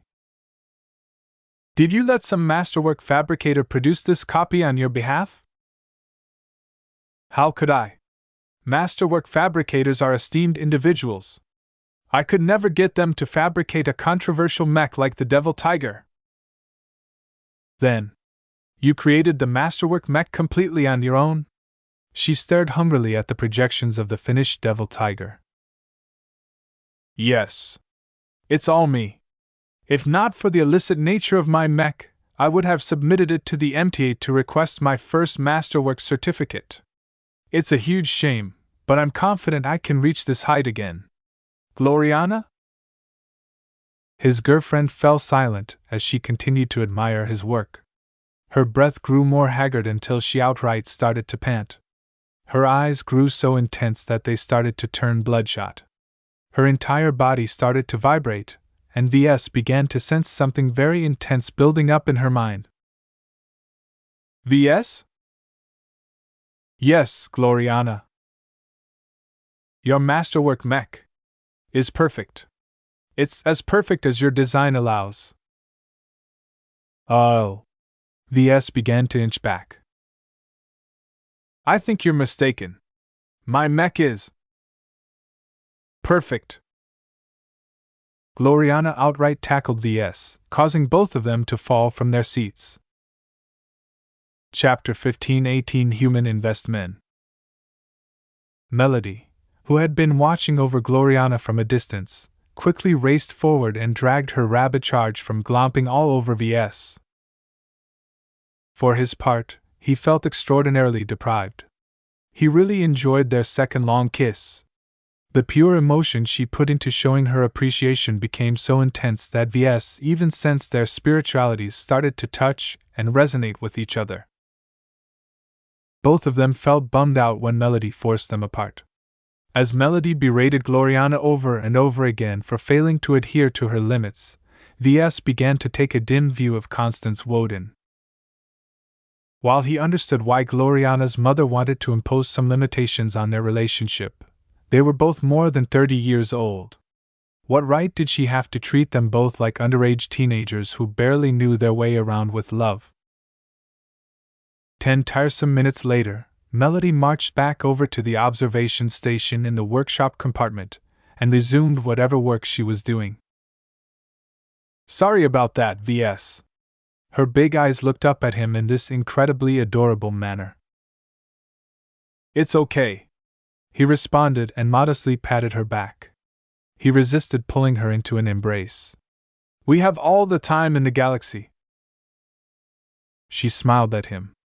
I don't want to wait anymore. From the moment I saw your masterwork mech, I decided then and there that I will never let you go. I will make you mine, Ves. Mine, mine, mine, mine, mine!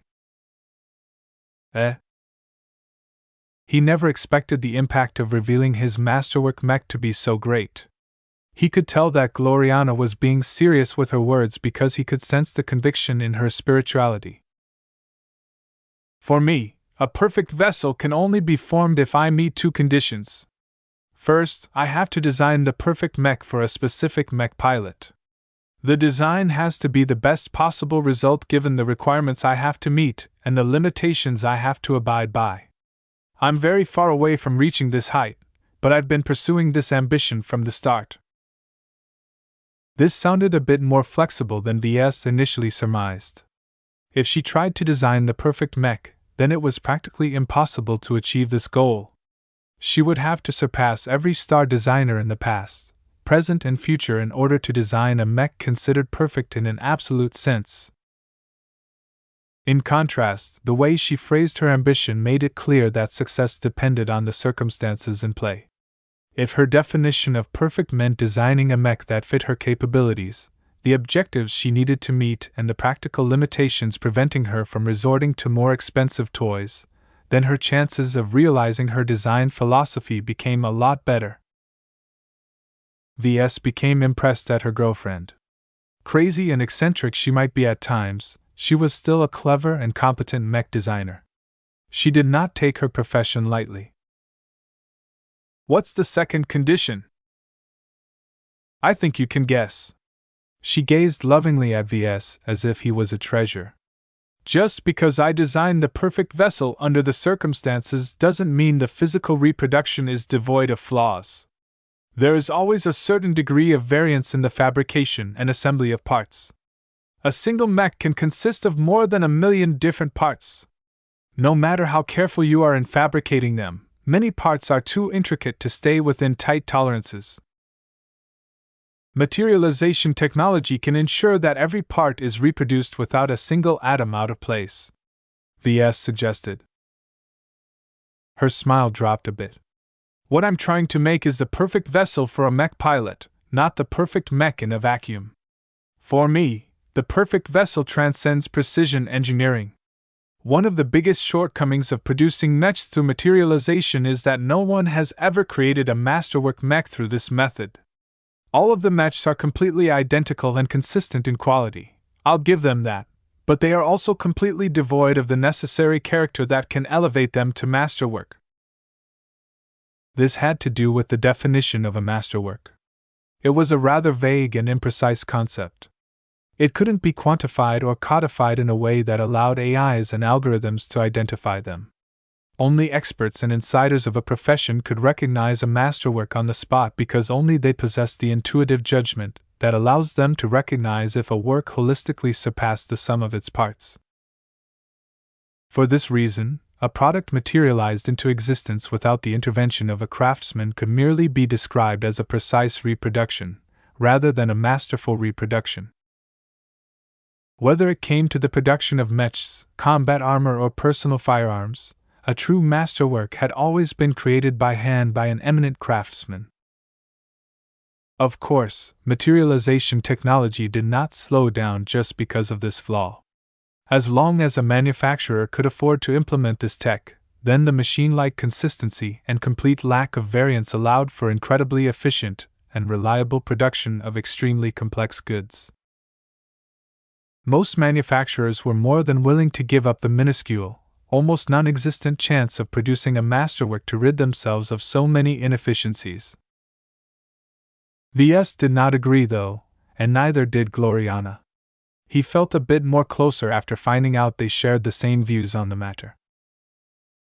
Materialization technology has its merits, but as someone who fabricated a masterwork mech, I think many mech designers are missing out on the wonders of producing masterworks. Ever since I fabricated my masterwork Devil Tiger, I can tell you that my intuitive understanding and feel towards mechs has increased. Whether it's designing mechs or fabricating them, I've become noticeably better. You're referring to the mech affinity theory, right? He nodded. After experiencing the effects myself, I fully believe in it. It's not a lie. It's especially valuable at our current stage when we are still improving rapidly. The earlier you enjoy this boost, the smoother you progress. Gloriana couldn't help but hug herself against him yet again. Hi. You shameless boaster! Not everyone can be as exceptional as you. I'm so lucky to find such a wonderful mech designer who made his first masterwork mech just a year after being recognized as a journeyman. I think you even set a record. He shrugged. I'm not sure about that. I've heard that some freakish apprentices have managed to fabricate masterworks as well. That doesn't matter. You have everything I've wished for, Ves. I truly regret that I only sent that batch of pure asthmas to you. I should have known you would have used it to create a fantastic masterwork mech. I won't make that mistake again. I've decided to stay with you permanently now. Even if my mother wants to drag me back, I won't let her. Promise me you'll keep me with you, Ves. The intense way she pressed up at him and gazed in his eyes made it extraordinarily difficult for Ves to resist. As long as our relationship works out, I'll follow you wherever you go. I don't want you to fall out with your family. If your mother summons you back to the hegemony, I'll accompany you until they kick me out. She grinned brilliantly at him. Great! You're so sweet, Ves. I'll make sure it doesn't come to that. Now that I'm sure of my decision, I'll do my best to make the Woden dynasty accept you. It will be a tough road, but I am sure you'll impress them with your masterworks. It's not that easy to make a masterwork mech, Ves cautioned her. You can't make them on demand. They are products of chance, effort, skill, and serendipity. It may take years or decades before I can replicate this feat. If you can do it once, you can do it again. That's the case with everyone who created a masterwork, she stated confidently. This will be the key to earning my mother, and by extension my dynasty's approval. Our matriarch would be crazy to ignore you just because you're a third-rater. You hexers really don't think much of people who originate from third-rate states, do you? I don't deny we are prejudiced against your kind. I think we have the tendency to be biased against people like you because your low births and lack of wealth limits your development. After all, look at me for example. You don't want to know how much hex credits my mother spent to upgrade my genes, augment me with implants, and hire renowned tutors. Can any mech designer from the Bright Republic match my advantages? My mother spent so much not just because she loves me, but also to invest in me. All the money put into raising me and turning me into a great mech designer is a targeted plan to foster a talented Woden mech designer. I'm very much aware that I would have never become so great at what I do if not for enjoying this treatment. Her words forced Ves to look at her in a different way. Though she worked hard to become a talented journeyman, it was undeniable that her mother enabled most of her success. It also meant that she owed a very huge debt to the Woden dynasty. So your mother doesn't want you to enter into a relationship with a poor and impoverished brighter because they think I'll limit you, is that right? They expect to get a much better return on their investment if you are paired with a much more capable hexer mech designer who enjoyed similarly lavish treatment. She nodded. That's exactly right. While I admit that there are many fine boys back at home, none of them are as suitable as you. I have to say that you're not a slouch yourself. You managed to achieve just as much if not more than me despite your humbler background. That should have been a point in favor of you, but my obstinate mother doesn't really see your kind as equals to hexers. I see. We'll just have to prove her wrong, then. While I am not trying to boast here, some of the things I've done in the past have more than made up for the disparity you've described. Yes. Your record does mention something mysterious about looting a crashed CFA warship. Please don't blame me, but I also took body scans and samples of your DNA during our first meeting and had our geneticists analyze your state. Your physical state is very impressive. But not enough to convince your mother that I'm worthy? She shook her head. She can be a bit old-fashioned sometimes. In her eyes, you have a lot of potential, but your upbringing is too average. She doesn't expect you to realize your potential as much as I do. The only way for us to change her mind on you is to prove that you are already more fantastic than my suitors in the hegemony. Providing undeniable proof that you've fabricated a masterwork mech is key. It's even better if we both collaborated on a masterwork, because that enormously increases my own value. All of this sounded rather unfair at first, but Ves knew that he needed to go above and beyond if he wanted to gain the approval of a powerful dynasty of the hexadric hegemony. In any case, as long as he passed this difficult test, then the Woden dynasty would definitely accept him with open arms. He wouldn't have to face their continued disapproval. So we can quell all dissent as long as I show off another masterwork, is that right? We can't show the Woden dynasty my devil tiger, though. I'll just have to make a proper masterwork mech that won't land me in trouble then. He became incredibly motivated to replicate his earlier feat. Not any mech will do, Ves. My mother won't acknowledge a worthless third-class masterwork mech no matter how impressive it is put together.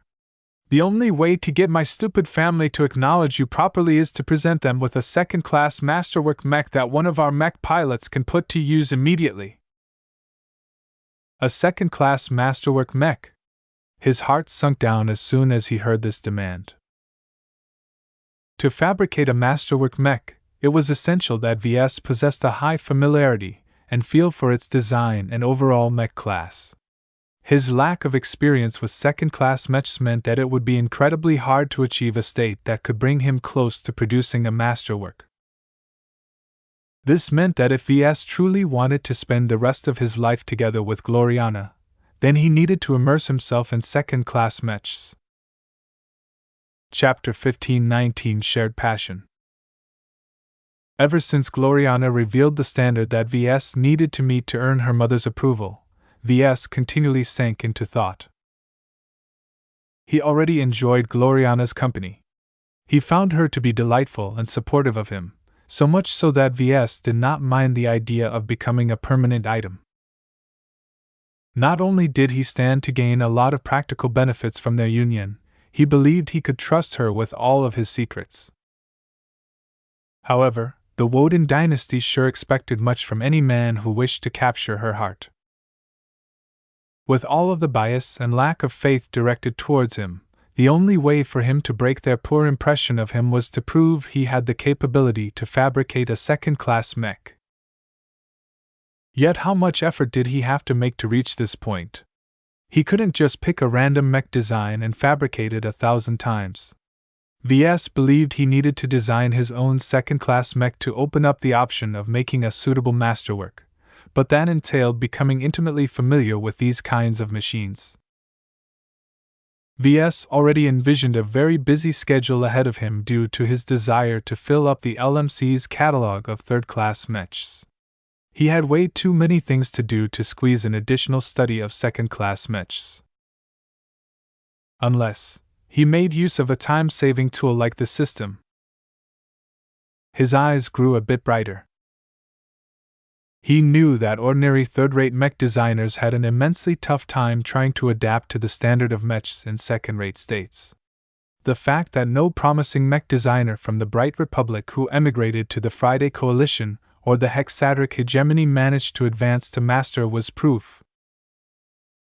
While Ves knew that exceptions of this rule existed elsewhere in the galaxy, he still recognized that he needed to put an immense amount of effort into learning a brand new class of mechs. Fortunately, he possessed more means to do so. He already became exposed to many of the technologies used in second-class mechs through his higher-tiered skills and sub-skills. Much of what he learned only really became relevant when his budget and tech standards surpassed a certain height. Gloriana also promised to help him as well. "I'll tutor you as much as I can about second-class mechs," she spoke with conviction. "Since we're going to be together anyway, I can instruct you as often as it's convenient to us. Within a decade or less, I hope you become just as fluent in designing second-class mechs as me. I don't think any journeyman is willing to dedicate as much time as me in bringing you up to speed." Ves hugged her closer to him. He really enjoyed feeling her warm body against his own. "Thank you, Gloriana, but you shouldn't neglect your own development. I think I can manage with some light instruction. I won't be able to master second-class mechs if my perspective is distorted by your own. I need to develop my own understanding." As a mech designer, Gloriana knew what he was worried about. A similar dynamic existed when teaching or mentoring apprentices. "You won't learn as fast if I'm not there to hold your hand." "I think I'll manage.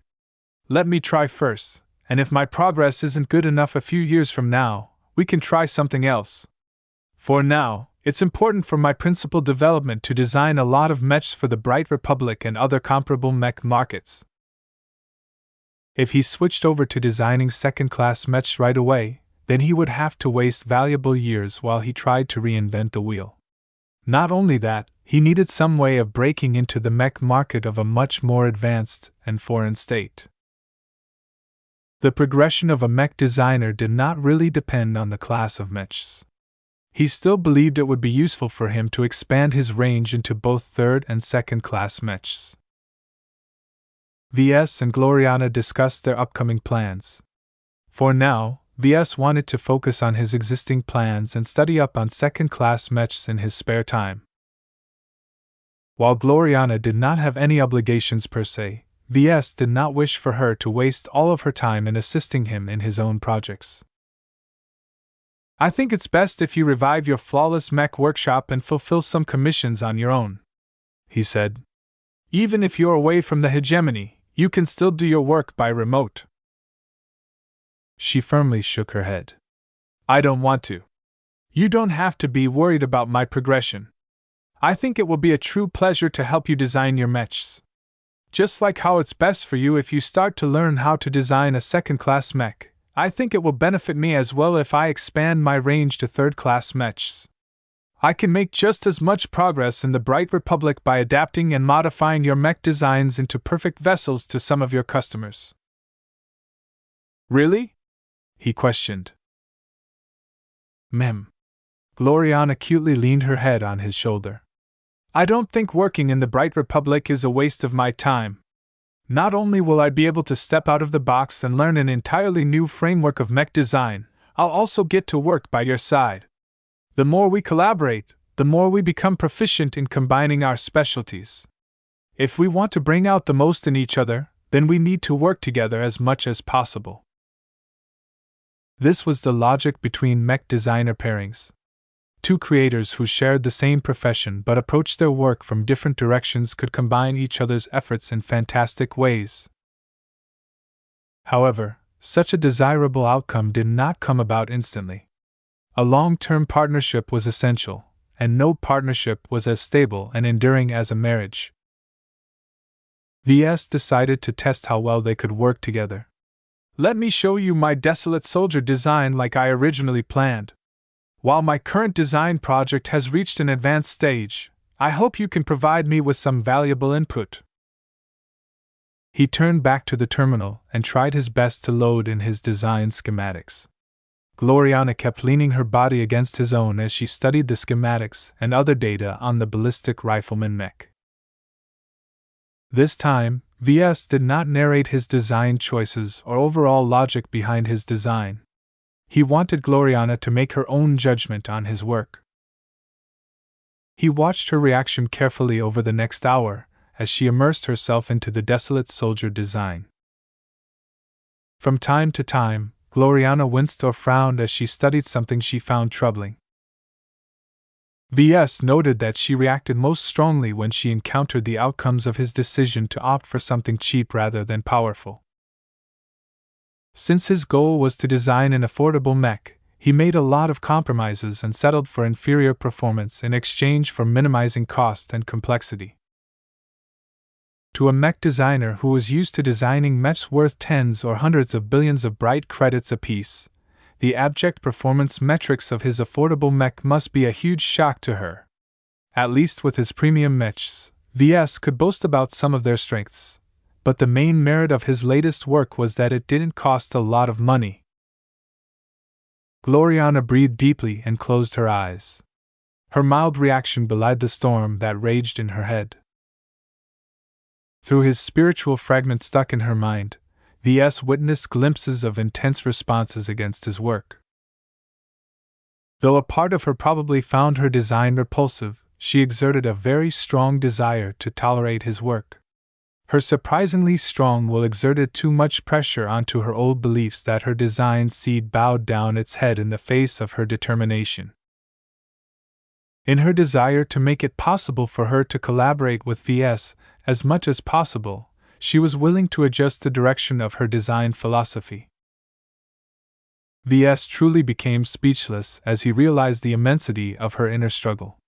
He couldn't help but respect her and appreciate her more. Eventually, she finished her study. "Okay, I've thoroughly familiarized myself with your work," she spoke calmly, belying the huge turmoil she just went through. "It's very different from what I used to. I'm astounded by how inventive mech designers like you have to be to design a mech with limited resources." Obviously, Gloriana did not wish to reveal how much she went through in order to avoid any disharmony. Ves leaned his head against her own, brushing against her exquisite, soft hair. "I know my desolate soldier design can be underwhelming, but mechs at this price range sell the most in the mech markets where my company is competing in. You have to take into account that there are many mech buyers who don't have the budget to buy expensive mechs, hire skilled mech pilots, retain a proper maintenance crew, and stock up on ample supplies. I thought only pirates are this desperate." He let out a snort. "Trust me. There are lots of outfits who don't really invest as much money and resources as they should in building up their mech forces. So what do you think of my work?" "It's very basic, I shall say. That's not necessarily bad, because I understand your intention. You've achieved an impressive level of performance from what little you have to work with. I know I would have never been able to make as much use of the same set of resources. However, I see that the intent of your mech is to be as compatible with as many mech pilots as possible. You've even dumbed down or automated some of the operations of the mech to accommodate very low-skilled mech pilots." Ves nodded. "It's because the Sandman crisis has rendered many of our melee mechs useless. The Bright Republic and many other states under threat are suffering from an acute shortage of ranged mechs. Many mech pilots proficient in melee combat are being forced to learn a new skill set in a matter of months." He explained to her about the situation, causing her to get up to speed on how desperate the situation had become. She frowned. "I see. This is worse than I thought. I can accept why you've simplified your mech to such a degree, but still, I see some room for improvement in your implementation." "Oh? Do tell, please." In the next half hour, Gloriana began to point out various small aspects where Ves could refine his simplification efforts. She also pointed out some other areas which she thought that Ves might need to think on a bit further. This was the first time since he embarked on this design project that he received feedback from a peer. Through her advice, suggestions, and opinions, Ves became exposed to her design style and knowledge base. While she wasn't as perverse as him who already reached senior level in several fundamental skills, Her depth of knowledge really astounded him. In spite of coming up short compared to him, her utilization of existing knowledge was a lot higher. That meant that while she didn't know as many theories as him, she was a bit more adept at applying the theories she was already familiar with. This led Ves to accept several of her minor suggestions. "Wow," he spoke. "I really appreciate your feedback. You're really insightful." She grinned at him. "You're no slouch yourself. Despite the simplicity of your desolate soldier design, it's also surprisingly deep. There are plenty of aspects that are simply beyond me. Why don't you explain them to me, Sure. I might as well repay you for how much of a help you've been so far." A spark formed between them as they exchanged their own views. Ves truly felt that they grew closer to each other, not just romantically, but also professionally. Ves truly became enamored in the joy of sharing his passion with a woman who was equally as passionate in their work. Chapter 15, 26 Phases of Existence. Their first collaborative feedback and design session lasted for the rest of the day. Ves and Gloriana became so immersed in their discussions that they opted to eat lunch and dinner in the workshop compartment. The collision of ideas, the sharing of insights, and the need to explain one's own thoughts provided plenty of intellectual stimulation. Even if the actual changes Ves planned to make in his design did not amount to much at the end, he still felt he gained a greater awareness over his own design. Having to explain and justify many of his design choices was much like teaching in a way. Even if he rehashed his existing theories, being forced to explain them and package them in a way that allowed him to communicate his points succinctly increased his familiarity with them, thereby directly increasing his utilization in the process. In addition to sharing their objective theories, they also started to exchange their subjective principles and viewpoints. Both of them began to unveil aspects of their design philosophies to each other. For example, Gloriana applied her expertise in designing perfect vessels into feedback aimed at increasing the compatibility of his desolate soldier to a wider range of mech pilots.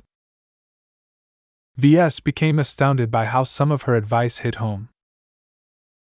For someone who insists on designing the perfect vessel for a single, specific mech pilot, you're quite good at finding ways on making mechs more adaptable to many customers.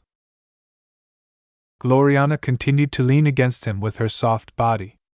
In fact, other than a brief bathroom break, she never left his side. "It's not as contradictory as you think, Ves.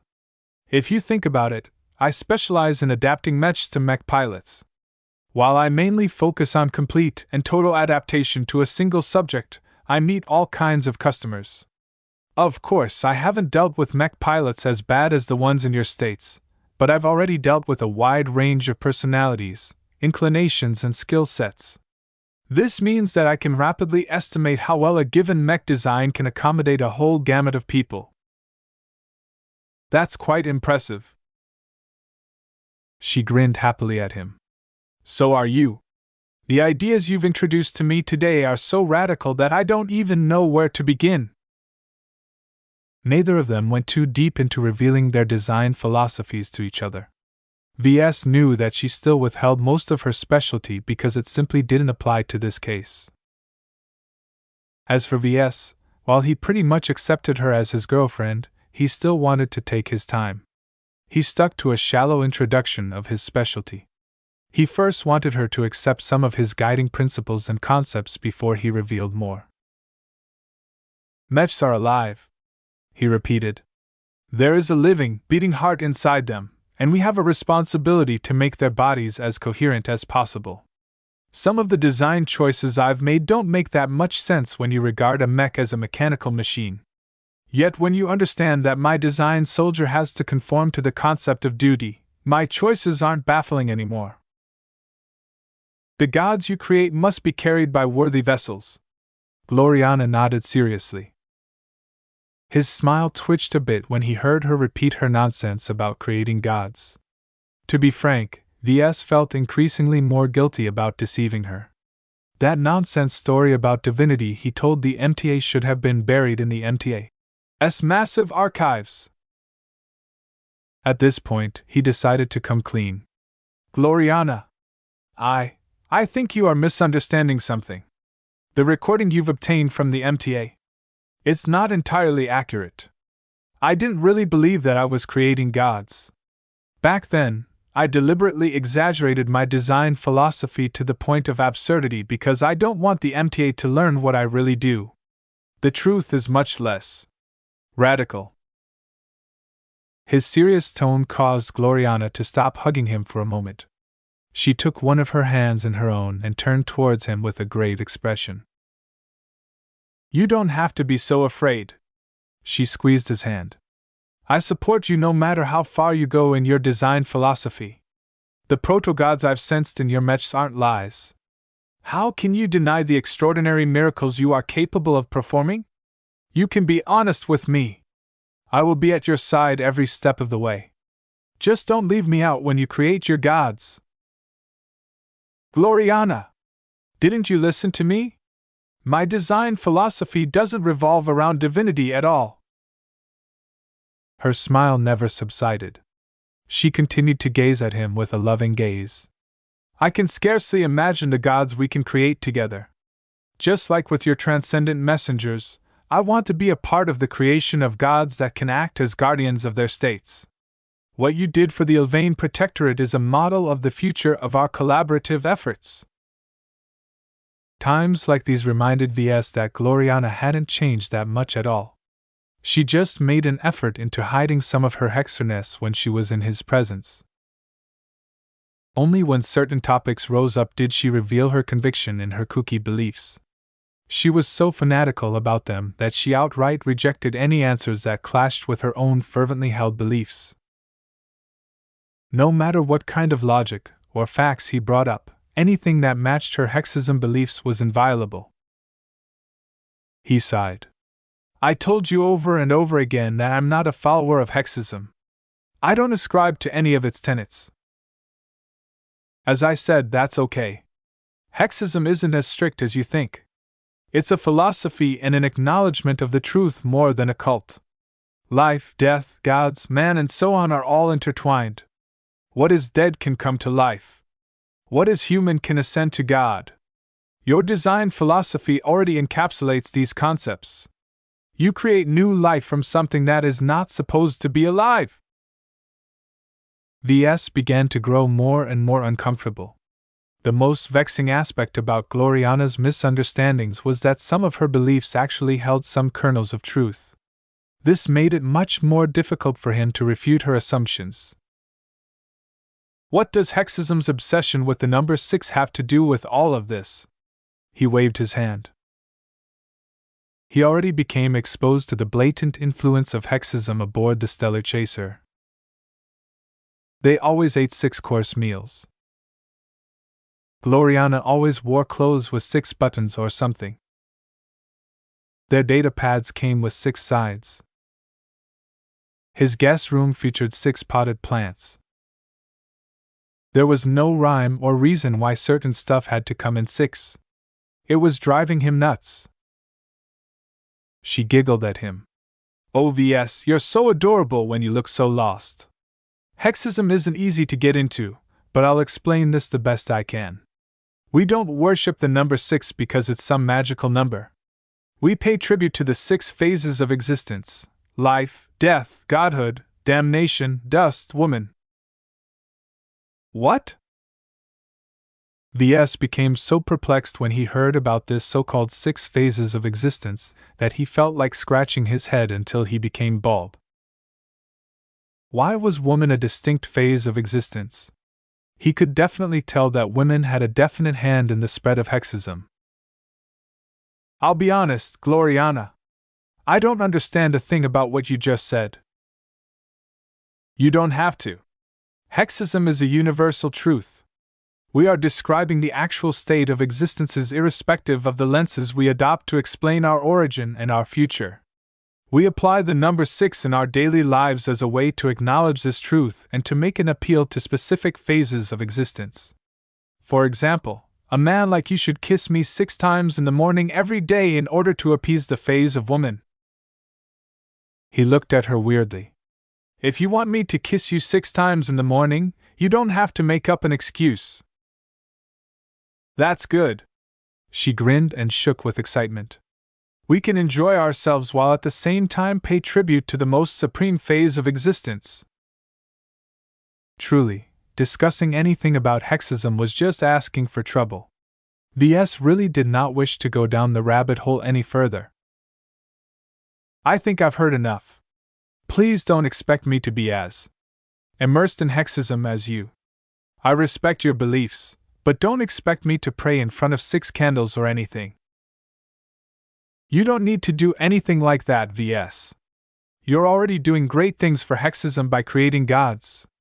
It is a privilege for me to be a part of your efforts into making one of the phases of existence more tangible in the form of your mechs. For the sake of his sanity, Ves outright dropped the subject and pivoted to another topic. Let's go leave this workshop and enjoy the rest of the evening. We've already discussed my desolate soldier design all day. Okay. They finally left the workshop compartment and went to the lounge compartment. They sat on the same love seat as last time with each other's cats resting on their laps. Meow. Lucky looked up at Gloriana with a pleading expression. Oh, you're such a cute and sophisticated cat, Lucky. Gloriana playfully fed him an exotic. Do you approve of me? Do you think I'm a good woman for Ves? Meow. Ever since Ves boarded the Stellar Chaser, Lucky entered into a paradise. Not only did he have Clixie to relieve his boredom, the exotics that Gloriana fed him were much more expensive and potent than the barely worthless space rocks that consisted of his usual diet. As far as he was concerned, Ves should already shack up with Gloriana so that the supply of expensive exotics would never stop. In the meantime, Ves found Clixie to be surprisingly companionable to him. As soon as she realized that he understood her, Clixie began to regard him fondly. Meow. Oh, you want me to scratch you behind your ears? Okay. Meow meow. I'll tell Gloriana that you want more fish in your diet. Meow. Hee hee. You're so soft and fluffy. Lucky doesn't really have fur, so hugging him is like hugging a metal pipe. Once they had their fill of pampering each other's pets, they began to address something of import. Are you still serious about this grand expedition of yours? She asked. I haven't changed my mind.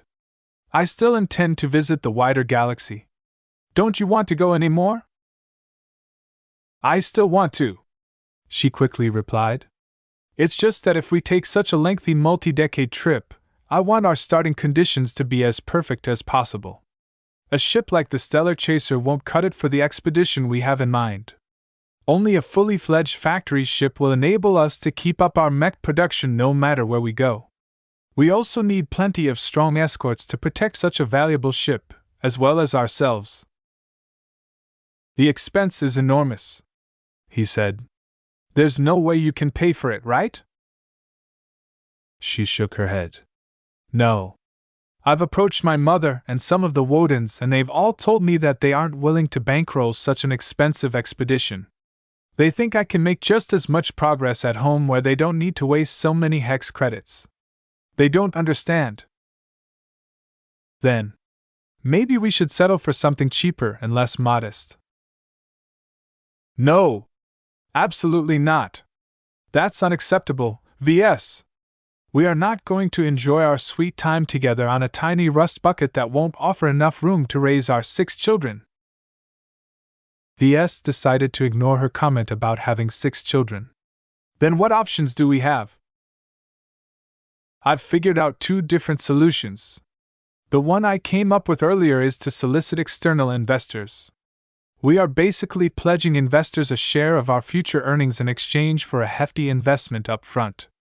Much like any other business. That did not sound attractive to Ves. What about the other option? I only came up with this when you revealed your capabilities to me. Instead of attracting external investment that comes with a lot of strings attached, we should instead earn all of the money ourselves by selling enough masterwork custom mechs to wealthy Hexer clients. Chapter 1521 Masterwork Value. Living together with Gloriana aboard a single ship was an entirely new experience to Ves. While he had to get used to Gloriana's idiosyncrasies such as her expression of her faith, all in all he felt as if he stepped into a paradise. After spending so much time alone, he began to rediscover the pleasures of life. Talking, hugging, kissing and working together with Gloriana brightened his life like never before. Whereas before his life revolved around his work, the addition of a woman by his side introduced a lot of brightness in his daily routine. His days with Gloriana brought so much pleasure and contentment to him that his paranoia flared up from time to time. How could he be so lucky to mesh so well with another mech designer? It sounded too good to be true. For this reason, Ves never let up his vigilance.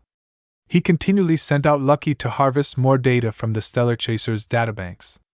He also sent out his spiritual projections to inspect each and every crew member aboard the ship to see if they weren't hidden compact agents or anything. Nothing. Ves found nothing suspicious about his girlfriend among his nightly investigations. She appeared to be exactly as she presented herself as, and that confused him for some time. As someone who frequently lied and resorted to misdirection, he couldn't really understand how Gloriana could be so honest and forthright to everyone. From all of the communication logs he skimmed over, he never got the impression that Gloriana exhibited any hypocrisy or duplicity. She doesn't have to, he realized. The life she has led is different from mine. She never had to fight for her life. She was protected around the clock by well-equipped guards and mechs. She mostly resided in the safest places in the scimitar system and the rest of the hegemony. In addition, Gloriana did not have any interactions with scoundrels, pirates, spies, and other scum. She never needed to adopt a flexible attitude to protect herself or get ahead in life. Her mother and the Woden dynasty had already paved most of the way for her success. Gloriana enjoyed an enviable life. Though she still had to work hard on her account in order to meet her mother's incredibly high expectations, she only needed to be a good mech designer. She didn't even have to sully her hands by engaging in politics, which was an important factor in keeping her pure. It made sense once Ves regarded Gloriana as a product of the Woden dynasty.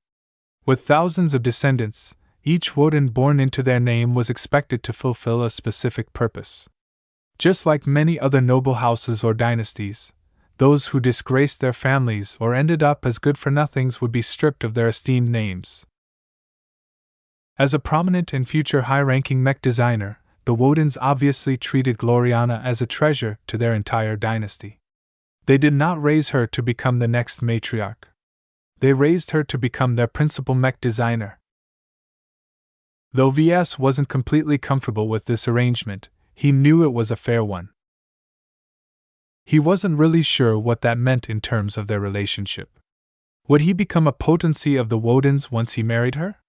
If they expected him to worship the ground that women walked upon, then he would definitely take issue. Still, the joy he gained in his life far outweighed his concerns. In any case, becoming a potency of the Woden dynasty meant he also enjoyed their protection. Nonetheless, if Ves wanted to earn the Woden dynasty's approval, he had to show to them that he could bring much more value to them than any other potential suitor to Gloriana. The suggestions that she put forward troubled him continually. Producing a bunch of masterworks derived from excellent second-class mech designs will kill two birds with one stone, she told him during their cuddling time in the lounge. Their cats cuddled together as well below their feet.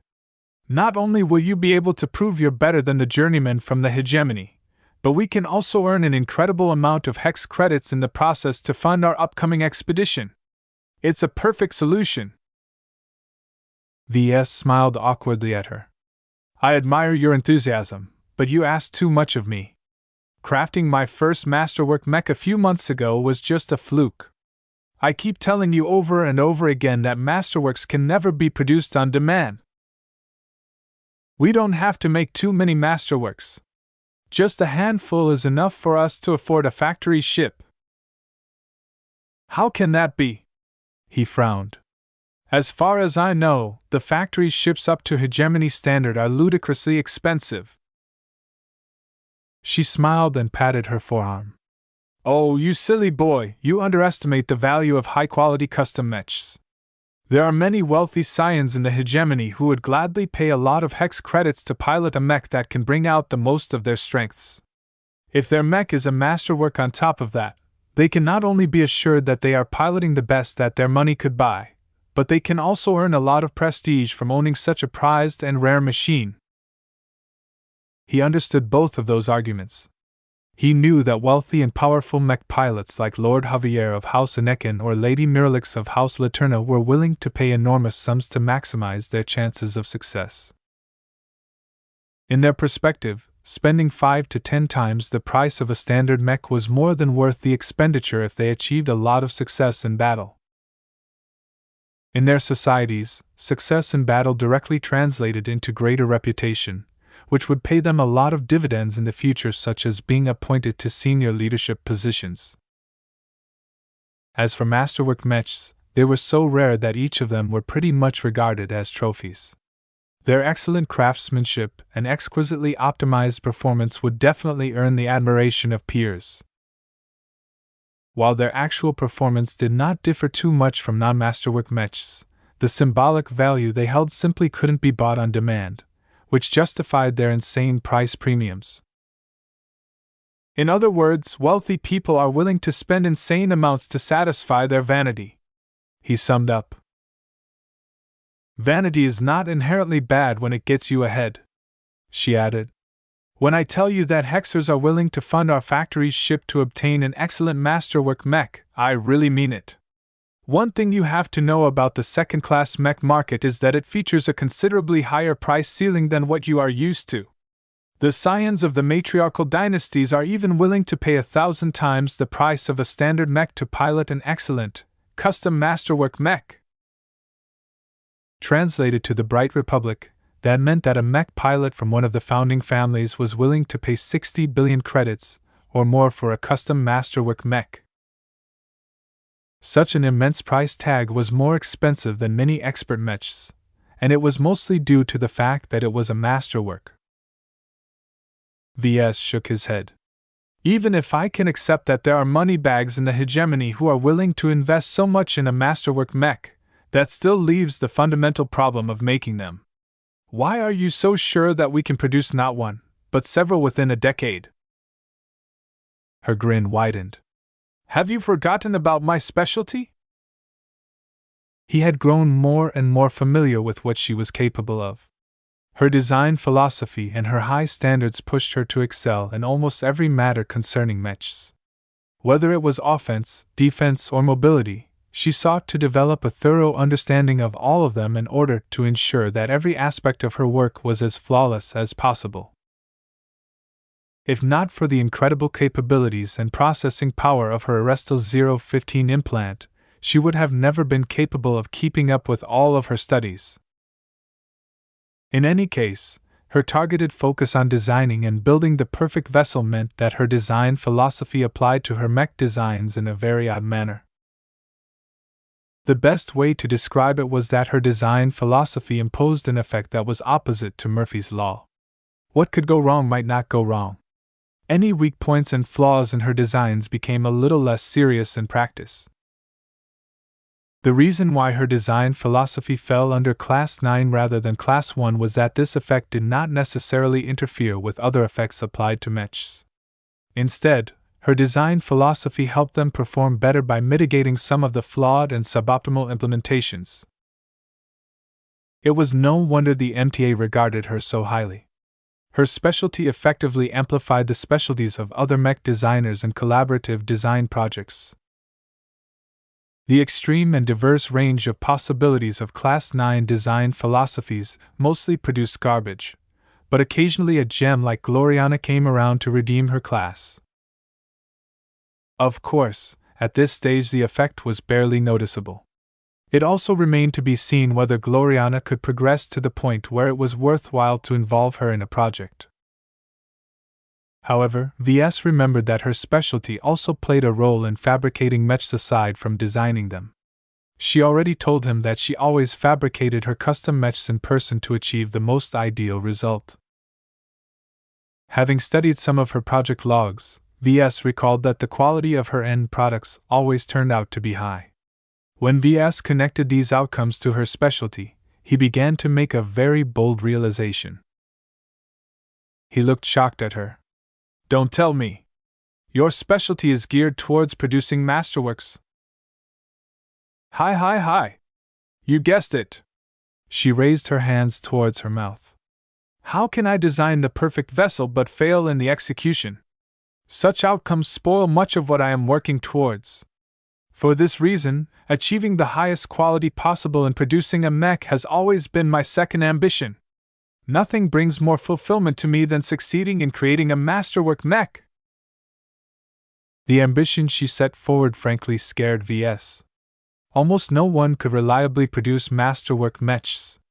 Not even master mech designers could consistently produce them, and some still hadn't managed to produce them despite their formidable skill. From the rumors I've heard, only star designers are able to make masterwork mechs on demand. He spoke. There are exceptions. You know that, right? Some mech designers have managed to achieve this threshold at the master level. You're not a master, Ves pointedly retorted. You're still a journeyman, and a very young one at that. Specialty or not, at this stage in your progression, you are incredibly far away from producing masterworks on a consistent basis. She never let up on her optimism. That may be true, but as long as I make some progress, my chances of making one may become high enough that we can succeed in producing at least a couple of masterworks in the next decade. Why are you so confident? Because I have you, a mech designer who has already built his first masterwork. Do you know how hard I tried to approach the mech designers in the hegemony who have made similar achievements? It's incredibly hard for them to take notice of me, especially because they are already esteemed seniors or masters who prefer to collaborate within their own networks. And you think that working with me can solve this problem? Why not? She smiled. I believe in you, Ves. What's more, I believe that combining our design philosophies will allow us to achieve remarkable results. She sure expected much out of their union. Whether their collaboration projects actually achieved the outcome she expected was still in question. I don't think we'll be able to make enough masterwork mechs to fund our entire grand expedition. He was afraid she would go mad or something if they failed to meet this goal by the time he wanted to depart. Surprisingly, she wasn't as intolerant as he thought. That's okay, Ves. We should just do the best we can and earn as much money as we can make in the next few years. If we still come up short, we can always cover our deficit by drawing upon outside investment. The Woden dynasty and various external parties would be glad to invest in our ventures as long as we show at least some promise together. That sounded a lot more reasonable. Combining both solutions to fund their grand expedition gave them enough flexibility to go forward regardless of their results. Chapter 1522 Retraining and Reforming. As the days went by as their combined fleet made their way out of the Hertog Dominion, Ves made sure to keep in contact with his people. He had to borrow the Stellar Chaser's communication systems to contact others, but he trusted Gloriana enough to refrain from meddling in his affairs. For example, Ves finally heard back from Commander Cinnabar. He accepted his call in his guest room. My entire crew came to a unanimous decision. The bearded man spoke over the comm.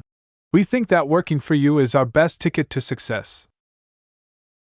That was surprising, How difficult was it for you to convince the doubters to change their minds? To be honest, I didn't have to put too much pressure on them. As soon as I told them that Miss Gloriana Woden is your girl, they connected the dots themselves. In other words, the battle criers did not necessarily base their decision by weighing his own merits.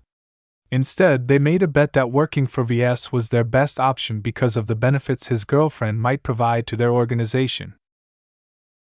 Though VS felt a bit devalued in comparison to his girlfriend, the outcome was nevertheless in his favor.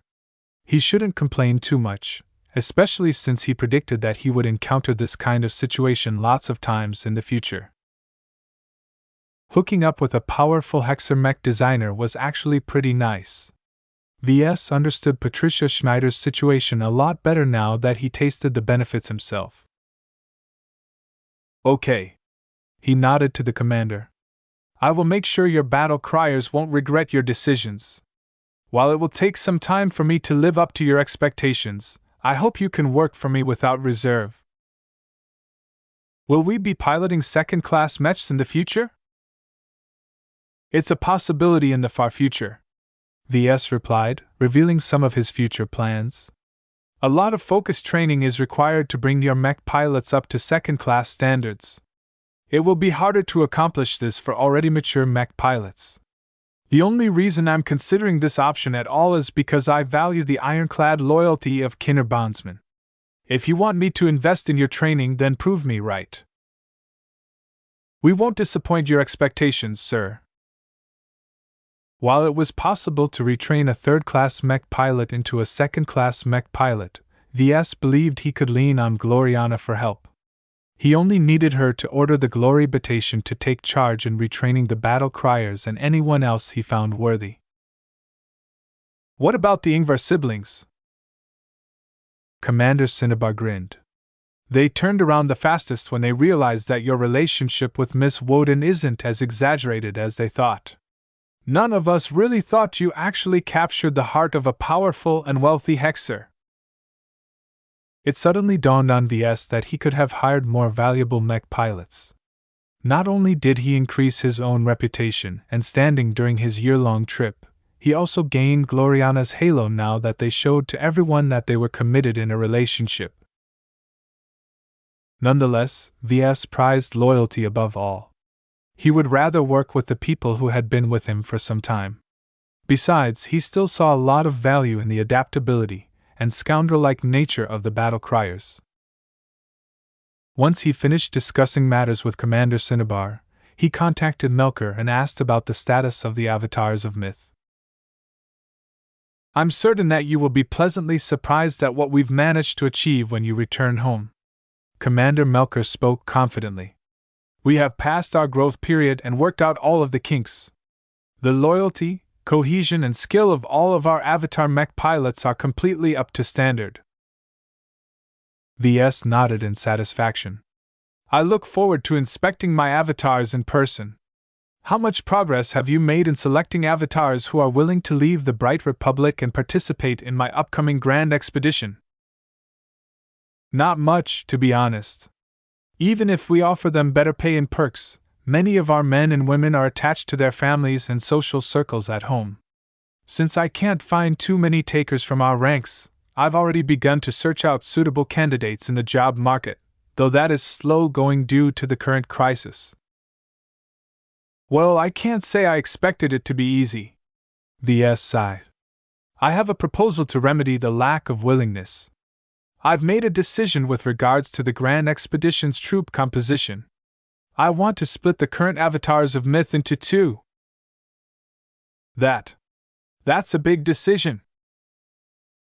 It's the logical decision to make under the circumstances. I originally founded the avatars of myth to serve as my personal mech troop and to demonstrate my products. Due to various reasons, we've been forced to expand the scope of the avatars to provide protection for the LMC. At this point in time, I believe it's best to separate the latter function to a dedicated company force. What is left of the avatars can go back to their roots. So you plan to split off a company force and transfer its ownership to the LMC? VS nodded. Correct. I want you to find a trustworthy leader among the avatars who can lead this offshoot. The company force will basically be charged with providing security to all LMC assets and vital personnel. They will not be tasked to perform any offensive missions or go on any lengthy excursions. While I expect them to maintain some standards, it is not necessary to groom them into elites.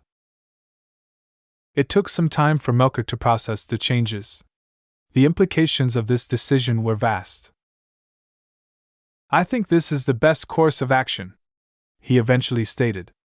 I've sounded out many avatars, and few are actually adventurous and unattached enough to uproot their entire lives on your command. I thought they're supposed to be loyal.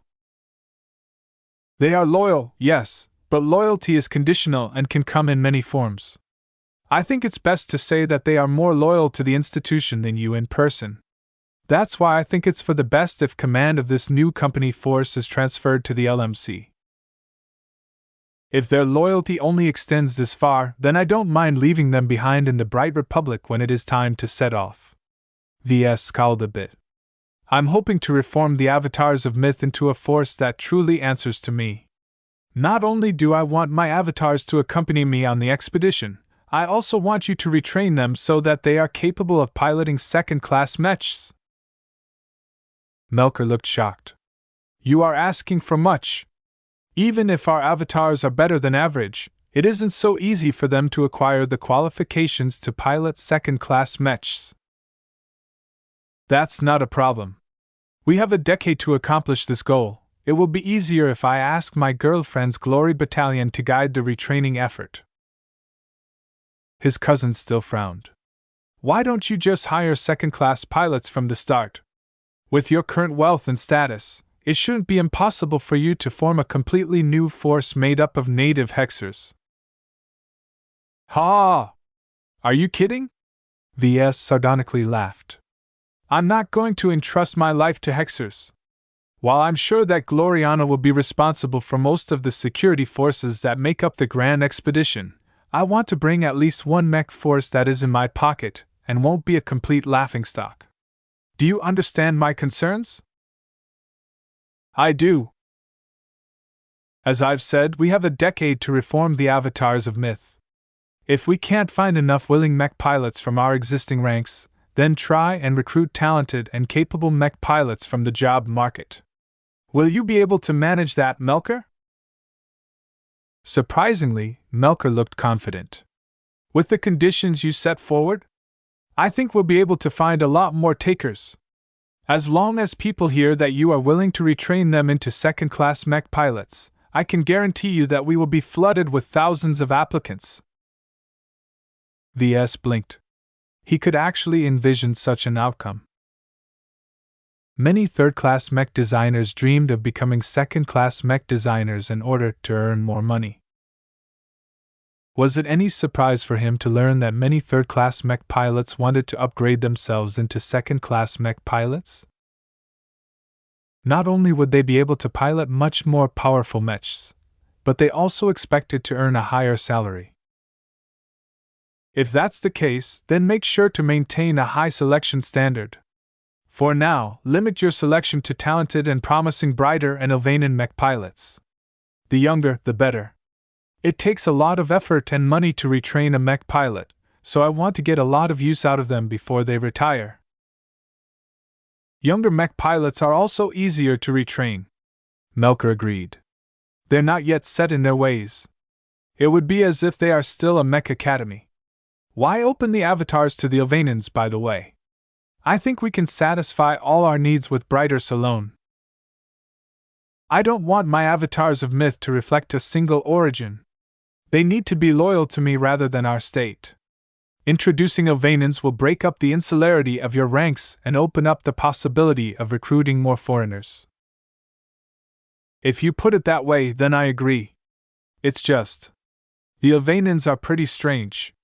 I think a lot of Brighters will take issue with their faith. Kick them out if they can't handle diversity, Ves resolutely stated. The Ilvanan faith is mostly harmless as long as their believers keep their faith to themselves.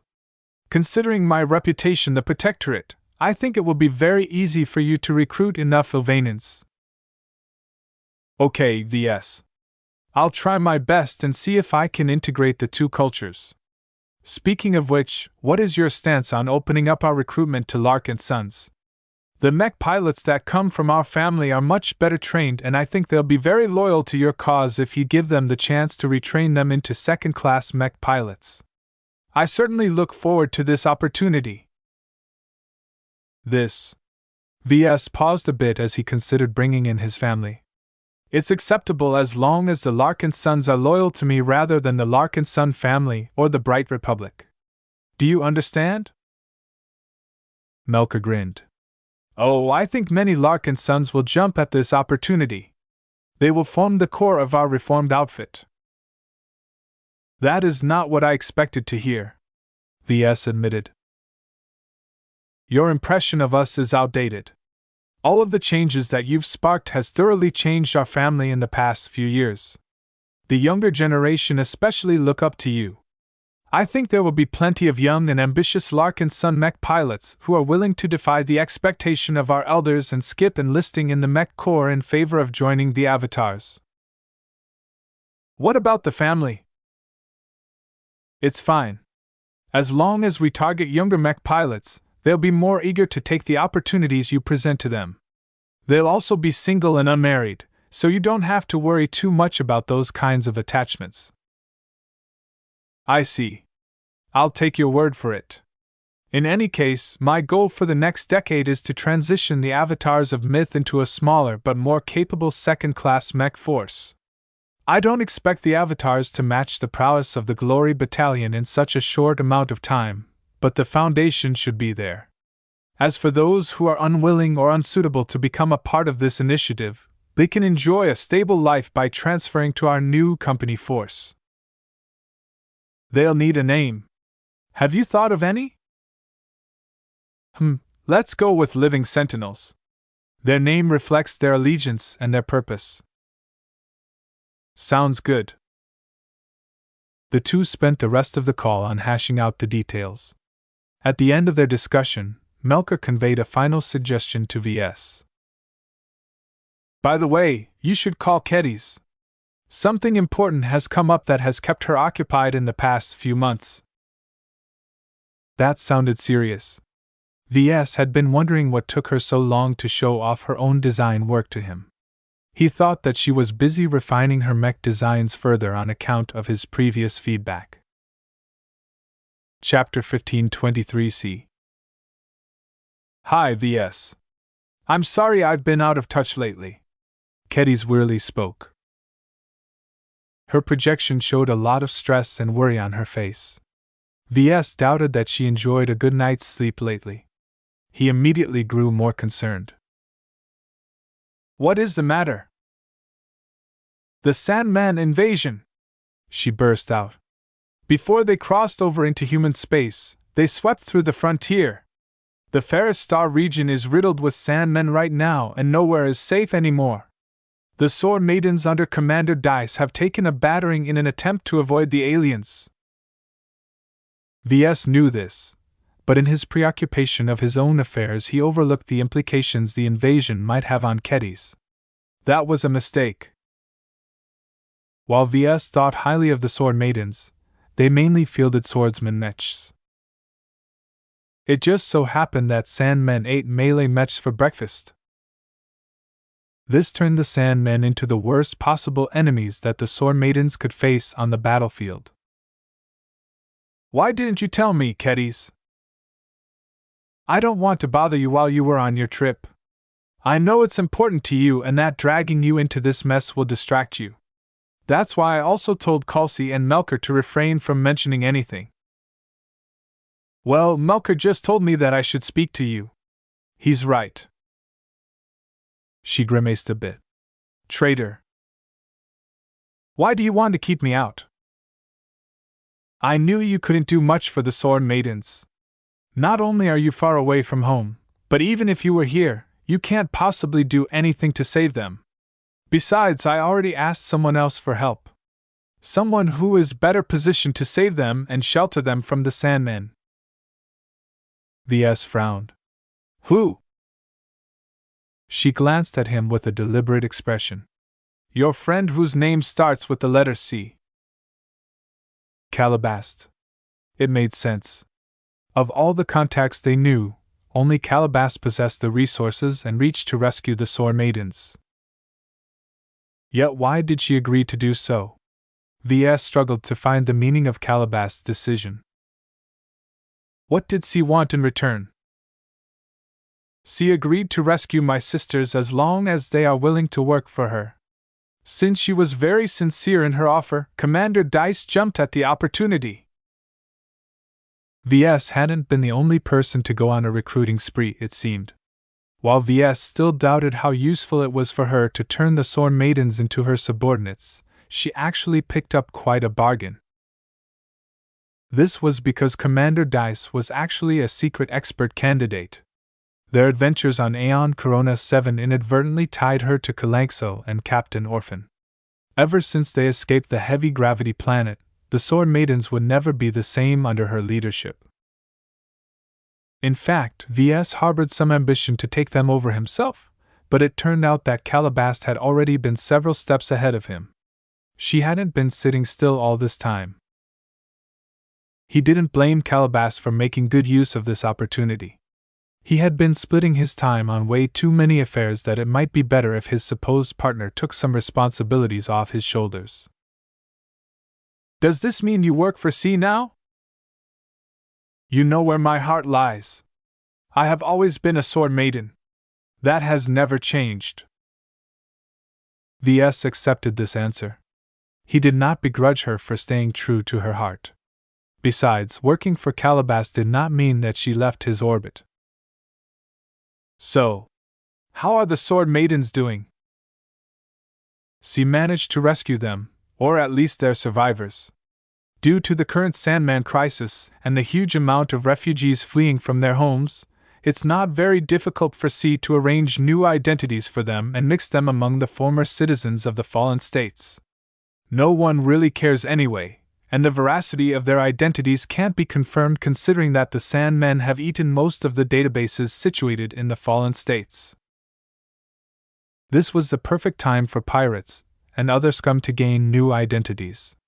With billions or even trillions of refugees and dispossessed citizens on the move, it was extremely easy for someone like Calabast to make the Sword Maidens adopt the identities of those who died. Perhaps her covert actions might have invited some scrutiny during ordinary times, but with how the crisis swamped every administration, there was no way any authority could spare the time to hunt for pirates among the refugees. So what will your sisters be doing? Once they recover and rebuild once again, they'll do whatever C tells them to do. In any case, Commander Dice has hit it off pretty well with our new boss. My sisters are very happy with our savior. That was something that he could easily imagine. Okay. I'm glad to hear that the Sword Maidens have ended up in good hands. What about you? Will you still remain with the LMC? She nodded. I still have much to learn. The Sword Maidens don't need my help right now. Not in my current state. I'm glad to hear that. Whatever you or C decide, I'm willing to accept your choices. As his first student, he wanted the best for Kedis. He did not particularly mind if she stopped working for the LMC, as he now gained a much better helper in the form of Gloriana. It seemed like he needed to have a good talk with Calabast when he returned home. Ves gained the sneaking suspicion that she was up to something. They turned to other topics. Kedis briefly reported about the ongoing testing of the prototype of the Desolate Soldier. So far, none of the test results yielded too many divergences from the simulations. Your mech is really basic but very well put together. Since it's not a very complicated mech, I'll have a report ready for you in the next few days. The short testing period matched his expectations. The Desolate Soldier differed a lot from the Aurora Titan and Transcendent Messenger, both of which required weeks of continuous testing. I look forward to receiving the results, though it sounds like there are only small discrepancies. They quickly ended the call after that, leaving Ves to ruminate over the revelations he heard. It appeared that Calabast was making a move to form the shadow force he always wanted to form. "It's better to leave this matter in the hands of an expert," he muttered. Ves already had his hands full in managing 3 different mech forces under his command. First, he planned to place most of his attention and resources into cultivating the avatars of myth into his premier elite mech troop. He wanted to uplift its mechs and mech pilots to second-class standard. While this took a lot of money and effort, so long as his collaborations with Gloriana bore fruit, Ves didn't think that money would be an issue. Second, he wanted to form a more expendable mech force in the form of the battle criers. Ves planned to utilize the battle criers in a different capacity, and make them do the jobs that would sully the avatars.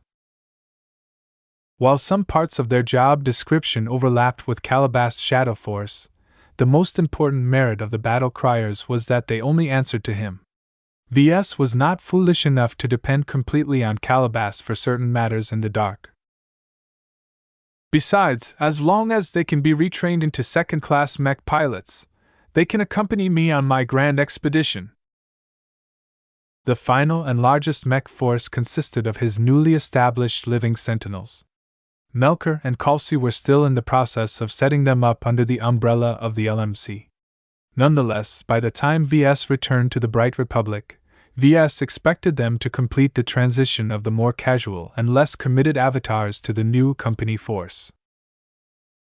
Unlike the former 2 outfits, Ves did not care too much for the living sentinels. The reason why he planned to put them under the LMC's management was because they were beneath his attention. "It's fine if they turn into glorified security guards. They don't need to do anything else." The relentless Sandmen invasion would serve as a useful test for all 3 forces. Once he finished his affairs, he returned to work. During the next few days, Ves received the complete testing report from Kedis. The prototype performed close to his expectations. Nonetheless, the results yielded by the prototype weren't as relevant as he initially expected, as Ves already implemented numerous changes to the Desolate Soldier design. Gloriana already exerted influence on the direction of his work. While the project had already reached a very advanced stage for her to make a bigger contribution, she was already responsible for suggesting numerous small changes. Ves applied the testing results to the second iteration of his mech design as best as possible before ordering the LMC to test his second prototype. Due to Gloriana's meticulousness, Ves was very confident that his second prototype would incorporate a lot less flaws. He believed the Desolate Soldier design was ready to be published as soon as he addressed the flaws revealed by his second prototype. Time began to pass as the fleet raced back to the Bright Republic as fast as possible. Fortunately, many of their ships were quite fast. As long as they took the most direct route by passing through as many port systems as possible, Ves expected to be back within 2 months. That was still too slow in his book. "What's worrying you, Ves?" Gloriana asked as he furrowed his brows after another design session. "It's taking too long to return to the Bright Republic. Already, my competitors at home have already begun to publish the mechs that are adapted to fight the Sandmen threat." Ves gestured his hands towards the terminal, which displayed a catalog of newly introduced mech models. All of them consisted of mechs armed with ballistic and kinetic weapons. Even Professor Ventag published a rifleman mech design that adopted a similar premise to his own work. "It's not too late," she spoke after she briefly studied the competition. "You'll just have to publish your mech design within a week. That means that I won't be able to hold a press conference in person. I've never introduced a new mech design while I was away." Ves. I think you are being a bit too dramatic. Many of the mech models put on the market recently haven't been accompanied by elaborate press conferences. The press and the public have better things to worry about than attending some extravagant product reveal. You don't have to do everything in person. Trust in your company to do its job to market your mech in your stead. Ves really had a difficult time accepting her advice, but eventually he recognized that she had a point. You're right. He slumped. The LMC at its current state already owns a formidable marketing operation. Combined with our existing fanbase, I won't have to be afraid that my desolate soldier will be buried amidst the hundreds of other mech designs that are introduced to the market at this moment. Despite surrendering himself to the circumstances, he still worried a lot about whether his desolate soldier could gain enough momentum upon releases. Other mech designers weren't slacking off in promoting their new products. It was very hard for Ves to put his considerable fame in the Bright Republic to use when he wasn't there to attract the attention of the press. Why not rely on the Ovanan mech market to form momentum for our product? Gloriana suggested with a reassuring smile. From what you've told me, you enjoy many fans there. As soon as you release your desolate soldier model to the Ovanan Protectorate, you can expect to generate a lot of sales at the start. Ves rubbed his chin. You're right. And as long as my desolate soldier is in such a high demand, the mech market of other states will definitely take notice. Only two issues stood in the way. First, he needed to spend some time and effort to adapt his desolate soldier to the tastes of his Ovanan customers. This not only entailed modifying its exterior, but also find some way to introduce an element of the Ovanan faith in the localized variant. Second, he couldn't rely on the mech nursery to produce the desolate soldiers. The LMC's main manufacturing complex should reserve most of its production capacity to fulfill local demand. Exporting copies of the desolate soldier from Cloudy Curtain to the Ovanan Protectorate didn't make much sense anyway. It took too much time to get his mechs in the hands of his Ovanan customers. The best way to solve this problem was if the LMC partnered up with some native Ovanan mech manufacturers. I guess it's time to make a call to a certain woman, he muttered. Chapter 15:24 Strategic Partner. He diverted some time to call Calabast's cover identity. Miss Cecily Curran answered his call promptly from the Ovanan Protectorate. As Ves briefly explained the circumstances of his nearly completed desolate soldier design and his intentions to sell them in the Protectorate, Calabast casually waved her hand. Not a problem, Mr. Larkinson. Through the Living Mech Ovanan Corporation, I have already established partnerships with numerous local manufacturers. As long as your localized variant lives up to its promises, many Ovanans will no doubt favor your products heavily. She went on to explain which mech manufacturers she managed to partner up with. None of them were top-tier companies, and none of them enjoyed the support of a journeyman. These companies don't sound very outstanding. Ves frowned after he absorbed the information. Without partnering up with us, they would have shuttered and failed due to their lack of competitiveness. While we can forge partnerships with better companies, the terms won't be in our favor. Bright martyr or not, journeymen don't work for charity. The advantage of our current arrangement is that we have managed to sign agreements with many mech manufacturers without giving up control. The LMYC can draw on a great amount of production capacity whenever we need it, allowing us to produce hundreds of your mechs a day. She transmitted some documents about the aggregate production capacity at their disposal. Ves became rather shocked at how many mech manufacturers agreed to partner up with the LMYC. Though any individual mech company wasn't worth his time, when their numbers accumulated into the dozens, their production capacity far surpassed that of the mech nursery. Good job, Miss Cecily, Ves reluctantly said. These partnerships couldn't have come at a better time.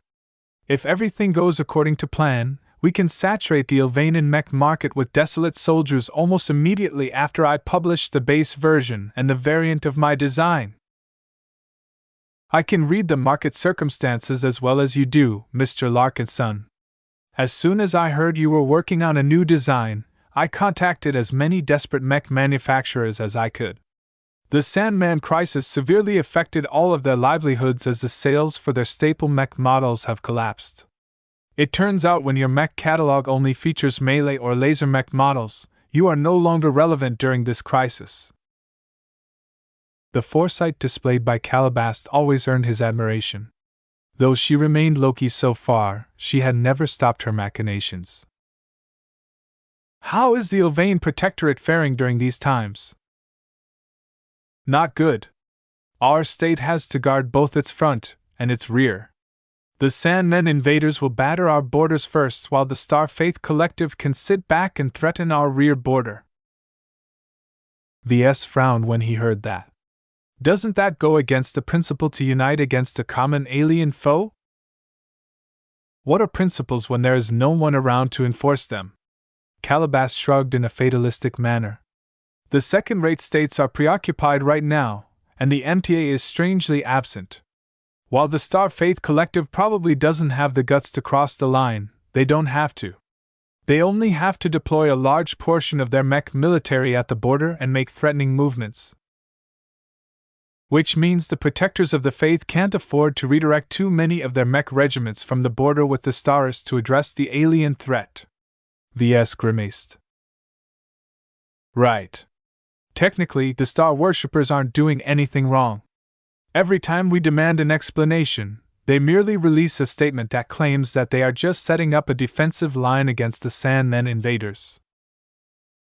The sad part about this situation was that they weren't wrong. The Stars wanted to kill two birds with one stone. By deploying their mech military in such a fashion, they not only increased the odds that the Ylvain Protectorate would fall, but also have their forces in place to repel the Sandmen forces that the Ylvainian forces had already weakened. It was such a dirty move that Ves could only scratch his head at the audacity of the Star Worshippers. Normally, their actions would have invited censure from the MTA or the surrounding states. But with everyone so preoccupied with their own matters, the Stars made a bold bet that no one would have the time to spare their attention on this insignificant matter. Does this mean the Protectorate is likely to fall? Miss Cecily smirked at him over the calm. Don't count us out yet, Mr. Larkinson. The Cronins haven't made the best impression lately, but they are anything but weak. She sounded awfully confident about the Protectorate, so Ves no longer concerned himself with their problems. What about you? He asked. How are you doing? My position here is stabilized. I set out to build a foundation in the Ylvain Protectorate, and I have succeeded. While the Sandman invasion has thrown a wrench in my plan, I am still confident for the future. I heard that you picked up some strays during the crisis. As I should. She smiled meaningfully at him. Due to the unsecure comm channel, they couldn't go in too deep. I advise you to do the same. An uncountable number of refugees have fled from the border states to the states in the rear. Many of these refugees are worthless, but not all. Mech designers, mech technicians, mech pilots and more have lost their homes and their possessions. Many of them are so desperate that they will eagerly accept any help. I've already instructed my subordinates to sift through the refugees settled on the planet for any useful manpower. He did not expect that much results to come from this search. The truly valuable individuals would have traveled aboard better starships and be able to approach powerful organizations for shelter. They wouldn't have been left destitute to the point where the Bright Republic dismissively dumped them onto rural planets. Do the best you can to take advantage of this crisis. Once the Sandman invasion dies down, all of the territory left in the wake of the aliens are ripe for the picking. A chortle escaped from his threat. We have to survive the onslaught first. After a bit more discussion, Ves was about to end the call. The questions that he really wanted to ask had to wait until he could visit her in person. Now that he conveyed his initial request and found out that Calabast didn't appear to be concerned, he could rest easy for the moment. Mr. Larkinson, please wait a moment. She raised her elegant hand. Before you go, let me leave you with 2 warnings. First, your recent rise to prominence has led to severe shifts within your Larkinson family. Don't underestimate the impact you have on your family's long-standing traditions. Second, no matter what disaster might occur, don't act like a fool and get entangled in affairs that are greater than you. Not every problem is your problem. Was Calabast afraid that he would place his life in the line to defend the Bright Republic against the Sandmen? I have a duty to assist my home state, he stated with some conviction. If the Bright Republic is in trouble, I won't stand by without doing my best. Having worked so long on the desolate soldier, Ves constantly honed his mind with duty. Some of it still lingered even when he wasn't actively working on his design. You're just a mech designer. Isn't that your tagline? Calabast sighed at him. Your only purpose in life is to design mechs for other people to use. Nowhere does it state that you have to place yourself in the line of fire and spit at your enemies. He knew that, but he still felt restless at the thought of leaving his home state to its mercy. The Larkinson blood within him compelled him to do more, but it was hard to imagine he could do anything against an inflexible foe like the Sandmen. The call ended soon after. Ves mulled over Calabast's words for a bit but did not let it distract him from his current priorities. Right now, readying the desolate soldier for release demanded his total attention. As soon as he rejoined Gloriana back at the workshop compartment, she hugged him with much greater affection than usual. Hi! You're back! She cheered. Of course I'm back. There is always work to be done. As Ves sat down at his seat behind a terminal, Gloriana shifted up to him and hugged him closer. Hey! What's the matter? Nothing. She cutely shook her head. I just want to make sure you still like me, that's all. Of course I do. She pressed her finger against his chest and started to draw circles on his dress shirt. Well, you just had a call with a woman you consider your partner. She's just a strategic partner to me, he reassured her. He knew that Gloriana and Calabast held a private chat with each other one time, but he had no idea what kind of accord they reached. I doubt she's interested in me the way I do. I'm not her type. You never know. While I'm already aware of your brilliance, I'm afraid that woman will change her mind once she realizes how exceptional you truly are. I won't hold back if she thinks she can encroach upon my territory. Oh, out of the three of them, Calabast probably knew him the best. In his eyes, Gloriana's fears were unfounded. Are you jealous? He asked with an amused smile. Her palms slapped against his chest. Don't joke around, Ves. That woman is poisonous. You have no reason to cast your puppy eyes in her direction when I'm around. I know it frustrates you that we can't express our intimacy to each other, but please be patient. As long as we work hard enough, you'll definitely earn my mother's approval in time. Though Ves found her apparent distress amusing, he didn't have the heart to keep her suffering. He hugged her back and kissed her cheek. You misunderstand, Gloriana. I only have eyes for you. I'm not the kind of scumbag who will cheat on you, and I have never considered that woman to be anything other than a strategic partner. Instead of worrying your pretty little head over these non-existent problems, why not get back to work? I still need to develop a variant and put the finishing touches on the desolate soldier design.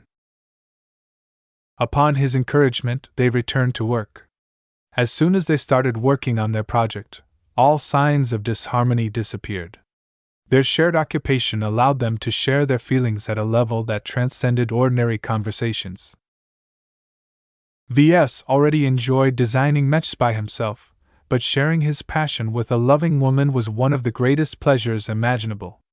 He could hardly imagine going back to returning to his hermit ways and working on his designs all by his lonesome self. Though his productivity declined a bit because he constantly had to work in tandem with Gloriana, the exchange of insights and the bouncing of ideas led to much more fruitful gains. Not only were they able to achieve significantly better results, they also learned much more in the process. All the while, Ves also became more and more familiar with her design philosophy, while Gloriana understood more of their principles. Days went by as his subordinates back home tested the second prototype as fast as possible. When Kitties transmitted the results to Ves, he discovered that the solutions suggested by Gloriana did not yield a lot of problems. "That's pretty good." The lack of any major issues meant that Ves possessed the confidence to make his third iteration of the Desolate Soldier design the final one. He only took the time to address some of the minor problems that had emerged from the testing into the base version and his newly developed variant. Since Ves placed a lot of importance on the Ilvanins to propel his new products to success, he did not dare to neglect this side project. Both Ves and Gloriana meticulously began to apply their strengths to the localized variant. "What will you call it, Ves?" "I call it the Holy Soldier. Faith is just as important as duty to the Ilvanins.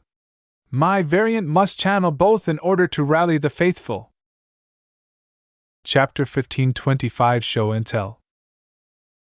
Designed solely for the Protectorate's mech market, the Holy Soldier was mostly a cosmetic spin on the Desolate Soldier. Ves added some aesthetic decoration to the mostly bare frame of the Desolate Soldier in the form of religious iconography and symbols. This was just one aspect of change. The other aspect concerned its spiritual nature, and was just as important if not more so to the Holy Soldier's success in the Protectorate's mech market. Despite the makeover, his variant still resembled the Desolate Soldier in contour and many other aspects. One of the most distinguishing touches he added at the end was the rescue particle generator. Ves refrained from incorporating it in his previous Devil Tiger project, but he didn't want to leave it out this time. While the rescue particle generator was just a tiny component, adding it to the Desolate Soldier design and its variants still added a small burden to their designs. Fortunately, with the help of Gloriana, he minimized the impact of its addition. He puzzled more over how he wanted to express its visual impact. "You always turn every mech design into a work of art," Gloriana observed as she cuddled up next to him. "To be honest, I don't entirely approve. Adding superfluent components and decorations to your mech affects its performance. The reason why most mech designers haven't followed suit is because the spec sheets of her products will look worse. The performance drop is minor, especially if I'm careful about it. To me, the technical performance of a mech is not the sole factor in determining whether it's a good product. How people react to my mech is just a factor in determining its effectiveness. If a mech looks impressive, it can lift up the mech pilot's confidence and boost the morale of friendlies. If my artistic expression can allow the mech pilot to become 5% more effective in exchange for a single percent performance drop, then that is more than worth the trade-off." Though Gloriana understood his logic, it conflicted with her own principles. She placed a very high importance on the technical excellence of her mechs. To sacrifice performance for visual flair was difficult for her to accept. Nonetheless, her definition of perfect vessel was not as inflexible as Ves initially thought. Having worked alongside her many days now, he learned the best way to make her swallow something different was to convince her that it produced a better outcome on the battlefield. After a bit of time, she reluctantly nodded. "Morale and courage can't be measured. It's not surprising for mech designers to neglect the impact their products have on the attitudes of the mech pilots and other friends. You know more than me on this front. If you look at the battle reports of my mech models, you'll see that a lot of victories have been achieved because the mech pilots of my products have performed better than expected." Since Ves managed to resolve Gloriana's difficulties, they continued to work together to integrate the rescue particle generator in the two designs. What Ves hoped to see was entire formations of Desolate Soldiers or Holy Soldiers firing at the Sandmen invaders in unison. He wanted to enhance the visual impact of witnessing so many identical mechs fighting in unison, knowing that if the footage became more striking, those who watched it became more interested in the mechs. Since Ves still wanted to keep the Desolate Soldier and its variant as simple as possible, he limited his implementation to a small module affixed into chest plating of the mech. The module was easily installable and removable. Its impact on the mech was kept to a minimum. Its only purpose was to release a simple vapor trail from the position of the heart of a human body. Ves set the default tint of this vapor trail as orange, but its owners could opt to change the tint to any shade they wished, allowing it to match their outfit or regimental colors. For example, Ves turned the vapor trail white for the holy soldier to symbolize the purity of the Ilvanan faith. "I like how it looks." Gloriana tentatively nodded as they studied a simulation of how the rescue particle generator performed in a theoretical battle. "It only works best when the mech is flying backwards, though. Against typical Sandmen threats, my mechs will predominantly be asked to fire at the Sandmen while maintaining distance as much as possible. I like how the Desolate Soldier and the Holy Soldier both resemble each other in this regard. Despite their differences, it's immediately apparent that they belong to the same product line."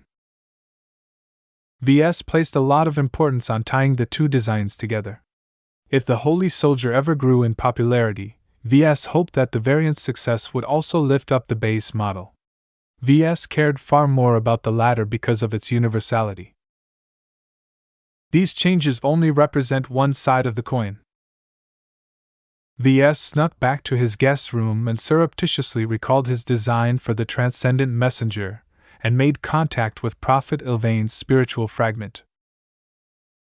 To his surprise, the spiritual fragment felt much stronger now. Though he only recreated it from a tiny spiritual remnant of the original prophet, it somehow grew exceedingly fast. Though it was still a way off from reaching the level of an ace pilot, Ves believed that it was only a matter of time. No matter how the spiritual fragment grew so fast, Ves still had a job to do. He made his request.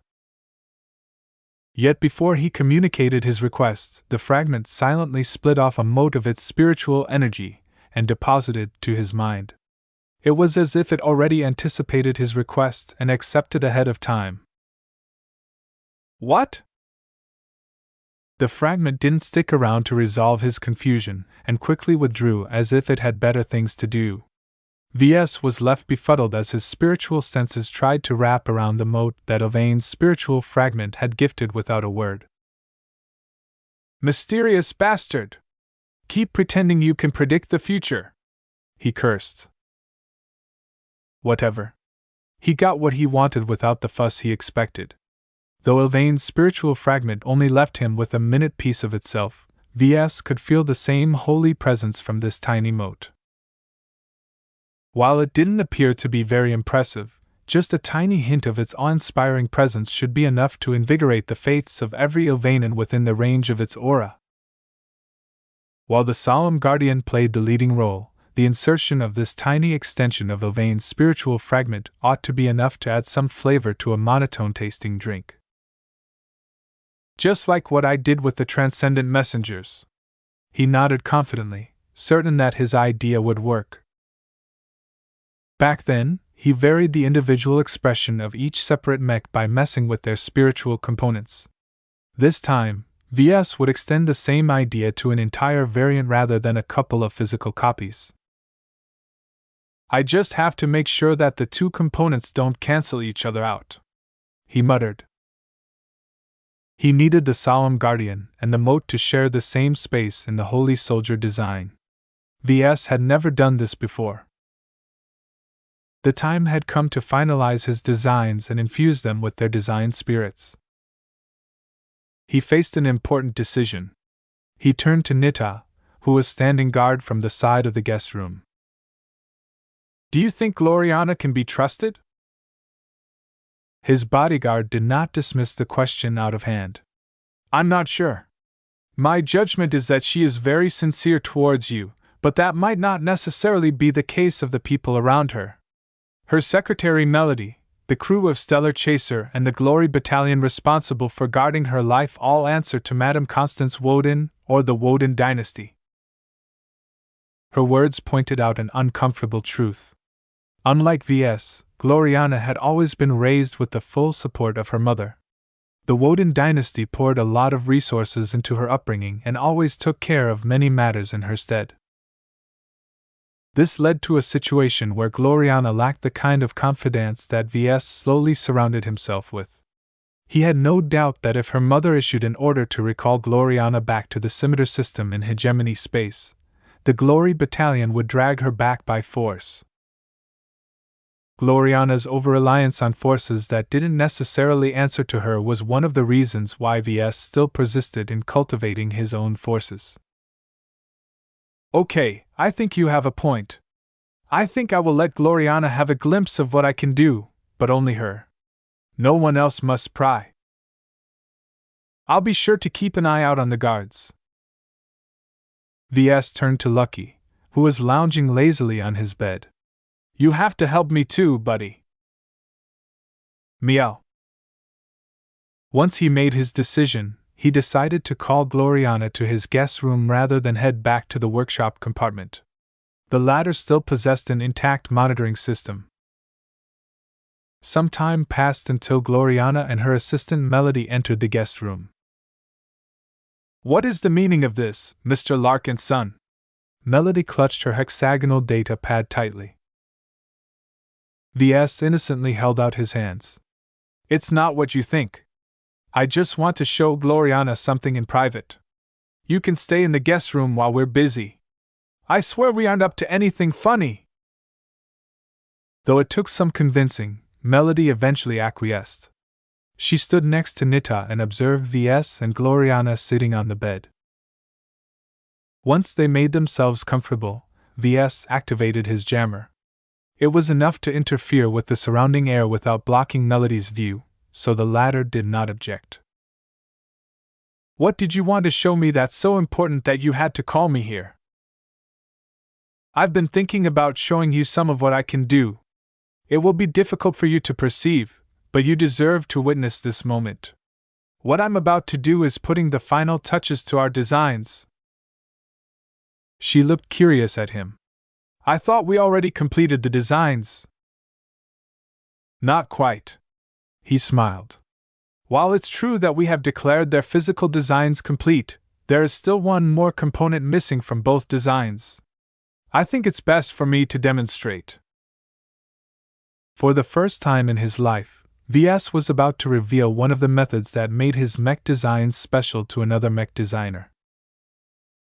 While Nita already witnessed him in action before, her lack of understanding towards mechs had mostly left her in the dark. Someone like Gloriana would be able to pick up a lot more. Not only because she understood mechs as well as him, but also because she was a spiritually strong individual. Even if her spiritual perception was nowhere close to his own, she should still be able to sense something. Ves silently activated his comm and projected two of his designs. At the same time, he concentrated his mind while dragging one of the pistons to his side.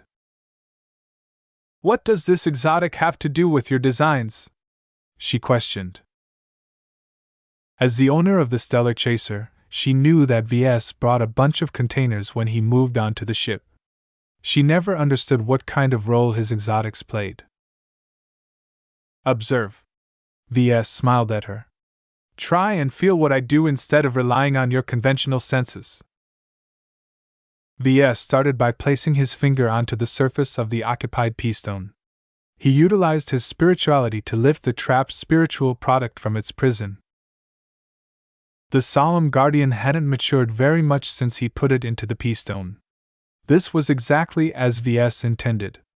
It still emanated a pure and innocent aura of duty. The moment Ves pulled it out, Gloriana shifted a bit. It appeared she sensed something remarkable, but she failed to spot anything with her eyes. Without explaining anything, Ves ushered the solemn guardian into the desolate soldier design. As if sensing the immense compatibility between the two, the solemn guardian did not resist the move. Once it settled into the conceptual space of the desolate soldier design, the newly installed design spirit quickly melded into its new home, instantly empowering its X-factor to greater heights. Ves! Gloriana gasped. Your design suddenly changed. It feels so much more remarkable, just like the Aurora Titan and your other designs. Did you just infuse it with one of your proto-gods? Ves did not want to admit it directly. I added in the final component. Pay careful attention to what I do next. He retrieved the mote of Ylvain's spiritual fragment and put it into the Holy Soldier design. Next, he began to do something he always theorized but never put into action before. He projected his spirituality and applied it towards the Solemn Guardian. He conveyed a request to the spiritual product. Some time passed before the Solemn Guardian suddenly projected itself onto the Holy Soldier design. The variant's close similarity to the Desolate Soldier made this interaction possible.